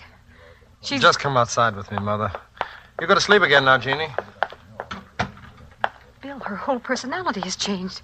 She speaks with that strange accent and a vocabulary like... Tell me, where was Clarence while you were getting that car out? Why, in his room, I suppose. You ever notice that ring he wears? Yes. It's a cat's eye, isn't it? Very well-defined cat's eye. Kind of ring you always see on professional hypnotists. It's dead easy to hypnotize a child, you know. But why would he want to hypnotize Jeannie? I don't know. All I'm interested in is getting him out of this house as soon as possible. I'm going in there and give him his walking papers right now. That won't be necessary, William. Clarence, we didn't hear you come in. Obviously not. William, I believe I remarked to you on a previous occasion that I hoped my stay here would not be complicated by your rudeness. It won't be, Clarence. Your stay here is at an end. Lillian, I want to talk with you alone. You can say anything you have to say to me in front of my husband, Clarence. I dare say. It is my wish, however, to speak with you alone. I've had enough. I'm sorry, Lillian. I don't care whether he's your brother or not. I'm telling him to get out of here and get out now. I'll call a taxi while you're packing, Clarence. The irate brother-in-law. What a tiresome exhibition. I'm surprised at a woman of your intelligence becoming involved with such a boor, Lillian. All right, you asked for No, it. don't do it, Bill. Clarence just doesn't understand. He's been away for so long. I'm sick of hearing your excuses for him. The time's come for a showdown. No, William. The time has not come for a showdown. Not for a while yet. I will let you know when that time comes. You'll let me know? Bill, please. Let me explain to Clarence alone if he likes. I won't leave you alone with him. Oh, don't be melodramatic, William. I'll kill you, so help me. Bill, please. All right, I'm sorry. I'll give you 10 minutes, Clarence, no more. 10 minutes will be ample. I think Lillian and I can come to an excellent understanding in 10 minutes. Those 10 minutes seemed like an eternity. I could hear Lillian's voice, speaking very quietly as if reasoning with him, and his hateful, velvety accents replying. And then quite suddenly there seemed to be only one voice, Clarence's. I looked at my watch. The 10 minutes were up. The door opened. Clarence stood there in the doorway, and he was laughing. What have you done to her? What have you done? Lillian was lying on the sofa, unconscious. Her eyes were rolled back hideously so that only the whites of them showed. She's not dead, William. Only thinking over our conversation. Bring her out of it, you hear me? Bring her out of it, or I'll... What will you do, William? I'll kill you! You're not hurting me, William. You're hurting her. What? Look at her. See how she writhes in agony. See how she clutches her throat. You win, Clarence. Of course. How could you hope, with your poor, undeveloped Occidental mind, to match wits against me, who have penetrated the deepest mysteries of the occult? Mysteries of the occult? You're nothing but a cheap hypnotist. Any vaudeville mind reader could do the things you do if he was sufficiently lacking in human decency. Be careful, William. I shouldn't like to have to punish you for your rudeness. What do you want of us? I'll give you anything I own if you'll just take it and go away. It's not so easy as all that, William. Because, you see, I want the lives of your wife and child.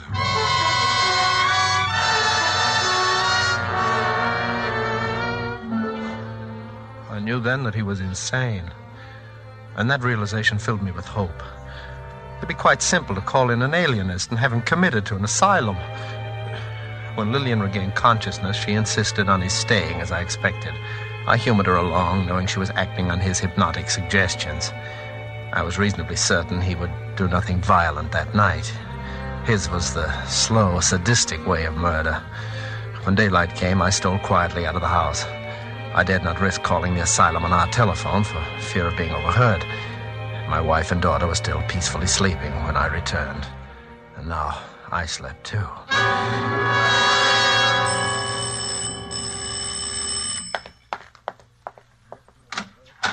Good morning. I'm Dr. Miller of the State Institute. Yes, I know. Come in, please, Doctor. Are you the person who put in the call about... Yes, it would be better not to speak too loudly, Dr. Miller. We might be overheard, and that might cause difficulties. Huh? Oh, yes, I see. Well, tell me about the patient. I told him the whole story, word for word, as it had happened. I should have known better.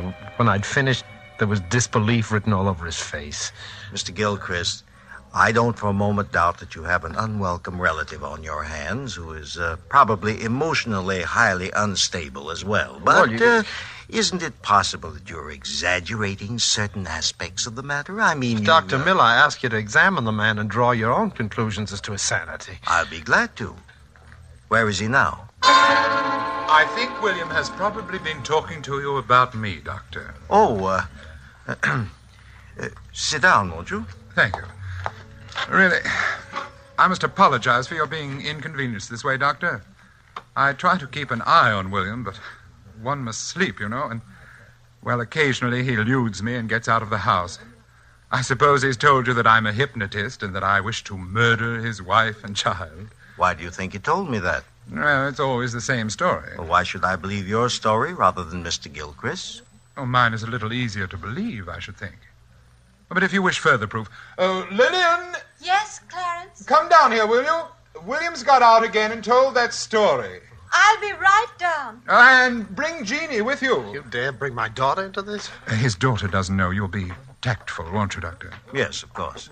Bill, what is the meaning of this? Lillian. Haven't we warned you time and again what might happen if you go out like that? Lillian, you don't know what you're saying. This man is your husband, madam? Yes.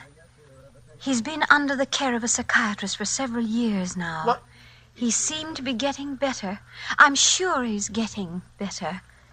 The doctor said we must expect little lapses. Oh, she doesn't know what she's saying, Doctor. She's acting under his hypnotic suggestion. And this young lady? He hypnotized her, too. Is that true? I don't know what that means, hypnotize. Daddy's always saying it, but he never says what it means. Well, this seems to clear up the situation pretty thoroughly. If you have any further trouble, Mr. Gilchrist, let me know. You think I'm crazy? No, I don't. I'm sure that your wife is quite right, Mr. Gilchrist. You're getting better every day.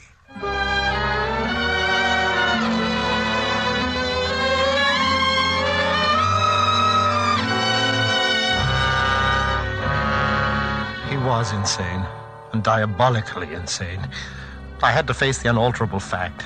There was only one way to cope with him, and that was to kill him. But I had to do it while my wife and daughter were out of the house. I couldn't risk facing him with a gun. I didn't trust myself not to fall under his hypnotic spell. The way I decided on was, well, it was the best way I could think of. When I'd finished my preparations, I waited for Clarence. Good evening, William. Clarence, for the last time... William, I'm very tired, and I have a very busy day ahead of me tomorrow. I have no wish to repeat that very tiresome conversation with which you invariably begin, Clarence, for the last time. This is the last time, Clarence. Tonight, nothing will stop me. Tonight, I am going to kill you. Please, don't make another unnecessary scene, William. You know that trying to hurt me only hurts your wife. Oh, she's no longer hypnotized, Clarence. You stayed away too long. She and Jeannie are safely out of your reach now. What makes you so sure of that? Are you sure of anything anymore? Dr. Miller thought you were insane. Are you quite sure you're not? I'm crazy enough to know that I've got to kill you. Well, do it quietly, William. I'm going straight to bed and to sleep, and I don't want to be disturbed. Good night. Just a minute, Clarence. Yes? Maybe you'll win again. I don't know, but just in case you don't. Yes? Tell me, why do you say you want to kill my wife and child? Because my mother meant more to me than anything in the world. She died in giving birth to this silly, shallow person you call your wife. I have hated her since the day she was born. And I hate the child because, having no right to life, she commits the sacrilege of inheriting my mother's beauty. They must both be destroyed, the murderer and the imposter. You are mad. Madder than I ever dreamed you were. Am I? Did I really say what you think you just heard me say? Or is it only part of your insanity? Think it over, William. Good night.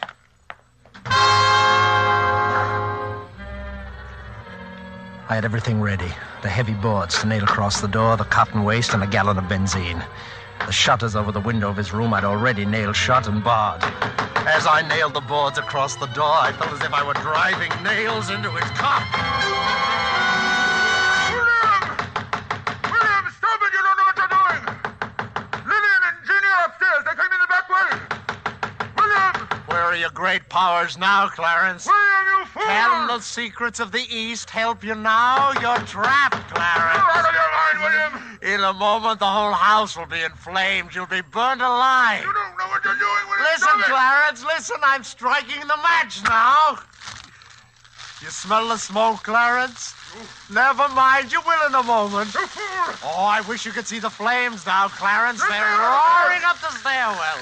You don't know what you're doing! It's beautiful. William, you fool! I'll have to leave you now, Clarence. It's getting too warm in here for me. But you should be used to the heat, though, after all those years in India.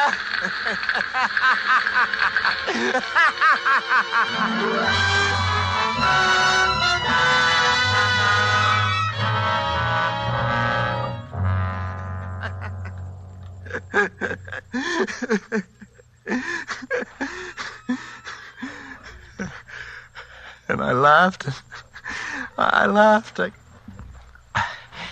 I guess the relief from all that tension. Well, that's the story, Doctor. Then I must have fainted or something from the smoke. I don't remember anything after that till I woke up in this place. And what about your wife and daughter? Oh, that's just it. I haven't seen them since that afternoon, and that's why I've got to get out of here. I've got to find them. Can't you understand that? Yes, I can understand that very well. Will you talk to someone, the head of this place, and tell him that and let me out? I shouldn't be locked up here in an institution. Yes, I'll talk to him, Bill. That's a promise. I'll do it right now. Goodbye. Goodbye, Doctor.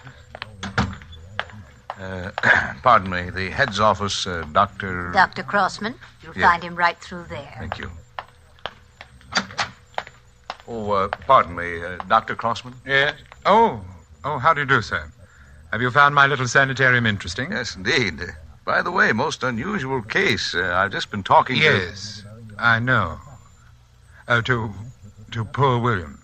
Bill, that is, number 27. Yes, but... I'm sorry that you had to be inconvenienced that way, sir. We do our best to keep the garrulous patients well out of a visiting doctor's way, but accidents will happen. Oh, I'm glad I ran into him, Dr. Crossman. His story interests me very much. He doesn't strike me as a homicidal lunatic. No, he's not. This idea of his that he committed a murder is simply a fantasy. Are you absolutely sure of that? Of course. Because, well, you see, I am Clarence, the wicked brother-in-law in his story. You? He began to develop these extraordinary symptoms during my stay at his home when I first returned from India. Parts of his story, you see, are quite accurate. I see. It's a pity, of course. He was doing quite nicely under treatment until his wife and child were burned to death so tragically in the fire that destroyed their home.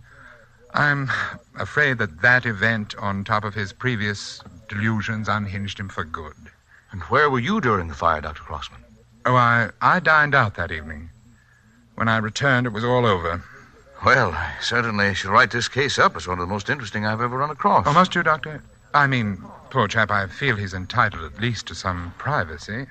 Have you any personal reasons for wanting to keep this case quiet, sir? Yes, I have. Do you see this scar on my face? That's a burn, wasn't it? A very nasty burn, too. Precisely, Doctor. And a very nasty coincidence.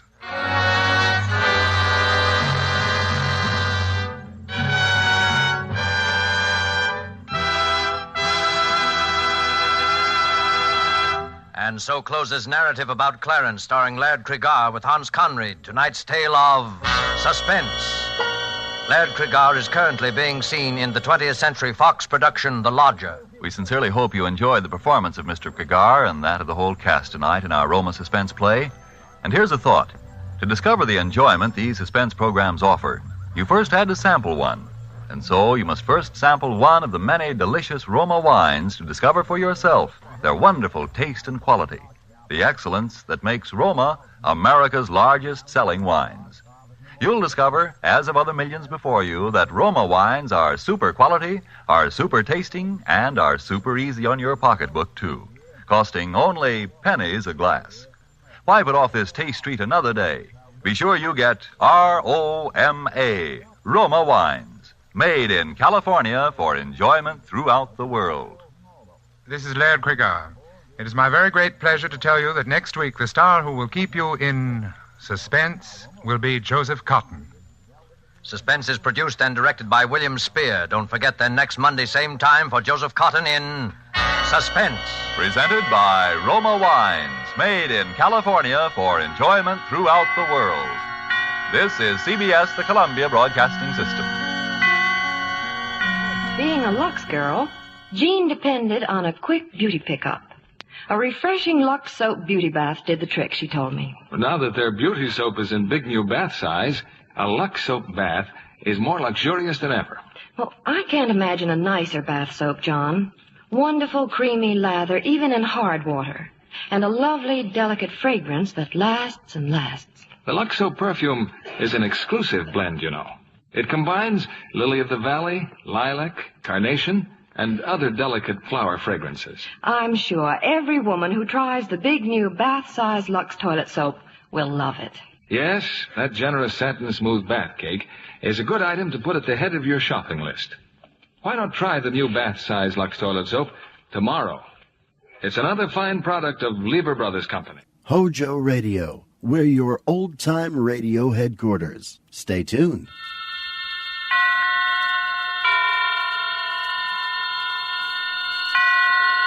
Roma Wines presents Suspense.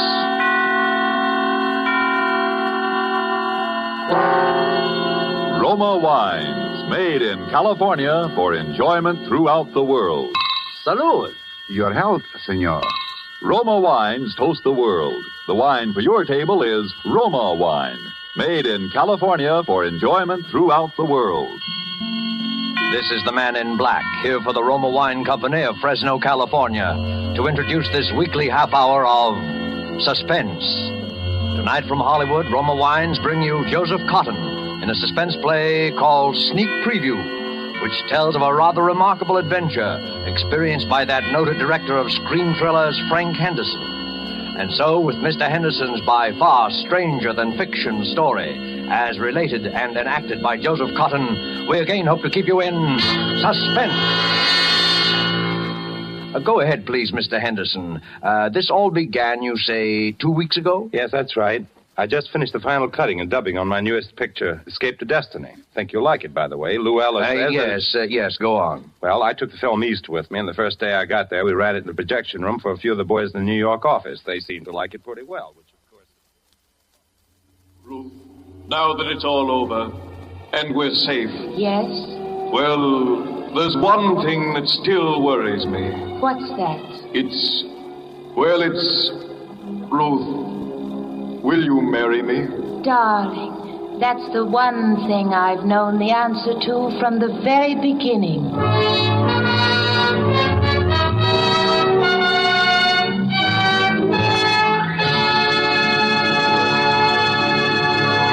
Well, boys, there it is. Frank, it is but terrific. It's the best picture you've ever made. Oh, it's great. Great. Hitchcock will absolutely quit. No kidding. You really think so? I do, Frank, honestly. I think it even tops Perilous Journey. Definitely. And it's solid box office, Frank. Solid. Well, it's all yours, boys. I can't think of anything more to do to it. We might lighten the music a little under that scene in the wine cellars. I'll get it. Hello? Who? What does he want? Okay, put him on. Hello? Yes, this is Frank Henderson. Who? I don't think I know any Captain McNeil. Oh, well, may I ask why the chief of the Security Bureau wants to... I hope there's nothing wrong. I see. All right, I'll be there. Who was it, Frank? Somebody at police headquarters. Police headquarters? What's he want? That's what I'd like to know.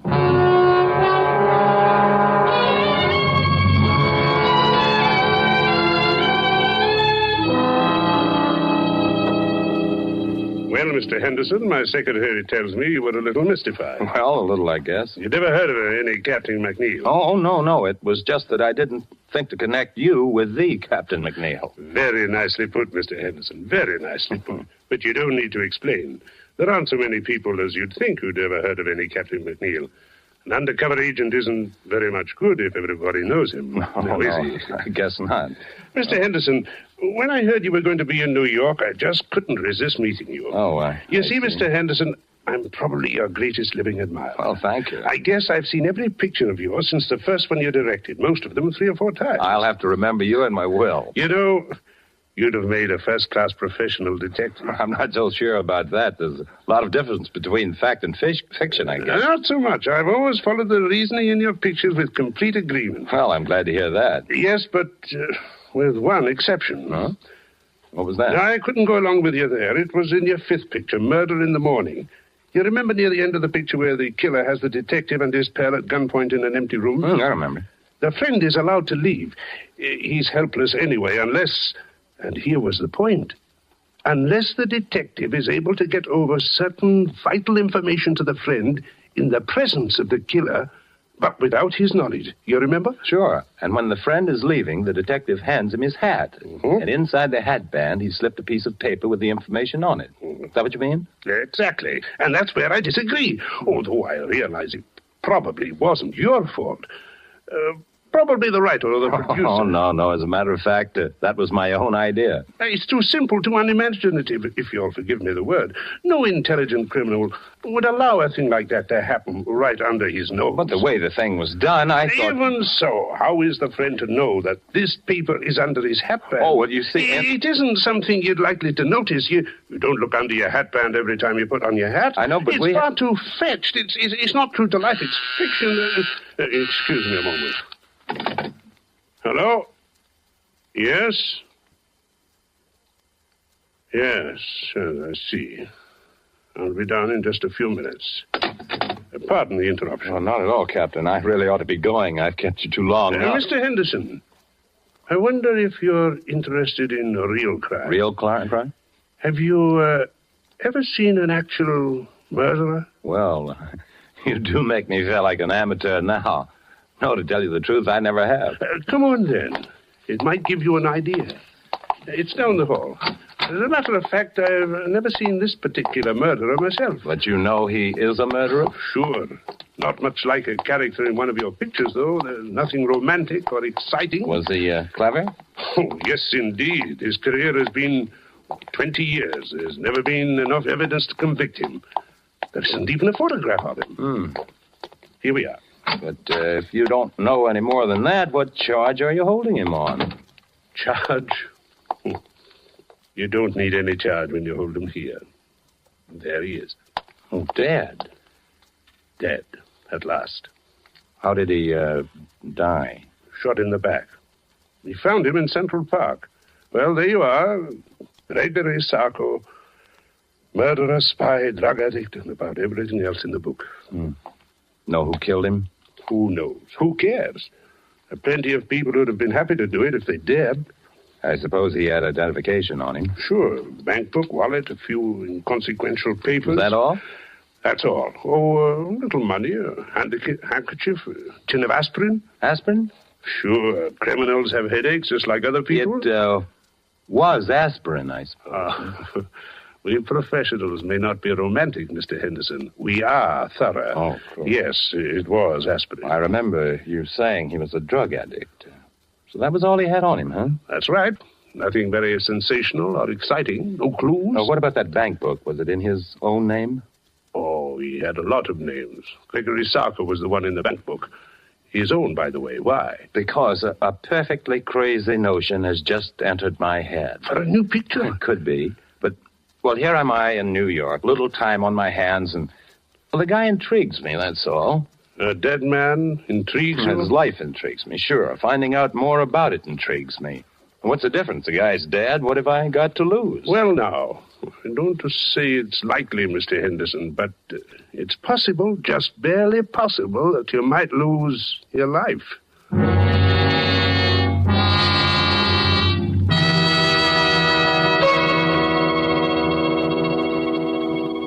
To change from a mood of suspense to one of carefree gaiety, let us wish ourselves away to Havana, Cuba, seated at a table in the fashionable Hotel Nacional de Cuba. Near us, a group of Cubans are entertaining an American visitor. Our American has just remarked that in point of great enjoyment, the Cuban rumba is one of America's most delighting imported dances. And then, raising his wine glass, the Cuban host responds, "Then we have perhaps discharged some part of our debt to you Americans for this wonderful tasting wine that gives us such great enjoyment.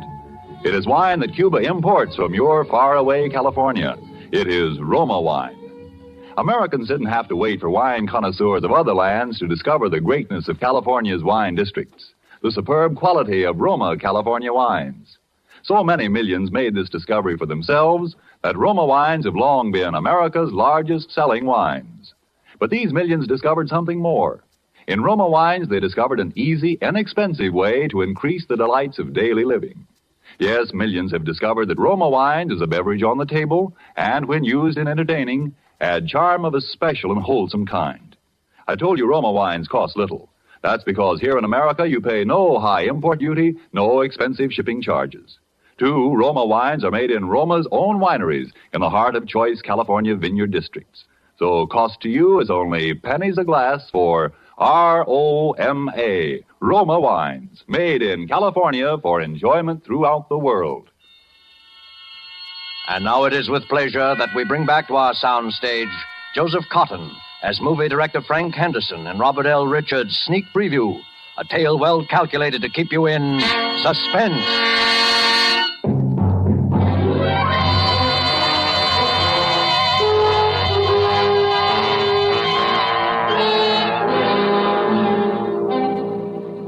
I'm not an adventurous or even a particularly courageous man, and yet suddenly I found myself engaged in what might possibly, as the captain had said, be a fairly dangerous occupation. I pored for hours over Captain McNeil's file on Sarko, even persisting in the face of a sudden and somewhat mysterious reluctance on the part of the captain to have me do so. The next thing I did was to inquire at the bank, which had issued Sarko's bank book, and found out exactly nothing. I was pretty discouraged and about ready to quit when I went back to my hotel that evening.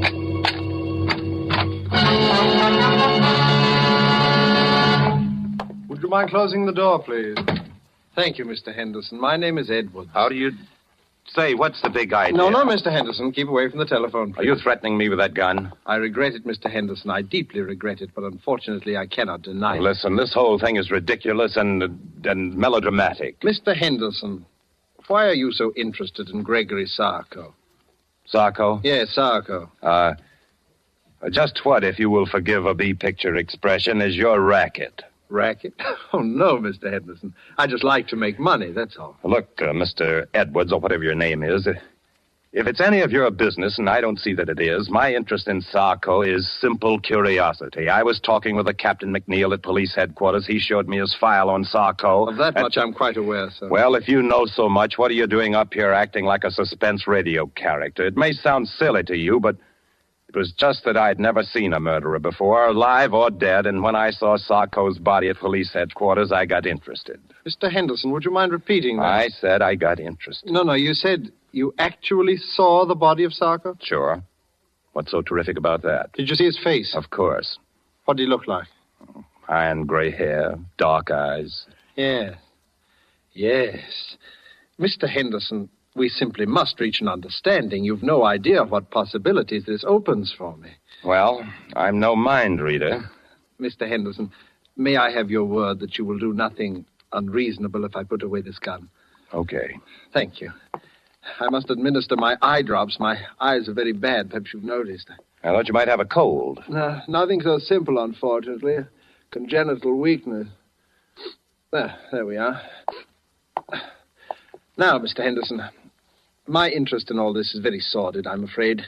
Money, to the extent of, shall we say, $300,000. Nice tidy little sum. Half of that sum could be yours, Mr. Henderson. You'll forgive me if I don't jump at such a handsome offer without knowing a little more about it. I might have realized, I suppose, that mere lucre was not paramount to one of your position. Let's leave paramount out of this. Yes. But, Mr. Henderson, it so happens that I can put you in the way of quite a bit of rather special information about Sarko. I shall write several of them down for you here. That's just fine. Write several of what down? Names, addresses, places where you can discover what you want to know. Okay, what's the catch? Mr. Henderson, you must trust me. What do you want? I want very little. But when you've seen these people, and when what they tell you suggests that there is still more to know, come to see me. I've written that address down, too. Good night, and good hunting.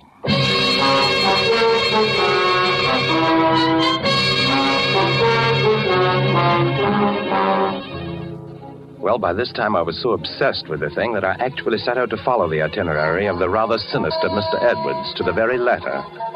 There was the man serving a life term at Sing Sing. His name was Coletti. Well, it didn't used to be so healthy to talk about Sarko, but seeing he's dead, yeah, I know him pretty well. Did you ever do any business with him? Yeah, we had one little deal. He helped me in some business I had with Senator O'Malley. You remember him?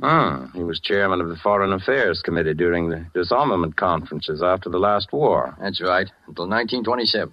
Was that the year you and Sarko had your business with him? Oh, that's right. That was the year he was assassinated, wasn't it? Yeah. It was quite a coincidence, Mr. Henderson. Quite a coincidence.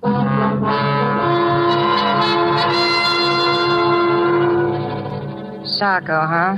I just hope he didn't die easy. I don't think he did from the looks of him. Maybe there is some justice after all. Are you quite sure he was a drug addict? Huh. How do you think I first learned to take this stuff? At the convent?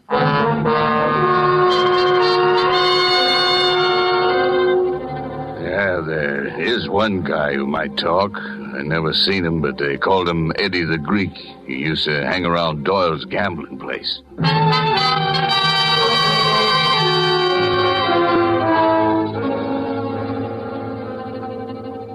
Oh, You see, Mr. Henderson, it all turned out rather well from your point of view, didn't it?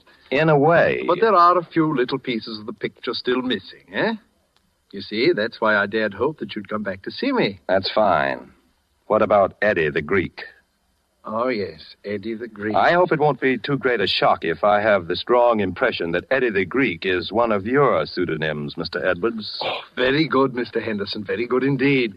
Yes, I have been called that on occasion. Then what's the idea of the wild goose chase? You're supposed to know more about Sarko than anybody. All in good time, Mr. Henderson, all in good time. At the moment, there is a rather more pressing matter. No, is there? Oh, yes.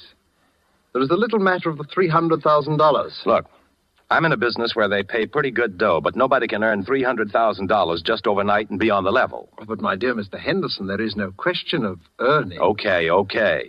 You tell me. Well, it's really quite simple, Mr. Henderson. With the information you possess, together with the information I possess, there is a very liberal and sensible gentleman of my acquaintance who will give us $300,000. Blackmail, huh? Oh, but what possible objection can you have to the transfer of $300,000 from the pocket of one scoundrel to the pocket of another? None, I guess, except that I just don't want to have any part of it. Oh? Not even if it meant your coming into the possession of the final, and I might say the most sensational part of your missing information about Sarko? How do I know you can supply it? Oh, I have something here at my desk which I think you might consider sufficient proof. Oh, yes, here it is.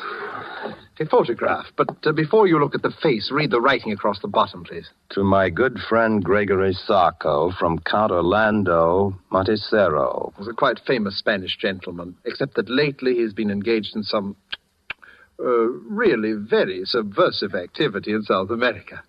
Another face, please.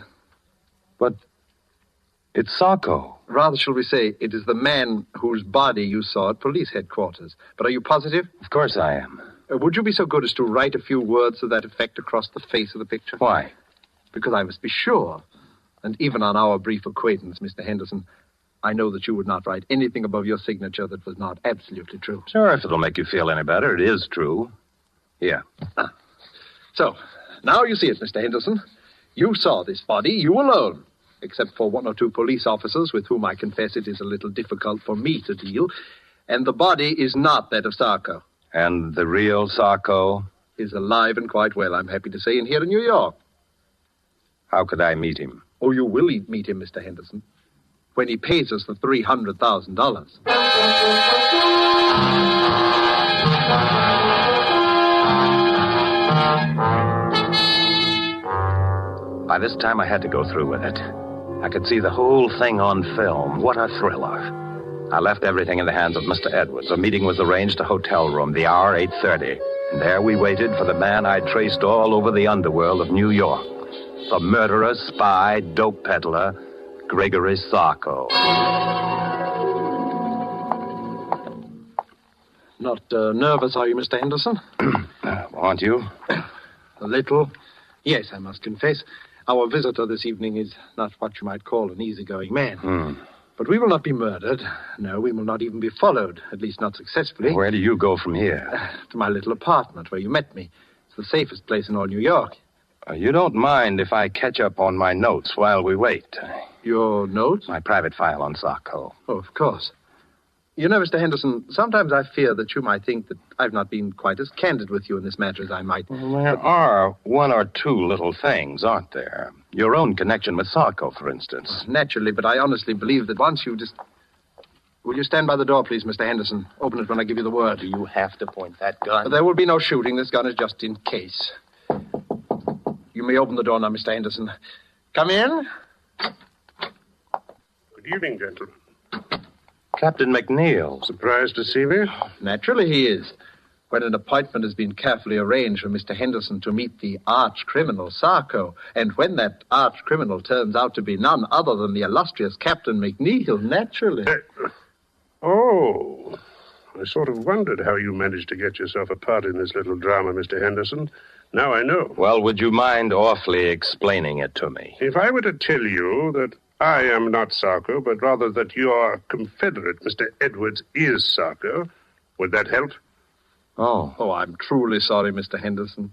It seems my fate to be forced from one deception to another. Then you are Sarko. In a word, yes. You see, Captain McNeil would scarcely have acceded to my request if he'd not feared that a third and highly respectable party were also privy to our little secret. After all, there would be ways of dealing with Sarko, but a well-known motion picture director, that would be another story. By the way, Captain, did you bring the money, please? I did. How convenient to deal with a police officer who also happens to have a large private fortune. Don't you want to count it? Oh, I can see it's close enough. Listen, Mr. Edwards. If you think you're going to get me to play cat's paw for you, you're... Mr. Henderson, you forget that I have your signature on the photograph of that man whom the good Captain McNeil mistakenly killed. You see where you fit into the picture now, Mr. Henderson? And not a very pretty picture either. Yes, it would be most inconvenient for Captain McNeil if it were known that he had accidentally liquidated the good Count Montresero, even though from a patriotic standpoint it is undoubtedly an excellent thing that he did. But there might even be international complications, might there not, Captain? Mr. Henderson, if I'd only resisted the temptation to show you that body. If only you had, Captain McNeil. You'll forgive me, gentlemen, if I administer my eye drops. My eyes seem to grow worse as my fortunes grow better. And you'll forgive me if I leave now? Perhaps someday there'll be another meeting. It could happen. Yes, who knows? Oh, your hat, Captain McNeil. Thank you. Good night. So you're the great Sarko, eh, Mr. Edwards? You see why I could not tell you before. Believe me, I wish to, if only because your interest was so flattering. You know, he'll catch up with you someday, Mr. Edwards. Captain McNeil? Not as long as I can prove that he killed Count Montresero. By the way, was that just a sort of happy coincidence for you, or was it? Not quite. I had done some business with the Count which had turned out rather badly. Oh, he was a pure Nazi agent, without doubt. In any event, I was in difficulties with the fellow, and I persuaded him that he could secure some very valuable information if he would appear in New York as Sarko, which he was unwise enough to do. And then you tipped off Captain McNeil that Sarko was in town. You're a pretty clever boy, aren't you, Mr. Edwards? Thank you, Mr. Henderson, thank you. And now may I suggest that we return to my little flat? We? Under the circumstances, Mr. Henderson, I believe it would be safer for both of us.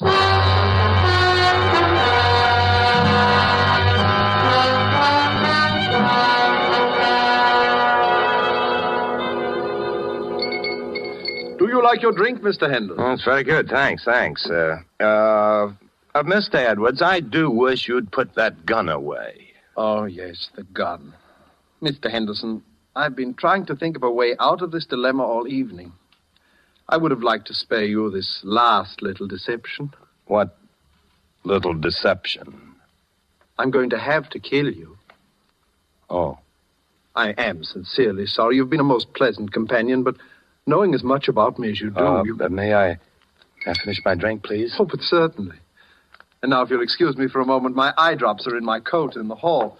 Oh, by the way, it's useless to try to escape, Mr. Henderson. This is the only way out, and the windows are barred with steel shutters. Thank you for the information. Edwards! Edwards! Dead. Captain McNeil. I take it that someone has just liquidated our friend Sarko, or Edwards, as you prefer. So it would seem. Did you see it happen? No. Did you have much trouble finding your way here? None whatsoever, Mr. Henderson. I'm afraid I have a little confession. You don't need to. But I do. You remember the matter of the information on the piece of paper slipped under the hatband? The thing in your picture that I disagreed with? I remember. I apologize. It's a highly practical device. Highly practical. Well, perhaps it wasn't made clear enough in the picture that the paper was rolled up into a little hard ball. I suppose it hurt your head when you put your hat on. It did. And I found the address of this place when I removed it. You'd make a fine detective, Mr. Henderson.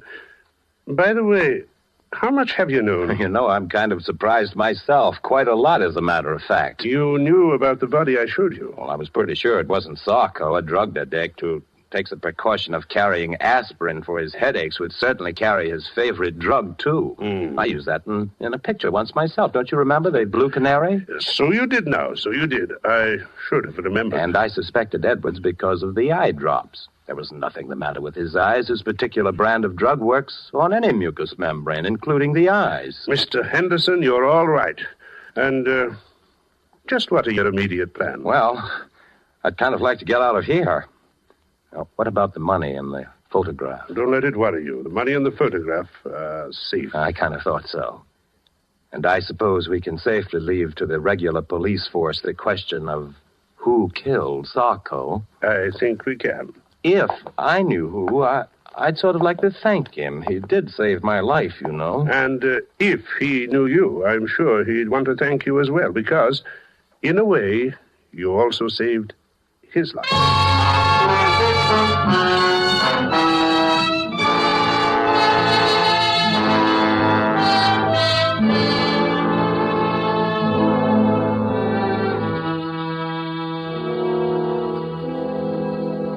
Well, that's about all there is to the story. Pretty exciting stuff. Be good material for one of your pictures, I'd think, Mr. Henderson. Yeah, sure it would, sure. For that dumb studio of mine, I called a big meeting just before I left New York, and I told this story, changing a few names and places, of course. And what happened? I don't know, Frank. It's a good story, but I don't know. What's the matter? I think it would make a swell picture. Public would never go for it, Frank. It's too crazy. It's unbelievable. No, I wouldn't buy it. You're entirely right, LG. Don't make sense, Frank. A thing like that couldn't happen. Couldn't happen? Look, I'm telling you that Too arty, entirely too arty. Wouldn't gross a dime. And by the way, Frank, I wanted to talk to you about the new release. Where have you been? Me? Yeah, the last time we saw you, you beat it out of the projection room to see some cop, and nobody's heard a word from you for 2 weeks. Where you been? Me? Oh, I've been around.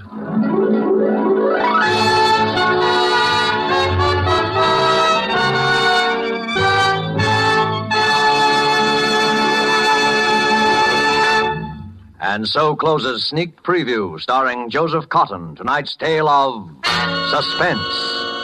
Joseph Cotton, star of the Lockheed America's Ceiling Unlimited, appeared by courtesy of David O. Selznick, and will soon be seen in the all-star Selznick production, Since You Went Away. Did you know that these Roma Wine suspense dramas are setting a record for the millions of delighted listeners they are attracting? We want you to feel that by tuning in the suspense program every week, you can count on real radio enjoyment. Well, in just as dramatic style, the popularity of Roma wines is also record-breaking, because Roma wines are by far America's largest selling wines. Millions make sure of great wine enjoyment simply by asking for Roma wines. Here's something else these millions have discovered. You don't need fancy glassware or a special occasion to enjoy these zestful, taste-delighting Roma California wines. Roma wines possess lip-smacking flavor and zest, because they come from Roma Wine's own wineries, right in the heart of the magnificent California wine grape districts. And you can enjoy them as a daily delight, because the cost is only pennies a glass. Ask for R-O-M-A, Roma Wines, made in California for enjoyment throughout the world. This is Joseph Cotton. It was a great pleasure to join forces with this really excellent company whose business and pleasure it is each week to keep you in suspense. I know you'll want to be listening next week, as I will, when Sonny Tufts will be your star. Suspense is produced and directed by William Spear. Next Thursday, same time, you will hear Sonny Tufts in Suspense. Presented by Roma Wines, made in California for enjoyment throughout the world.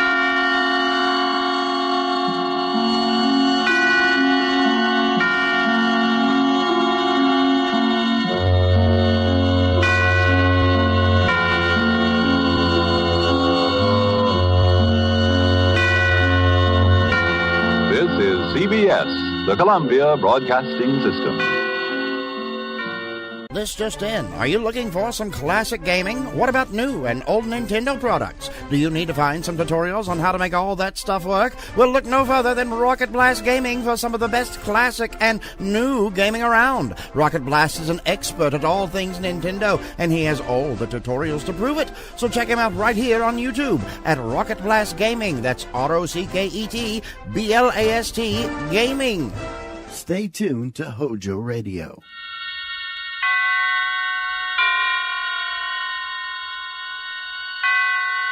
Roma Wines presents Suspense.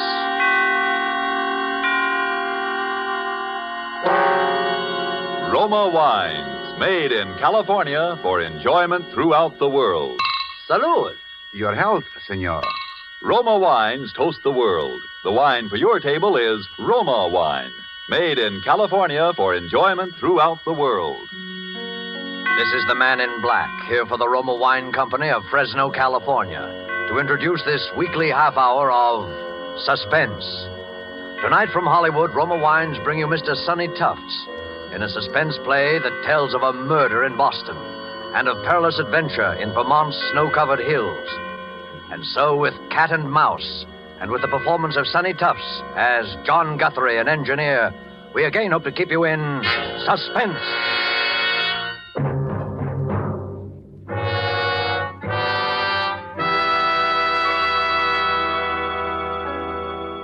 W1QXL, W1QXL, W1QXL. This is W1RBX calling W1QXL, W1QXL. This is WIR, Montcar, Vermont, calling and standing by. W1RBX, W1RBX. This is W1QXL in Boston, returning. Hiya, Guthrie, how you been? Signal's clear, good signal. Come in. W1QXL, W1QXL, W1RBX back. Hello, Lockwood. I'm fine. Signal's good up here. I got lots to tell you. Been trying to get in touch with you for the last couple of hours. Where you been? Out to dinner with Valentine? Go ahead. Sorry, Guthrie, I haven't seen Val today. She hasn't answered her phone. Guess she's awful tired of picking it up and hearing me on the other end proposing. Anyhow, I've been working hard. Oh, I had a little excitement here at the laboratory an hour or so ago. Thought we had a prowler on the grounds. But guess it was a false alarm. Nerves, I guess. What's your news, Guthrie? I've got a bit for you myself, but let's hear yours first. Go ahead. Okay. Well, as far as I'm concerned, kiddo, you can set up a date for demonstration for the Army Signal Corps and the Naval Ordnance people just as soon as you like. We're in the clear now for keeps. I got the last bug out of the screen this morning, and it ought to make the prettiest little image you ever saw. And if the brass hats put the steam on, I don't see why it shouldn't be in there fighting in a couple of months. Now, let's hear about you. Go ahead. Boy, that sounds great. Hold it, Guthrie. Something going on here. Keep listening. I'll be back in a second. Who is it? Who's out there? Who's there? Get out from there or I'll shoot. Come out. Stop. Stop. What is it, Lockwood? Howard, what's the shooting? Is that you coughing? Lockwood, is that you? Go ahead. Hello, Guthrie. I saw him that time. Almost got him with my rifle. Wonder what that guy can want. Well, I know one thing he's got, and that's a sore throat. Boy, did you hear that cough? Go ahead. I'm worried, Lockwood. Somebody must be getting wise to what we've got. We'd better arrange for more protection around the lab. Well, you've heard my say of it. How are you getting on with the blueprints? Go ahead.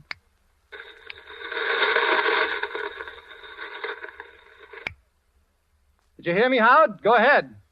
W1QXL, W1QXL. What's happened? Come back in. Go ahead. Hello. This is W1QXL. I'm going away. I'm going skiing.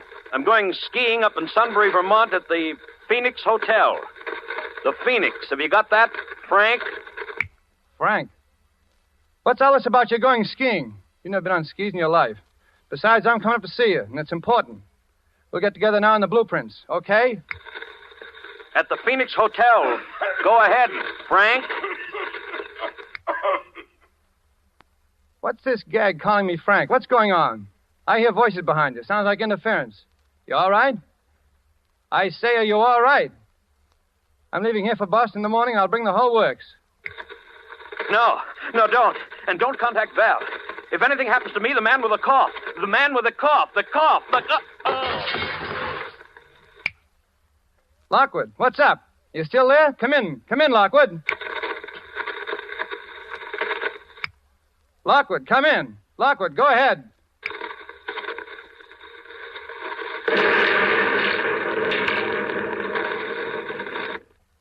W1QXL, W1QXL.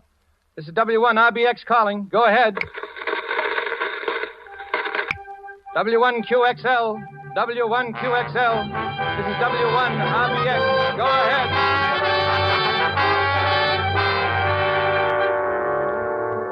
Tonight for Suspense, Roma Wines bring you a star, Mr. Sonny Tufts, whom you have heard in the prologue to Cat and Mouse by Hugh Pentecost. Tonight's adventure in Suspense.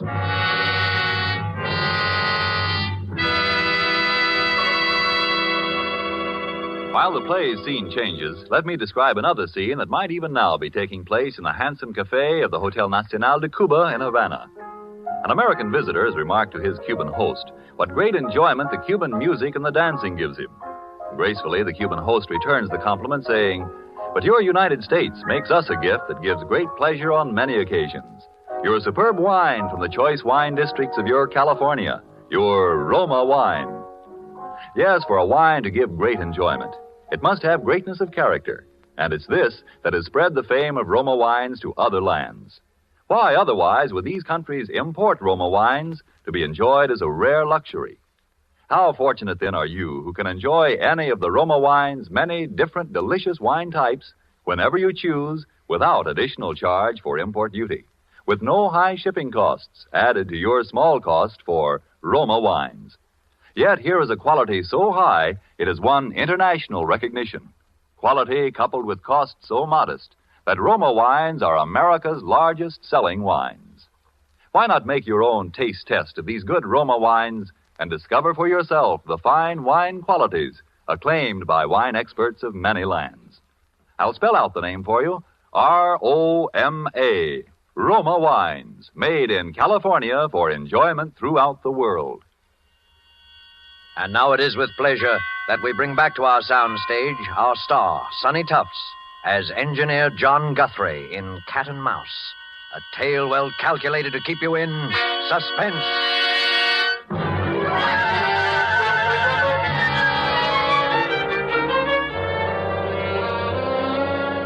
Well, that's about all the facts we know, Miss Ames. Yes?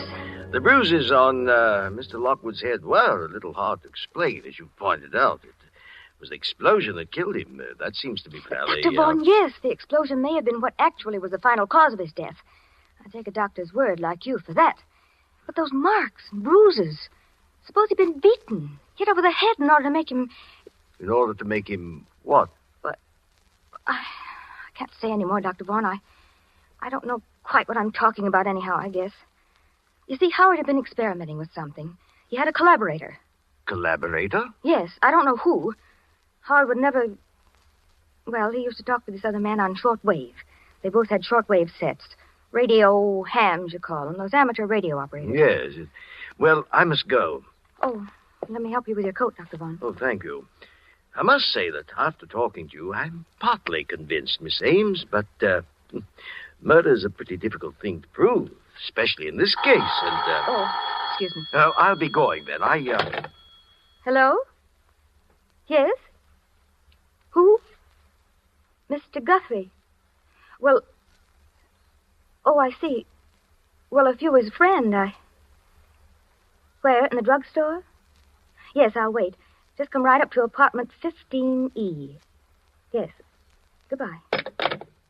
Thank you again for your trouble, Dr. Vaughn. Well, please feel that you can call... Oh, I'll get you some water. No, don't bother.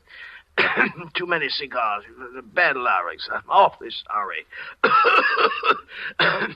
I'll say goodbye. Sure you're all right? No, it's perfect. Don't worry. I'll keep in touch with you, Miss Ames. Yes. Well, goodbye now.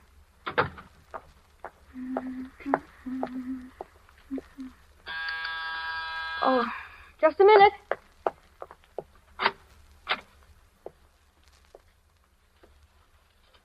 Hello. You must be Valentine Ames. Yes, I am. I'd recognize you anywhere. Well, just, are you Mr. Guthrie? Just throw your things in that chair there. You're just as I pictured you. Lockwood spoke of you so often. Howard spoke of me? Do well, you were engaged to be married, weren't you? No, I was fond of him, but never that way. He told me, that is, he said... Then you were his collaborator. Oh, please, Mr. Guthrie, you can trust me. I need help. They all say his death was an accident. The coroner, the newspapers, the police. But I know it wasn't. How do they say it happened? Oh, an explosion in his laboratory. chemicals he was using in his experiments. Nonsense. Explosion. There wasn't anything more explosive in Lockwood's lab than a package of matches. Then you were his collaborator. Oh, please trust me. Lockwood was murdered. I know it. You think so, too, then? Yes. Well, then our job is to prove he was murdered. No, I'm sorry, Val. There's something more important that comes first. When they killed Lockwood, they stole half of our, well... Your invention? But half an invention is worthless. But I have the other half. In other words... Yeah. I'm next. We can count on that. But they don't know who you are. Maybe not yet. That was why Lockwood kept calling me Frank when he was talking to me near the end. He didn't want to give my name away to them. And you've no idea who they are? Just something we could start on? It was just one thing. That night, the night he was killed, we were talking in a shortwave, and he'd been bothered by a prowler. He spoke of it. Why, I even heard the fellow in the air. He was... Oh, that phone. Excuse me a second. Hello? Yes? Oh, Dr. Borbert. Yes, it's nice of you to call me back, and thank you so much for sending Dr. Vaughn to see me. He certainly is... Dr. Vaughn? But you sent him to see me about Dr. Lockwood. About Dr. Edwin Vaughn? You're positive? I see. Well, thank you anyway. Bye. What's up? Someone just before you came, and Dr. Edwin Vaughn said he was with the coroner's office. Called on me. And the coroner's office never heard of him. Is that it? Never. Uh-huh. Well, who was he? I mean, what did he look like? Would you recognize him if you saw him again? Well, he was just a middle-aged fellow. Poor man had a terribly bad cough, one of the really hacking coughs. A cough? Yes. It's the same one. He came to Howard's lab the night of the killing. I heard him. You're sure? Positive. You see, it fits. He was looking for me. Figured I'd come here to see you. He wants my half of an invention. Well, Val, they need what I've got, and I've got to get back what they've stolen, so... Where are you going? Skiing. What? I'm going back to Vermont to go skiing. I'll send you a card from the Phoenix Hotel.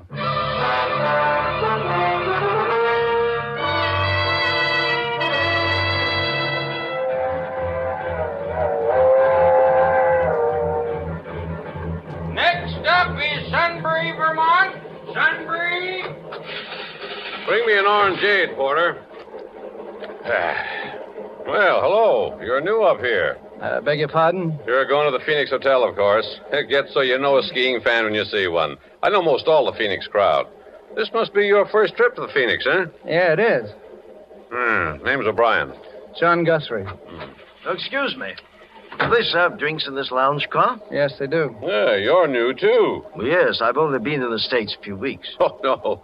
I mean new to our weekend skiing contingent. Skiing contingent? Yeah. Oh, yes. I'm O'Brien. This is Mr. Guthrie. What'd you say your name was? Well, Thanks, Porter, thanks. And bring me a couple more cigars, will you? Here, take one of mine while you're waiting, Mr. O'Brien. Oh, thank you. Now, that's what I like about the Phoenix crowd. They're sociable. Everybody pals with everybody else. Sounds very pleasant. Yes, I suppose so. Well, well, anyway, you wait. By Monday, everyone in the place will be calling you by your first name. Oh, really? Well, I guess I'd better be getting back to my compartment. Very happy to have met you, gentlemen. See you later. Weird duck. Unsociable like. Now, I always say, you take a fellow that don't mix. Be quiet a minute. What's the matter with you, Mr. Guthrie? You look like you'd seen a ghost.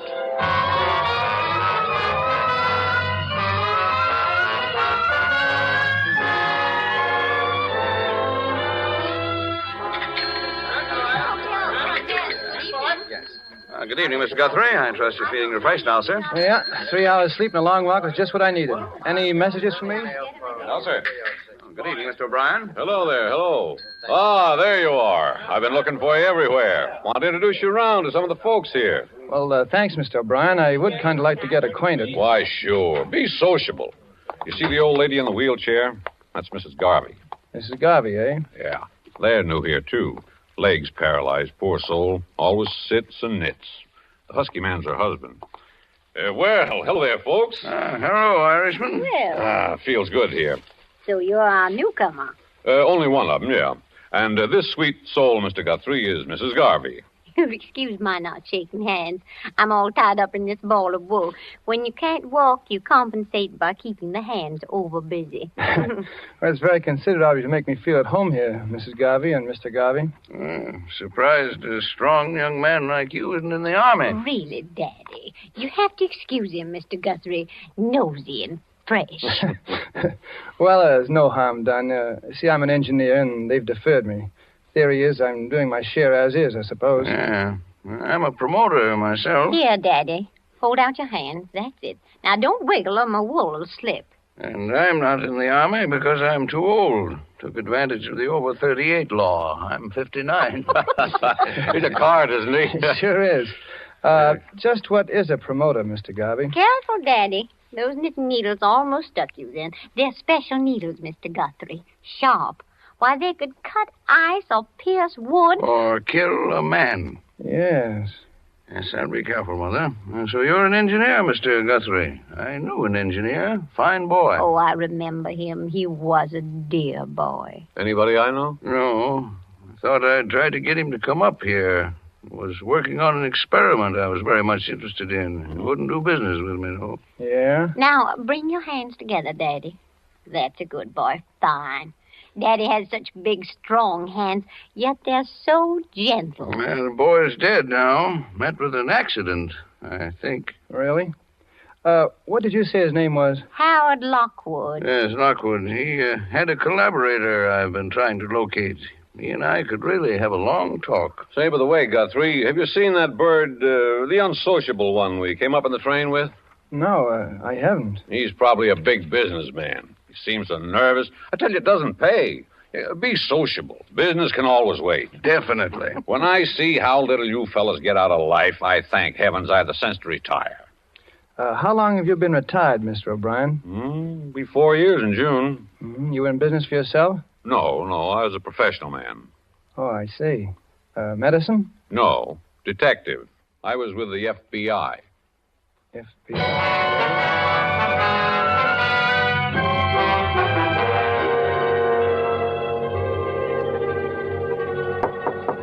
Come in.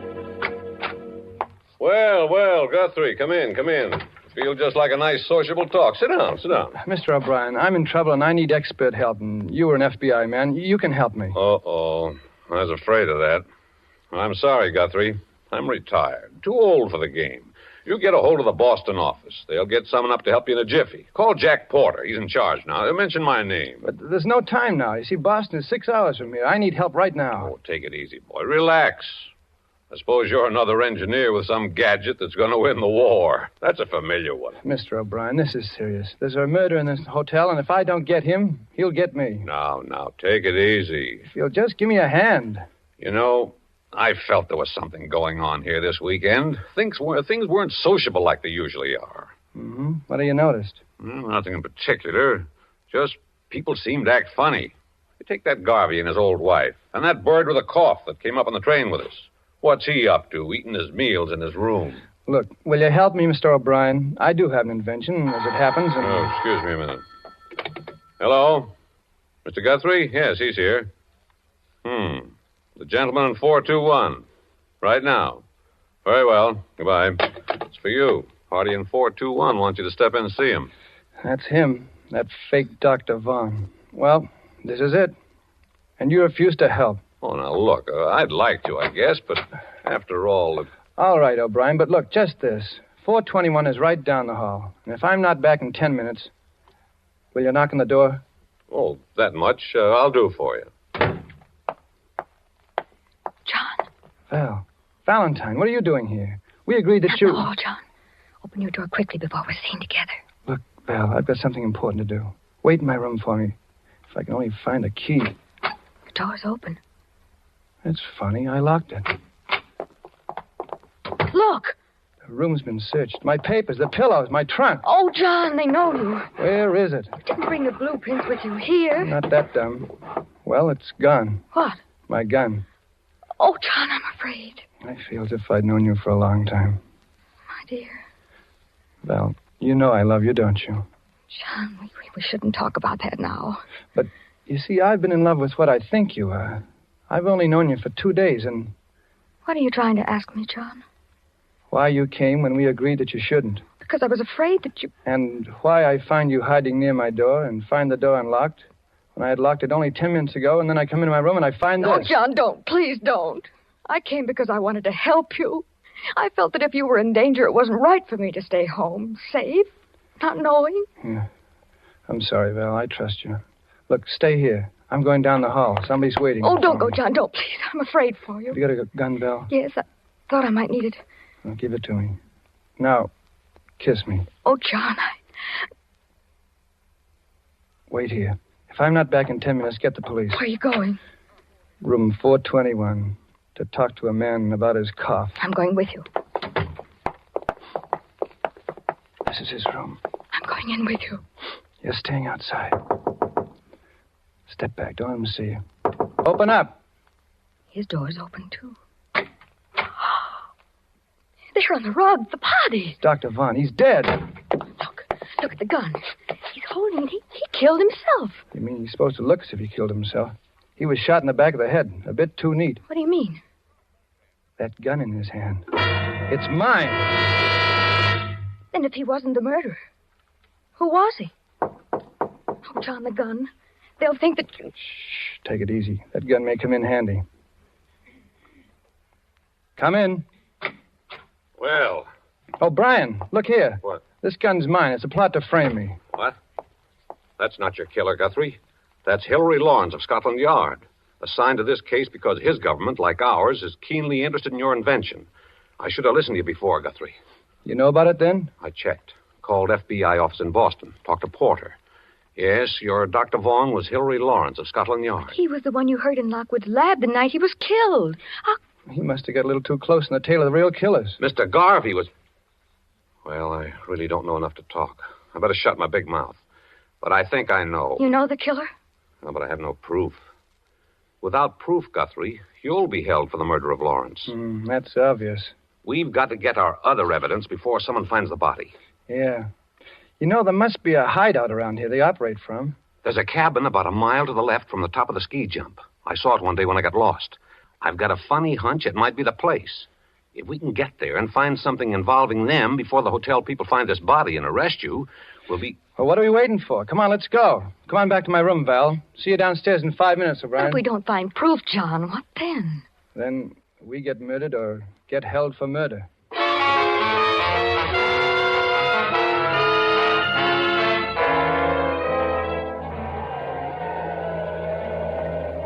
The cabin's dark.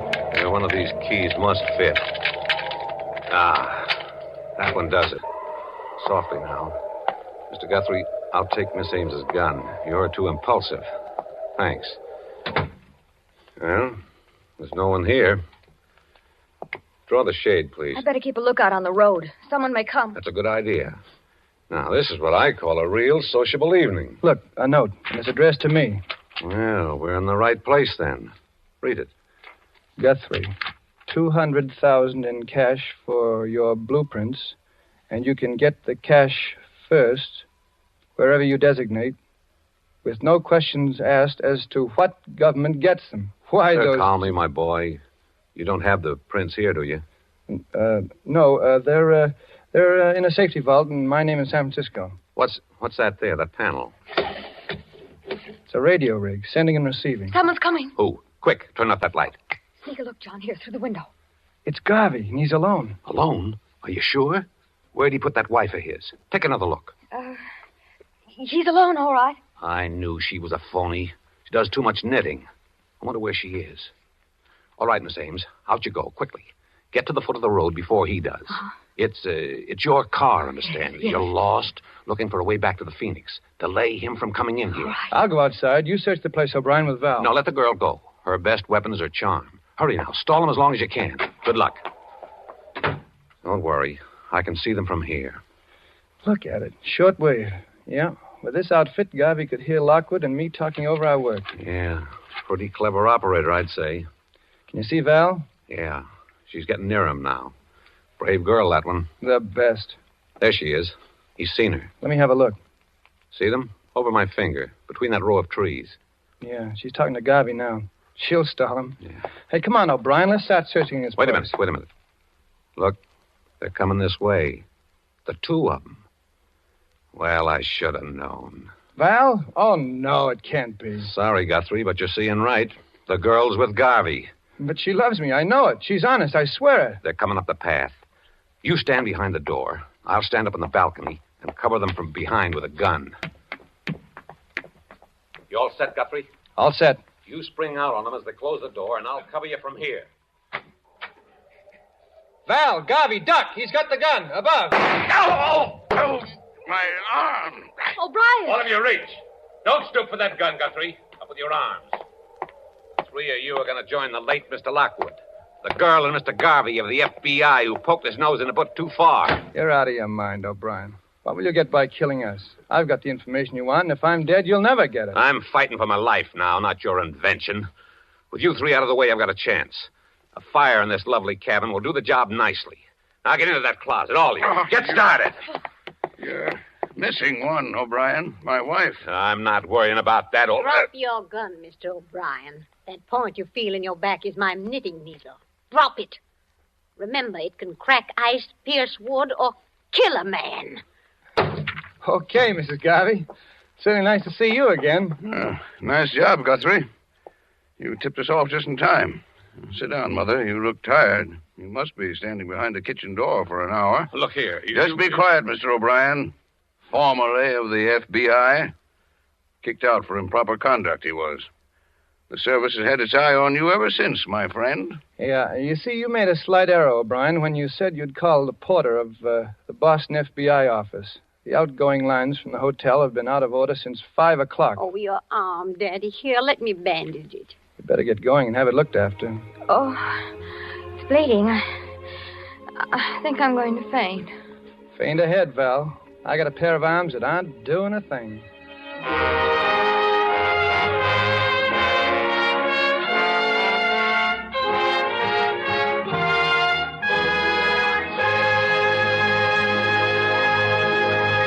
And so closes Cat and Mouse, starring Sonny Tufts, tonight's tale of Suspense. Mr. Tufts appeared through the courtesy of Paramount Pictures and will soon be seen in the Paramount picture, I Love a Soldier. Few spots in the globe boast the unique and perfect combination of nature's gifts, which makes possible truly good wine. Wine which the whole world can enjoy. But wine experts will tell you that among these fortunate spots, none can surpass the vineyards of our own California. From these renowned California vineyards come Roma wines. Wines so perfect in flavor, so delightful, that they are enjoyed in many countries of the world. To us in America, Roma wines are an everyday treat, for we may buy them at an astonishingly low price, since we pay no import duties or expensive shipping costs. Do you enjoy a delicious tangy sherry? Well, tomorrow treat yourself to a glass of Roma California sherry. We're sure you will agree that you have never tasted finer. With your first sip, you'll understand why Roma wines are America's largest selling wines. I'll repeat the name, R-O-M-A, Roma wine. Tomorrow, ask your dealer for your favorite type of Roma wine, made in California for enjoyment throughout the world. This is Sonny Tufts, and I hope you enjoyed our suspense play this evening. I know I had a good time. I'm looking forward to next week's show, and I know you must be, when that remarkable actress, the Academy Award winner, Madame Katina Paxinou, will be the star of Suspense. Suspense is produced and directed by William Spear. Next Thursday, same time, you will hear Katina Paxinou in Suspense. Presented by Roma Wines, made in California for enjoyment throughout the world.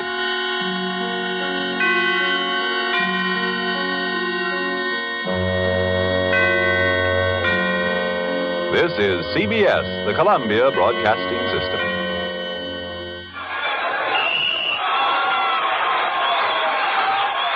If that's the game you're missing because of a mean cold, here's something you should know. Every second someone takes it for the miseries of a cold. Millions more take bromoquinine. Every second someone takes it for the miseries of a cold. Bromoquinine. More people have taken more bromoquinine cold tablets for more complete relief than any other cold tablet ever sold.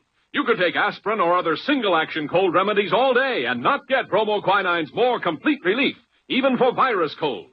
Bromoquinine works to relieve stuffy nose, body aches, fever, irregularity, the blues, and headache. More complete relief, because bromoquinine is the only cold tablet sold with wonder-working quinine and 5 other medicines, health fortified with vitamin C. Remember, every second someone takes it for the miseries of a cold. Millions more take bromoquinine. Get bromoquinine brand cold tablets. HOJO Radio, where the classics come alive.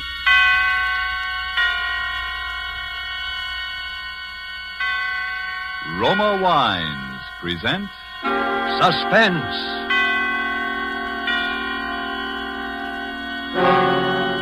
Roma Wines, made in California for enjoyment throughout the world. Salud. Your health, senor. Roma Wines toast the world. The wine for your table is Roma Wine, made in California for enjoyment throughout the world. This is the man in black, here for the Roma Wine Company of Fresno, California, to introduce this weekly half hour of Suspense. Tonight from Hollywood, Roma Wines bring you the remarkable actress whose performance in the Paramount picture For Whom the Bell Tolls won her an Academy Award, Katina Paxinu. And so, with A Woman in Red, and with the performance of Madame Paxinu, we again hope to keep you in suspense.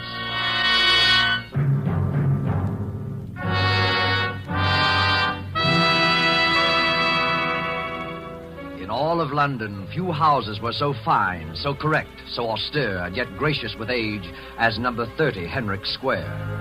That was true of its reception room, true of its long, quiet hallway along which the young man led the girl. Aunt Rita, this is Miss Julia Ross. The woman rested her knitting in her lap and slowly turned around. She was a giant of a woman of 60 in a bright red dress. For several seconds, she stared fixedly across at Julia. Then, in an instant, a soft, gentle smile came on her face. Perfect. How perfect. I beg your pardon? Here. Come over here, child. Let me look at you. That's it. Over there, child. Sit there on the divan. And Carl, I think I shall have my milk now. Yes. And Miss Ross will have some with me. Will you? Won't you, Miss Ross? Some milk? Oh, but I never... Some warm milk and a biscuit. Of course you will. I always find it very sustaining. Carl, you heard the young lady. And stop staring at her. You've seen a pretty girl before. Was I staring? Excuse me, Miss Ross. Hurry now like a nice boy. Is he your secretary? Let us say that he has been substituting until I found someone like you. You mean you think I will do? Don't you? Well, all I know is when I saw your advertisement in the paper, Miss Crable, I couldn't believe my eyes. Wanted secretary, Irish girl, blonde hair, age about 25. It was all so perfect. It sounded just, well, it was like me. And just like Sheila. That was my former secretary, Miss Ross. Who passed away just recently. Oh. She had been with me many years. I'm so sorry, Miss I Crable. had the feeling that my loss might be lessened if I could really replace her. An old lady's whim, of course, because no one is ever exactly like someone else. You, for example, I'm sure you have friends, acquaintances, relatives, perhaps, you see now and then. Sheila didn't. But you see, I don't.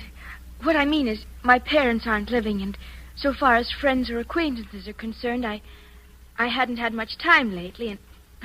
Well, my landlady, of course, I know her, but... Unbelievable, Miss Ross. Because it's so perfect. You see, the less time you have for outside attractions, the more time you have for me. The milk, Aunt Rita, and the biscuits. Will this table do here? That will be fine, dear.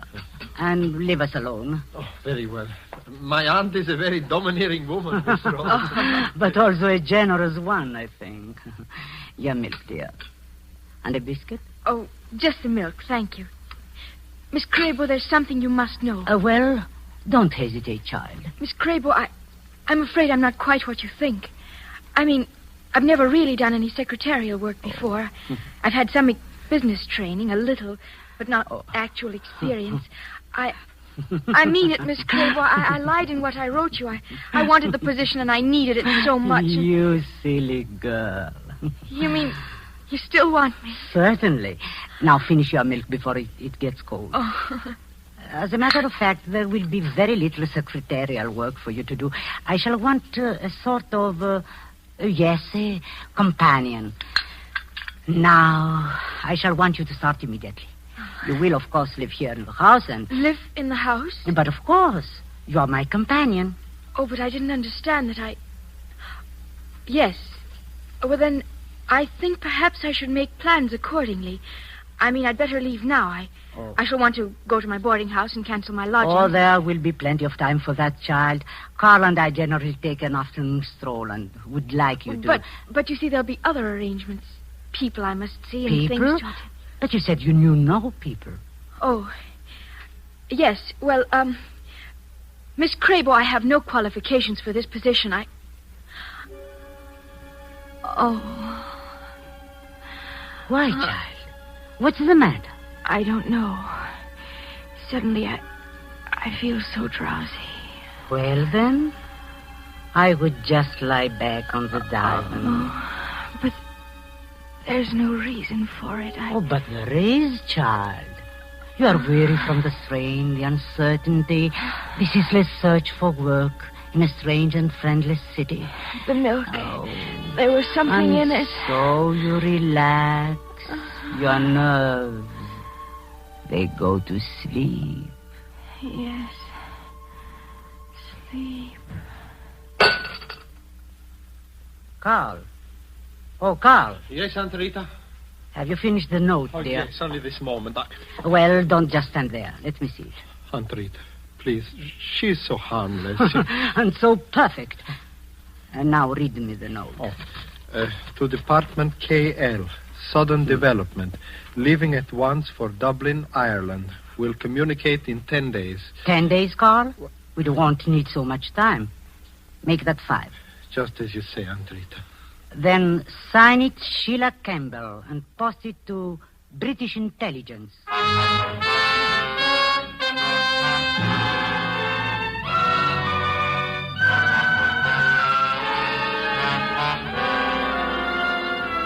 Tonight for Suspense, Roma Wines bring you as star Madame Katina Paxinu, whom you have heard in the prologue to The Woman in Red by Anthony Gilbert. Tonight's adventure in Suspense.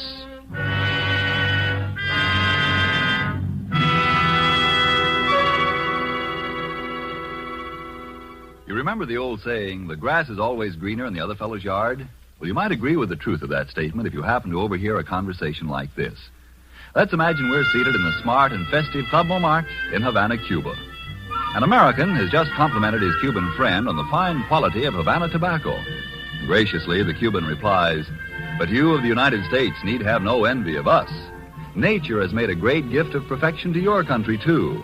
The magnificent wine which we are all so fond of. It is Roma wine, made in your own California." Friends, that little scene is typical of many countries where wine is truly enjoyed.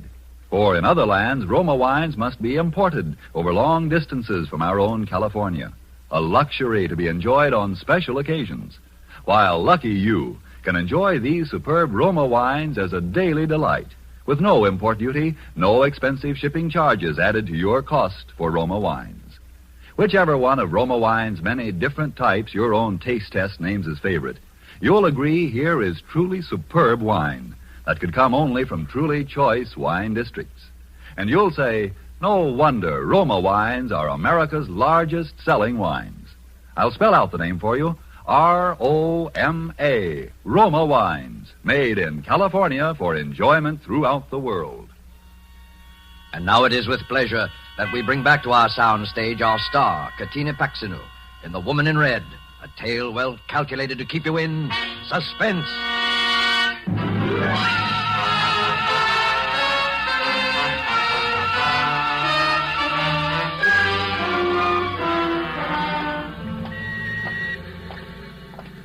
Feeling better, Julia, after your little nap? No, I don't feel better. Well, the walk and a little something to eat will do wonders for you. There is a little tea shop up here. I don't want anything to eat. And please don't hold on to my arm like Oh, that. now, child, is that a way to talk? You seemed a bit shaky, that's all. Here we are. Carl, you wait with Julia. I'll just look in first to see that it's not too crowded. And now you have to hold my arm. Oh, no, wait, Miss Ross. I don't have to hold... Hey, no, don't. Let me go. What are you doing, Miss Ross? Why do you run like that? Please, don't you understand? If I'm to move in with Miss Crabo, I've got to get in touch with my landlady. But there'll be plenty of time. Plenty of time. What do you want with me? Why are you both... Oh, Carl. Yes, Aunt Rita? Come along, you two. No. Oh, please, you're making yourself worried about nothing. My aunt, it's just that she's a peculiar... Hurry, children. Then remember that I am here. I have already ordered for us. Oh, fine, Aunt Rita. Our table, this is it? Yes, sir. You're in the corner. Miss Crabo. Thank you, Mr. James. And Sheila will sit here to my left. Of course. Miss Sheila. Miss Sheila? What? This is your place here, Miss Sheila. Sheila? Why are you calling me Sheila? What is it? Why are they laughing? Pay no attention, dear. Just sit down, please. This woman called me Sheila. You both did. My name is... I know, dear. It is Julia. Everything is all right. Shall I serve the tea now? If you will, please. Now, Sheila, sit down, dear, like a nice girl. No. What, dear? I'm going to the restaurant. Sheila! It's all right, Miss Crabo. Don't bother. There's no other exit from that room. Oh, I'm so sorry to impose on you, Mr. James. I had no idea she would be so difficult. Oh, don't give it a thought. Once you explained the situation, we were only too glad to help. Of course, I'd never seen your secretary. I had no idea that... It's only a recent development. Yes. Shall I pour the young lady's tea now? No, thank you. I can manage. Yes. You know, I was just saying to Mrs. Blandon the other day, I says, I wonder if Miss Crabo and her nephew are still in the neighbourhood, I says. Why, they haven't been in my shop for ages, I says. And she says, no, yes. You see, Mrs. James, we don't dare leave her for long. For her own protection, that is. Protection? Yes, we are a little worried about suicide. Oh, yes. Aunt Rita, Sheila's coming. Well, just call me in case I can help. Thank you. Oh, here you are, dear. Carl, help Sheila into her chair. Oh, yes. Sheila? Thank you, Carl. Relax now, dear, and drink your tea. It's all ready for you. My tea in this cup? No, I won't drink it. You won't drink it? Sheila, what? You're pouring it into your saucer. Dear, everybody's staring at you, laughing at you. There's nothing for them to laugh at. I simply prefer to pour my own cup of tea. And that's exactly what I shall do. But dear, you don't think do you really believe that I put something in that first cup of tea? Yes. Yes, I do. You did it before, and there's no reason to think you wouldn't do it again. Sheila! Very well, then. Drink your tea. Only hurry. I don't think I can endure much more. Never mind. I shall hurry. I'm just as eager to leave as you. And I'm going straight to the police. Oh, now, you're not starting that again. Are you insane? Do you think I'm helpless, that I can't get away from you? That I shall simply stand here and... Oh. It's happening. What, dear? What's happening? You had it in the teapot. Oh, you're tired again, aren't you, child? Is there something I can do, Miss Crabo? These attacks, Mrs. James, they leave her quite exhausted. If you'd be good enough to open the door. Of course, Miss Crabo, of course. No. She must be taken straight to her room, Carl. Please, if you just give her a hand. That's it. That's fine. You are really such a help to me, Carl.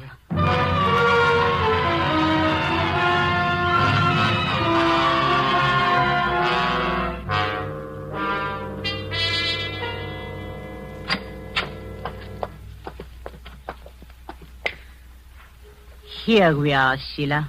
Right here. Now, just go to bed, dear. Let me alone. Come along, then, Carl. Sheila is quite tired. Yes, Aunt Rita, I shall.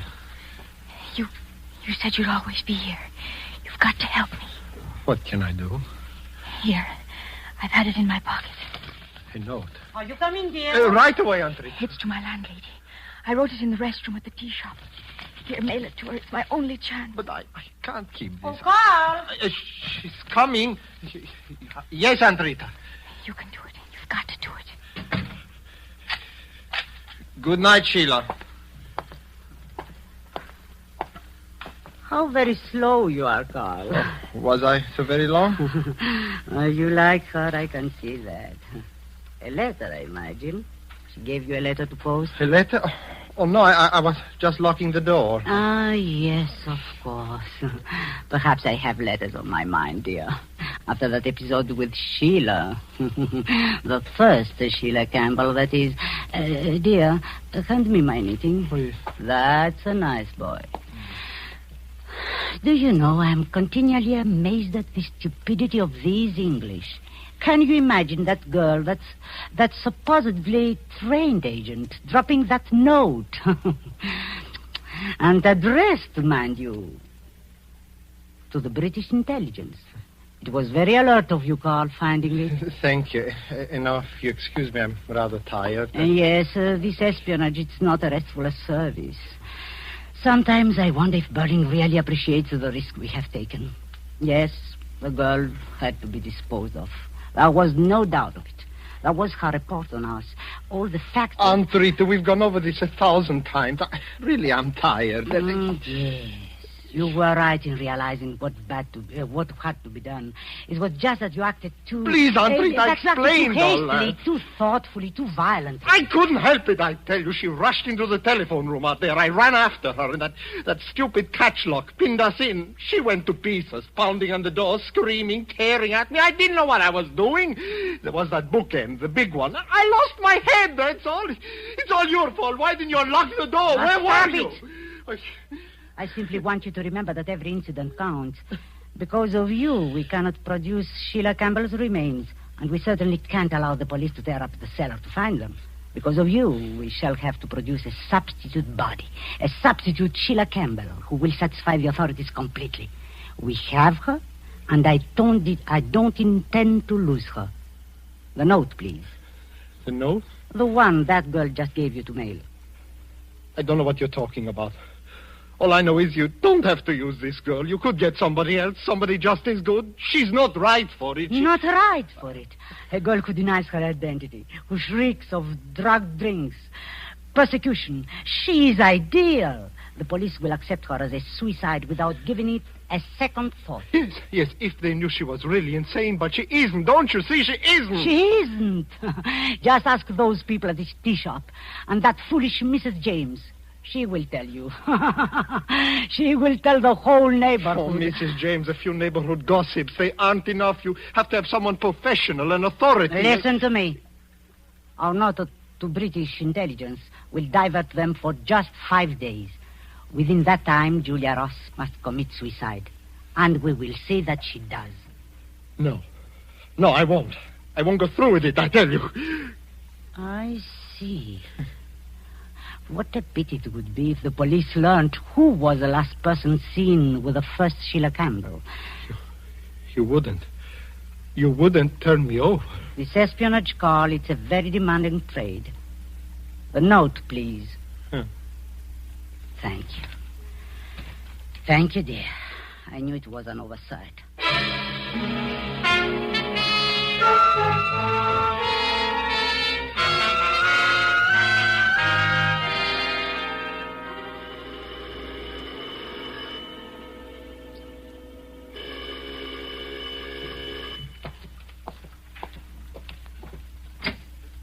Yes, sir.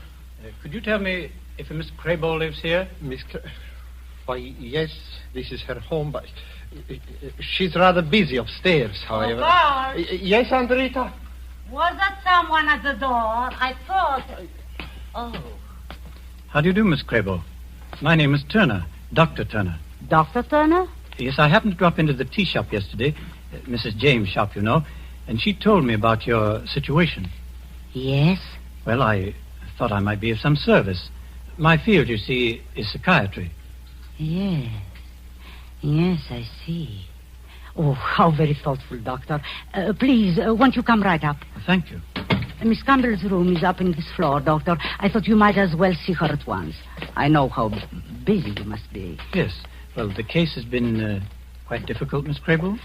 In many ways, yes, Dr. Turner. Naturally, I feel that someday, with professional guidance and with those things, I can give her patience, understanding. Mhm. I can bring her out of the darkness. Until then, here we are. Sheila. Sheila, dear. That is Dr. Turner. Step right in, Doctor. He's coming to visit you, dear. How are you, Sheila? How do you feel? Doctor, I rather think my presence will interfere. Mrs. James has undoubtedly explained.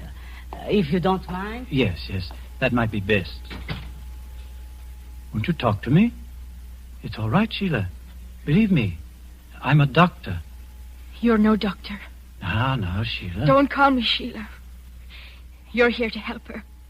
Help her keep me prisoner here in this house. Stop Help her it. drive me out of my mind. Help her. Yes, help her to murder me. Sheila, pull yourself together. She's told you can't afford everything. to act like this. Told you how to act. You must act. Why don't you leave me alone? Why don't you go away? Oh, excuse me, Dr. Turner, but I became a little bit uneasy. Yes, I can understand. Well, Doctor? Yes, it's persecution mania, clearly enough. She has all the symptoms.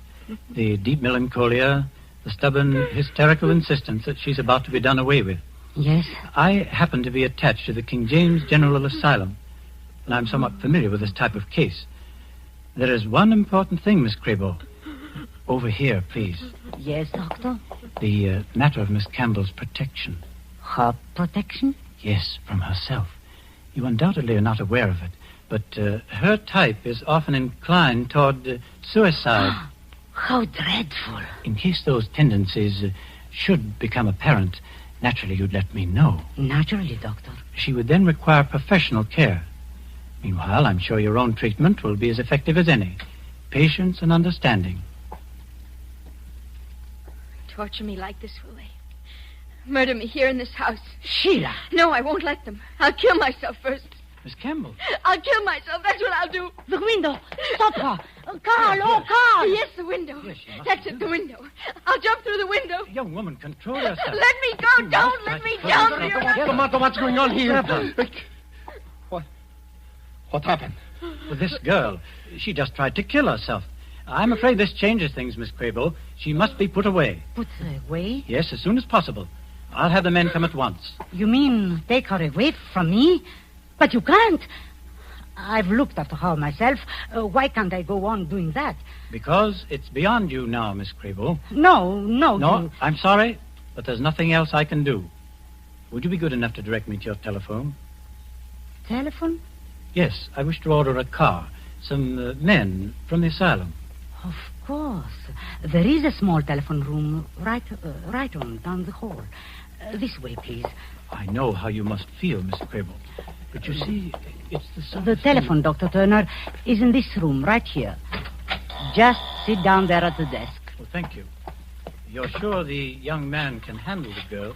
I mean... I will go back myself and take charge. Well, that will be safer, I'm sure. Excuse me. Hello? Turner speaking. Yes, Dr. Turner. I'd like you to send a car right away. And 3 men. The address? It's number 30... just a moment. Miss Crable. Miss Crable! Yes, Dr. Turner? I can't open the door. It's locked. Oh, sorry, Doctor. I'll have to get the keys from Carl. Keys to unlock this door? It's a very special lock, Dr. Turner. You don't need any keys. Just open the door from your side. Miss Crable! Miss Crable! Where are you? Miss Crable! Rita, she won't stop crying. I just can't get her to stop. I will get her to stop. A clever one, aren't you, child? Pretending to commit suicide so the doctor would take you away. The doctor, where is he? A splendid idea you had, leaping out that window. We'll see if we can help you this time. No, don't come near me. Carl, we've only a very few seconds. Get her across the window. Don't make me do it, Aunt Rita. Please, you don't. You wretched, sniveling coward. Do you want us both to hang? Help me get this girl to that window. You'll be sorry you made me, Aunt Rita. You will.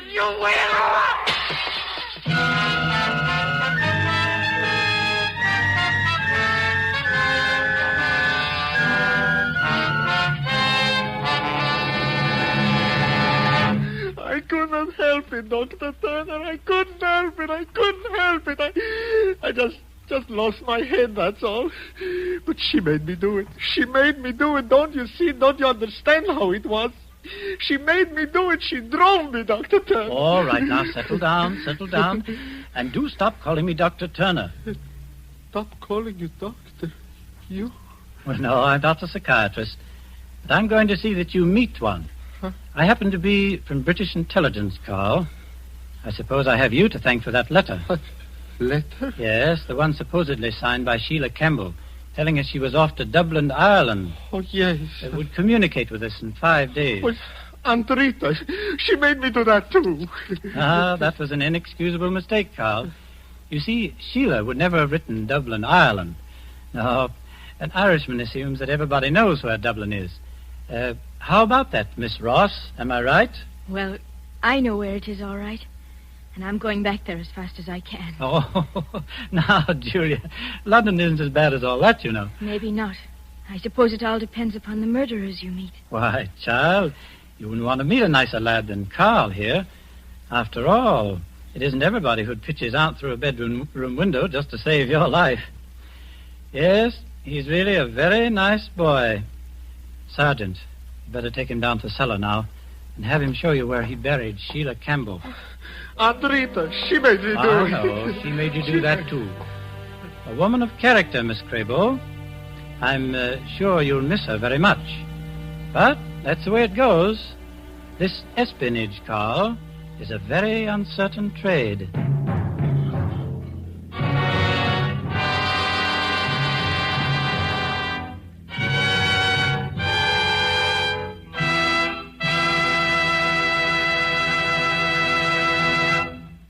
And so closes The Woman in Red, starring Katina Paxinu. Tonight's tale of suspense. Spotted about the globe, wherever wine grapes grow, there are a few wineries whose products are made for world enjoyment. Among such wineries, right here in California, are those of Roma. And we who live in America have the pleasure of enjoying Roma wine at exceptionally low cost. For we buy it free of duty and free of excessive shipping costs. For instance, Roma California Sherry is the queen of appetizer wines. And not only that, but a wine so delicious it is suitable to serve at any time, cool or chilled. But no matter what your preference may be, you will find a Roma wine costing far less than you would expect to pay for such distinguished wine. In Roma, you have the old world art of winemaking, plus the extra care, constant tasting and testing, which modern knowledge adds to that ageless art. That's why Roma wines have a universal appeal, why they are America's largest selling wines. I'll spell out the name for you. R-O-M-A, Roma wines, made in California for enjoyment throughout the world. This is Katina Paxinu. I hope you enjoyed our suspense play this evening, and that you don't hate me too much. I'm not really as bad as that. Next week, I know you will want to listen when Mr. Orson Welles will be your star. Suspense is produced and directed by William Spear. Don't forget, then, next Thursday for Orson Welles in Suspense. Presented by Roma Wines, R-O-M-A, made in California for enjoyment throughout the world.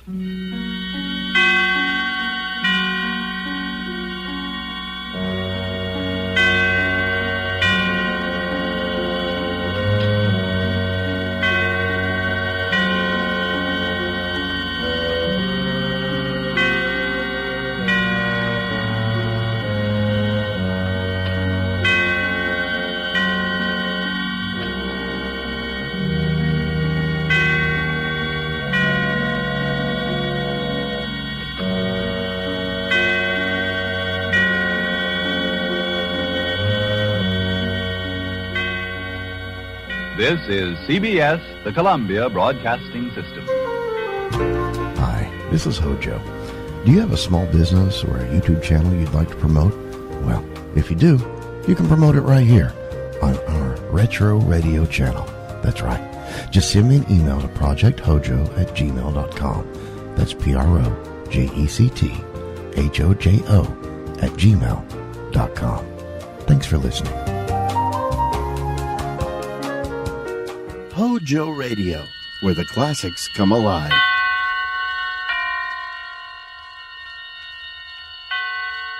Roma Wines present Suspense.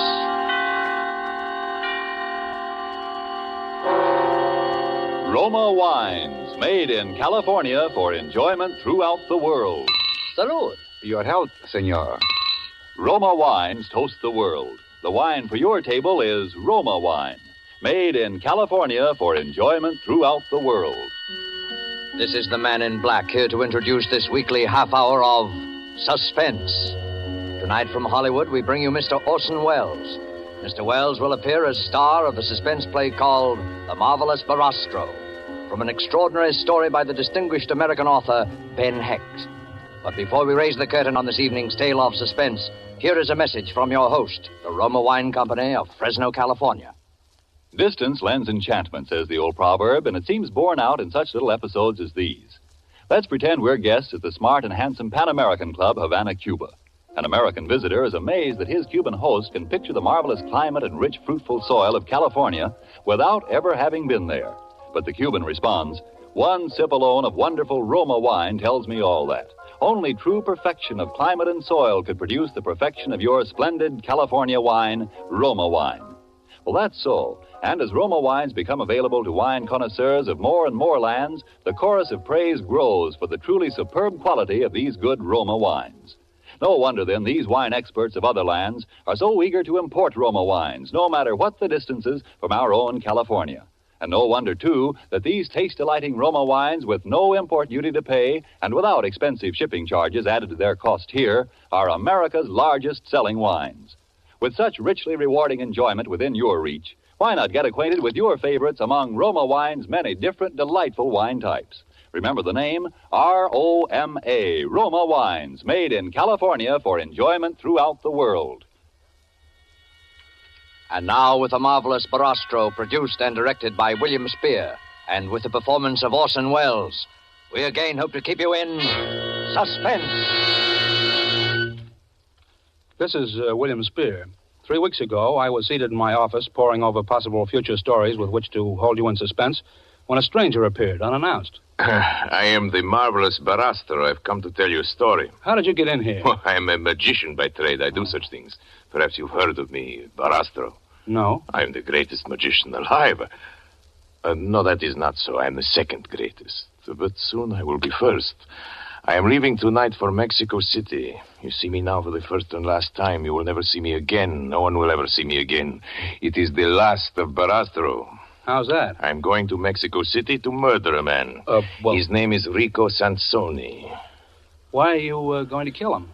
Because he's the most evil man in the world. I've been waiting 20 years for his name to appear. For as long as he chose to hide, there was no hope. He's too clever, far too clever, even for me. But I knew that his vanity would betray him and that someday I would read again the name Rico Sansoni. I knew he would return to the stage. Is he a magician? The greatest to ever live, the most profound, the most subtle, and the most evil. He's greater than I. He begins his first performance in 20 years in Mexico next week. I will be there to see it. Well, I would like to hear your story. I can tell you all but the end. That I will be unable to provide now. But you will find it out for yourself.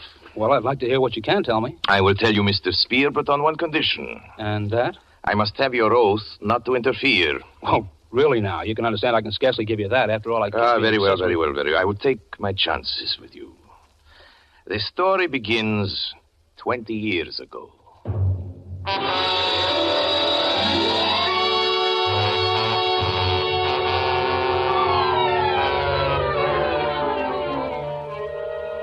I was a young man. I traveled as a magician with a small carnival through southeastern Europe. One night we came to a village in Malo Russia. Our cymbals sounded, our torches flickered in the spring wind, and the villagers gathered around our tents and wagons. I had taken my place in the black box outside my tent. There were holes in the box through which I could watch the crowd while the barker made his announcement. Barastro, the marvel of marvels. Barastro, the magician, who speaks with the dead and reads the secrets of life. At this moment, I saw her for the first time. Her young and gentle face surprised me among so many peasants. I said to myself, what a strange girl, what a beautiful child. I kept watching her. I couldn't keep my eyes away from her. At length, an old peasant led her in, holding her by the hand. I saw at once that she was blind. My granddaughter would like you to tell her future. Can you tell my future? Yes. Will it be a happy one, my future? Hold out your hand, and I will tell you. Here. A dark mist passed over me. I felt a sudden chill as I touched her hand. I listened to the voices which foretell the future. Sorrow, sorrow, they breathed. Pain and sorrow. Fly, run. I studied the girl's face, a fear gripping at my heart. Her large, sightless eyes were calm, resigned. I could not bring myself to tell her what I saw. The spirits promise you happiness. I lied. Your hands will touch beautiful things. Love and delight will await you. Oh, thank you, sir. Thank you.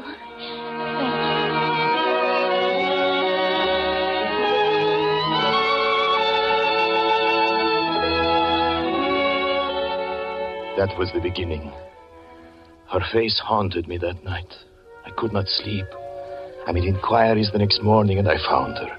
We walked through the hills. She did not need my hand to guide her. She knew every stone, every turn of the path. She spoke of the trees around us. She had strange names for them.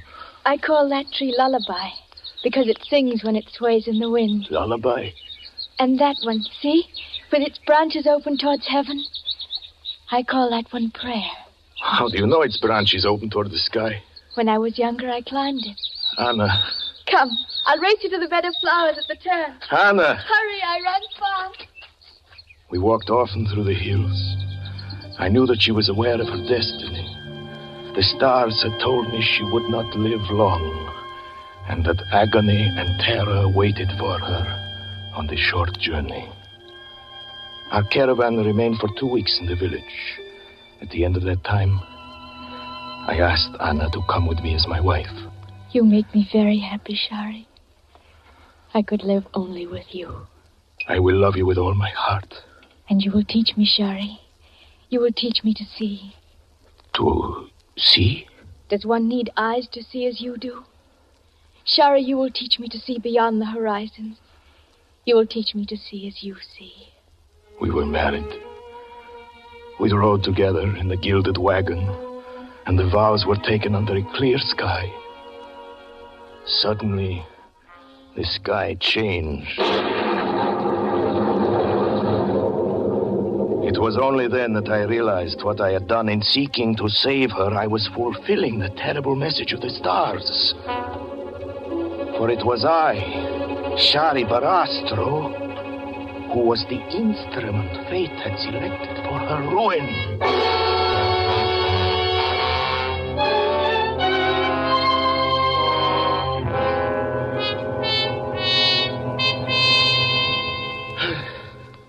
Then it came. One night, as I stood in the black box outside my tent, I knew that I needed no further word from the mists of prophecy. It was there. It had come.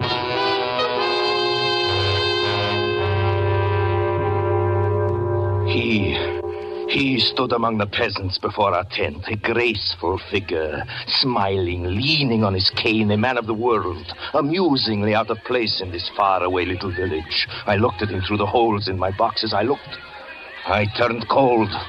I watched him, and I felt afraid. He was studying Anna. Never once did he stop looking at her. My temper is quick and fiery. I went up to him as he was watching Anna. How subtle he was, how graceful. I seized his arm and demanded to know what he meant by staring at my wife. He removed my hand as if I were a child. I can tell you there was something terrifying in his strength. I most humbly beg your pardon for this misunderstanding. Let me introduce myself. My name is Rico Sansoni. I'm a student of the occult, traveling about the world in search of knowledge. Inside of me, I feel that girl has remarkable psychic powers. I'd hoped to be able to induce her to join me as my assistant. Soon planning to go on the stage, but now that I know she's your wife, I apologize again for my seeming forwardness. Oh, I suppose there's nothing to do but to accept that apology. And you, madame? Anna. I think it is fair, Anna. Anna? No. I have nothing to say. It was thus Rico Sansoni entered our lives. Little by little during the days that followed, he attached himself to us. We listened, Anna and I, to his tales. He'd been everywhere, seen everything. He brought the world into our gilded wagon. In his presence, I always felt elated and flattered. Thus does a man move in the grip of his destiny. Thus do we dig with our own hands the appointed grave for our happiness. For one night, Anna came to me and took my hands and told me something that made my heart grow black. Shari, Rico Sansoni has made love to Anna. me. I've done nothing wrong. I'm afraid of Rico. I tell you this so you will understand my fear. Do you want to tell me about it now? Yes. Tell me then. Rico came to me this afternoon while I was alone. He took my hand and held it gently in his. I suspected nothing until he asked me if I loved you and how deeply I loved you. Then he asked me if I love you more than happiness or life. I took my hand from him and said, I cannot talk of love to you. Even if my love for my husband, please go. Yes? Oh, Rico. Oh, she's told you. Sorry, forgive me. For a moment I grew weak. Let me remain your friend. I brought you both some flowers. I picked them myself. Will you accept them? You won't accept them? Of course we will, my friend. How could I have doubted you? I understand. Come, forget the entire incident. You are kind. Really, you're kind.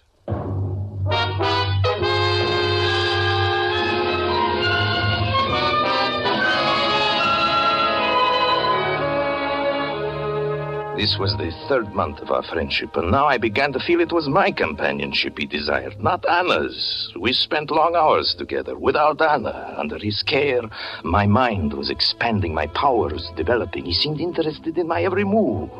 And again I was flattered, lured, disarmed. You have a funny way of saying the word, beautiful, my friend. How is it you say it? Beautiful. That's it. Beautiful. Is that right? You're telling me about the Houdini method of respiration.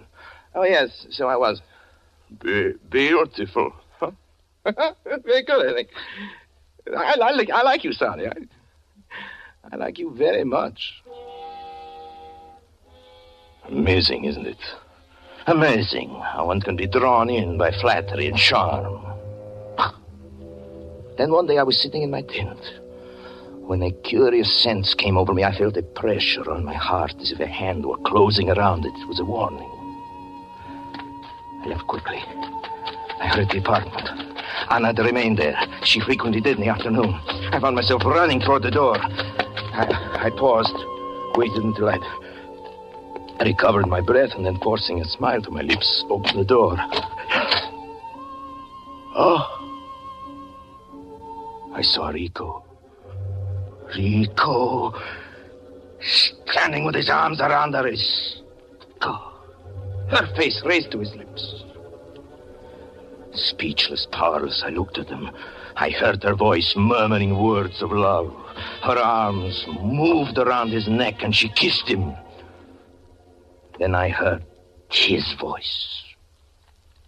Anna, Anna, my darling. Shari, my love. Anna, my darling. My beautiful darling. The sound of his voice, a horror seized me. Now I knew why he had spent so many hours with me, why he was so interested.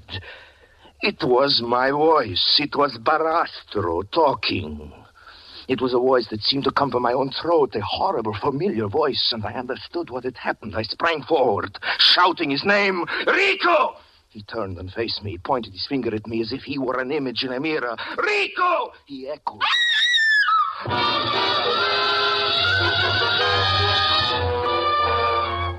Murder was in my heart. I flew at this monster. We struggled across the room. He answered my cries with cries that echoed each note, each inflection of my voice. I saw him through my rage. His face was contorted like my own. His every feature had changed. He was Barastro. There were two Barastros, screaming together, tumbling over each other.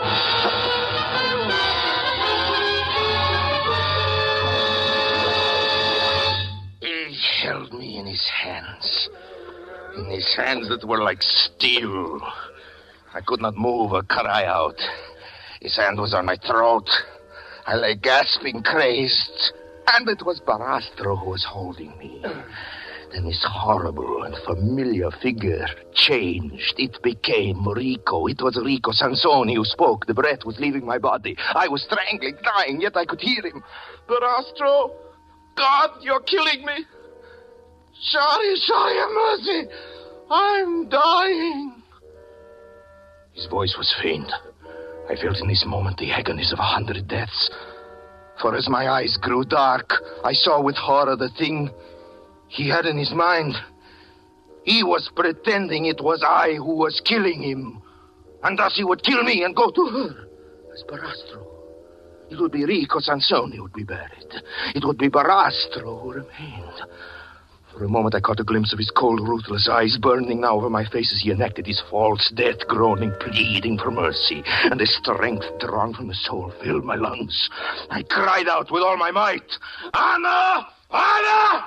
Knowing that by this she would understand it was I who was dying. And darkness seized me.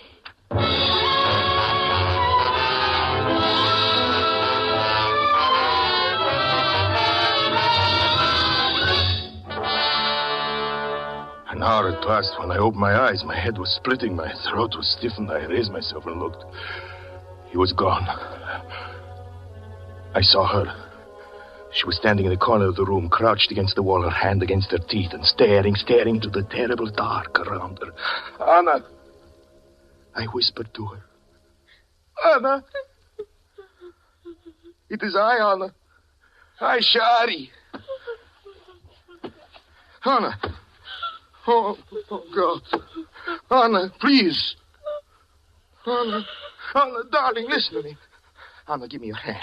Anna, listen, it is I. It is I, Anna, Shari, your husband, Anna. Listen, Anna, remember, Anna. Remember when we first kissed? Anna? That time on the hill, Anna, remember? I called you little princess, remember, Anna? And Anna, about your trees, Anna, huh? About lullaby, the names you had for them, lullaby and prayer. Anna, one with its branches pointing toward heaven, the one we climbed. Anna, please. Anna, please. Please, Anna. It is I, Anna. Come here, listen. Listen carefully, Anna. The spirits promise you happiness. Your hands will touch beautiful things. Love and delight await you. Oh, Shari. Oh, my darling. My Anna, my sweet. Oh, Shari, hold me close. Yes, my darling. Oh, he's Shari, hurt you, what he's done. There, my darling. It's all right now. It's all right. It's all right. It's all right.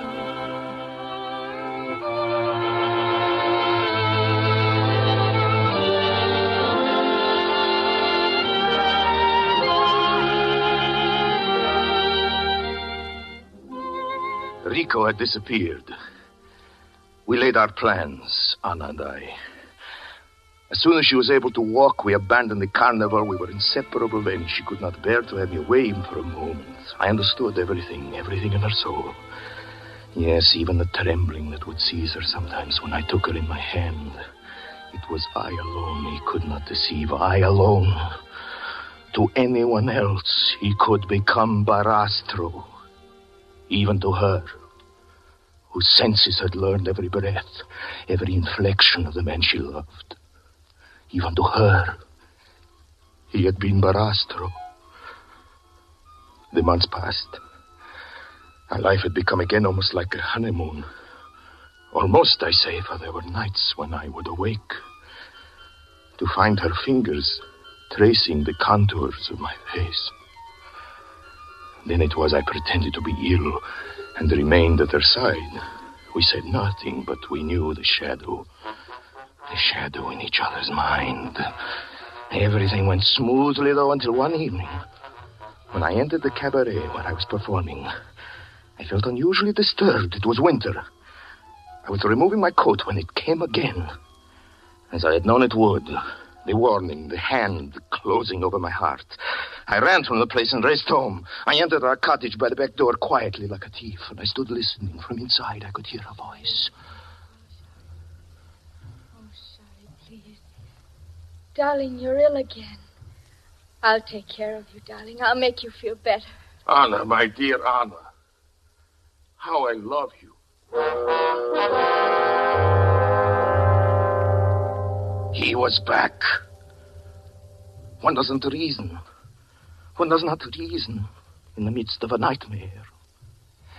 Yet terror can wake the mind to a clairvoyance, an understanding beyond thought. I stood motionless, silent, listening. The light was turned out. I heard her laugh. Laugh like a child in the dark. And this sound killed me. Yes, one is dead forever when happiness is torn from the heart. I wanted to rush into the room. I wanted to shout, Anna, Anna, don't touch him. He's Rico. But instead, I slipped quickly from the house. I walked in the cold streets. My thoughts returned. I had acted out of one clear impulse. Through the terror and agony of those moments when I heard him take her in his arms, there had remained the certainty above everything else. I must save her.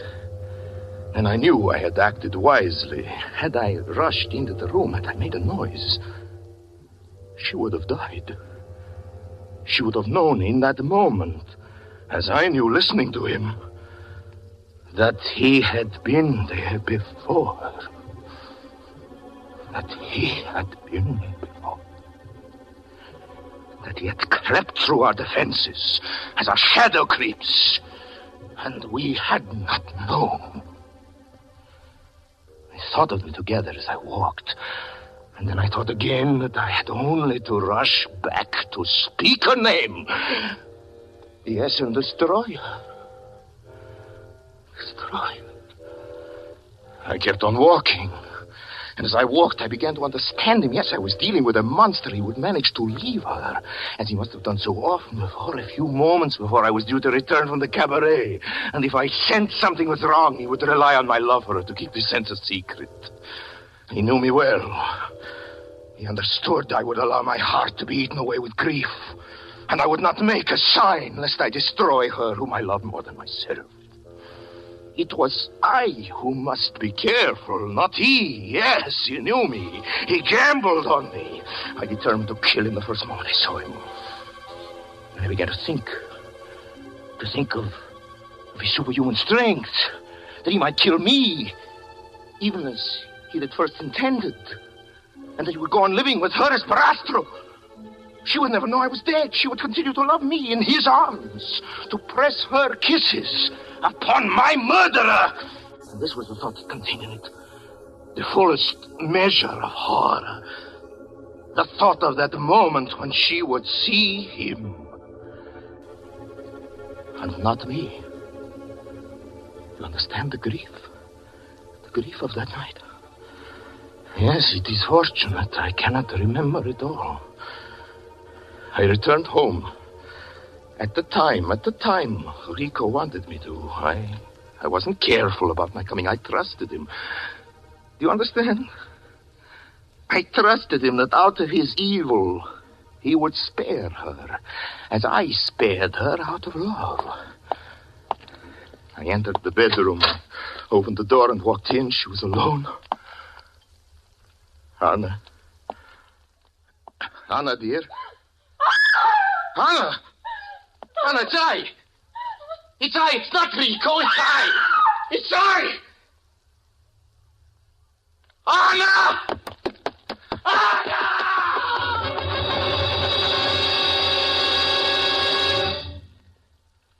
This is my memory of Anna. My memory. She seized her face with her hands as if she were tearing something. Yes, the darkness. As I rushed to her, she fell. She did not speak again.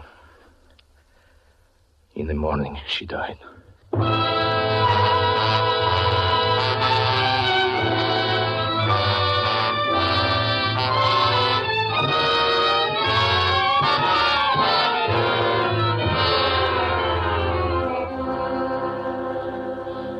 That is the story, as nearly in Barastro's words as I can remember them.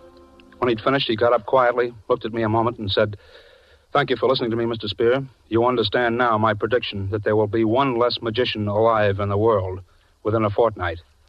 Then he turned and left my office. I must admit that the whole thing shook me rather badly.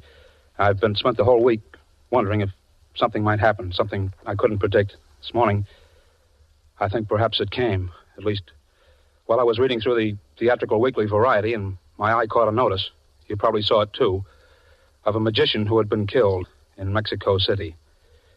The account said that 2 magicians had been together in an automobile accident. While driving through the rail yard district, their car stalled on a track and had been demolished by an oncoming train. One of the magicians, unidentifiable, had been cut to pieces. The other, miraculously, escaped with his life, although his features were so horribly disfigured that plastic surgery will have to create a new face for him. The survivor identified himself as the Marvelous Barastro.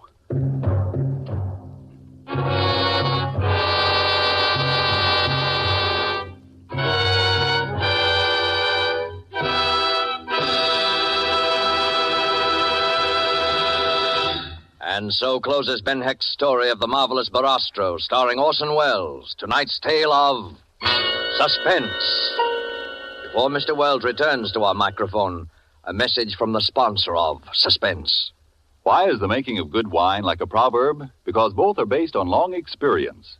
For you to enjoy the many different taste-delighting Roma California wines, first there had to be long years of painstaking cultivation of some of the world's finest vineyards. Plus, year upon year of development of the art and skill that go into the making of these fine Roma wines. Your first sip of any of the good-tasting Roma wines will confirm the presence of these needed years of preparation. Will tell you why Roma wines are America's largest-selling wines.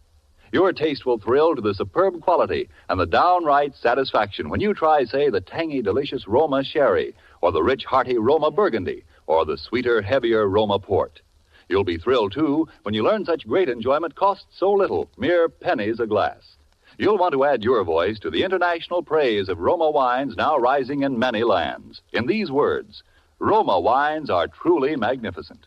Let me repeat the name, R-O-M-A, Roma wines, made in California for enjoyment throughout the world.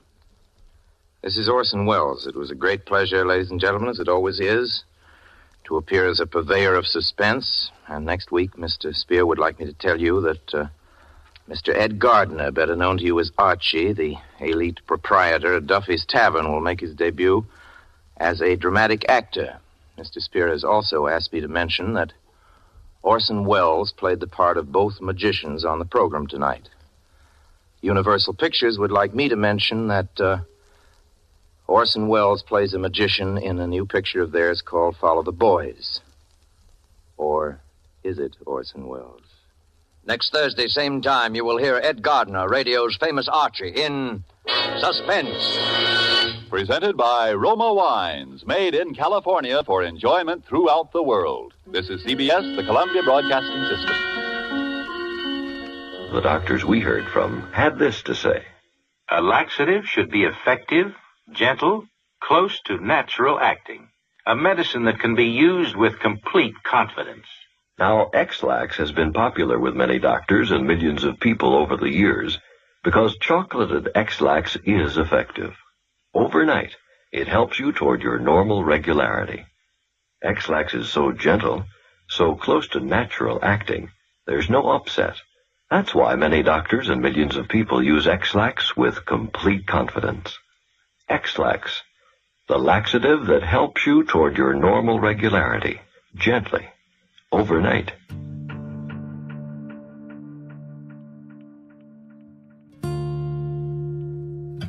Thanks for listening to HOJO Radio. We'll be back again very soon.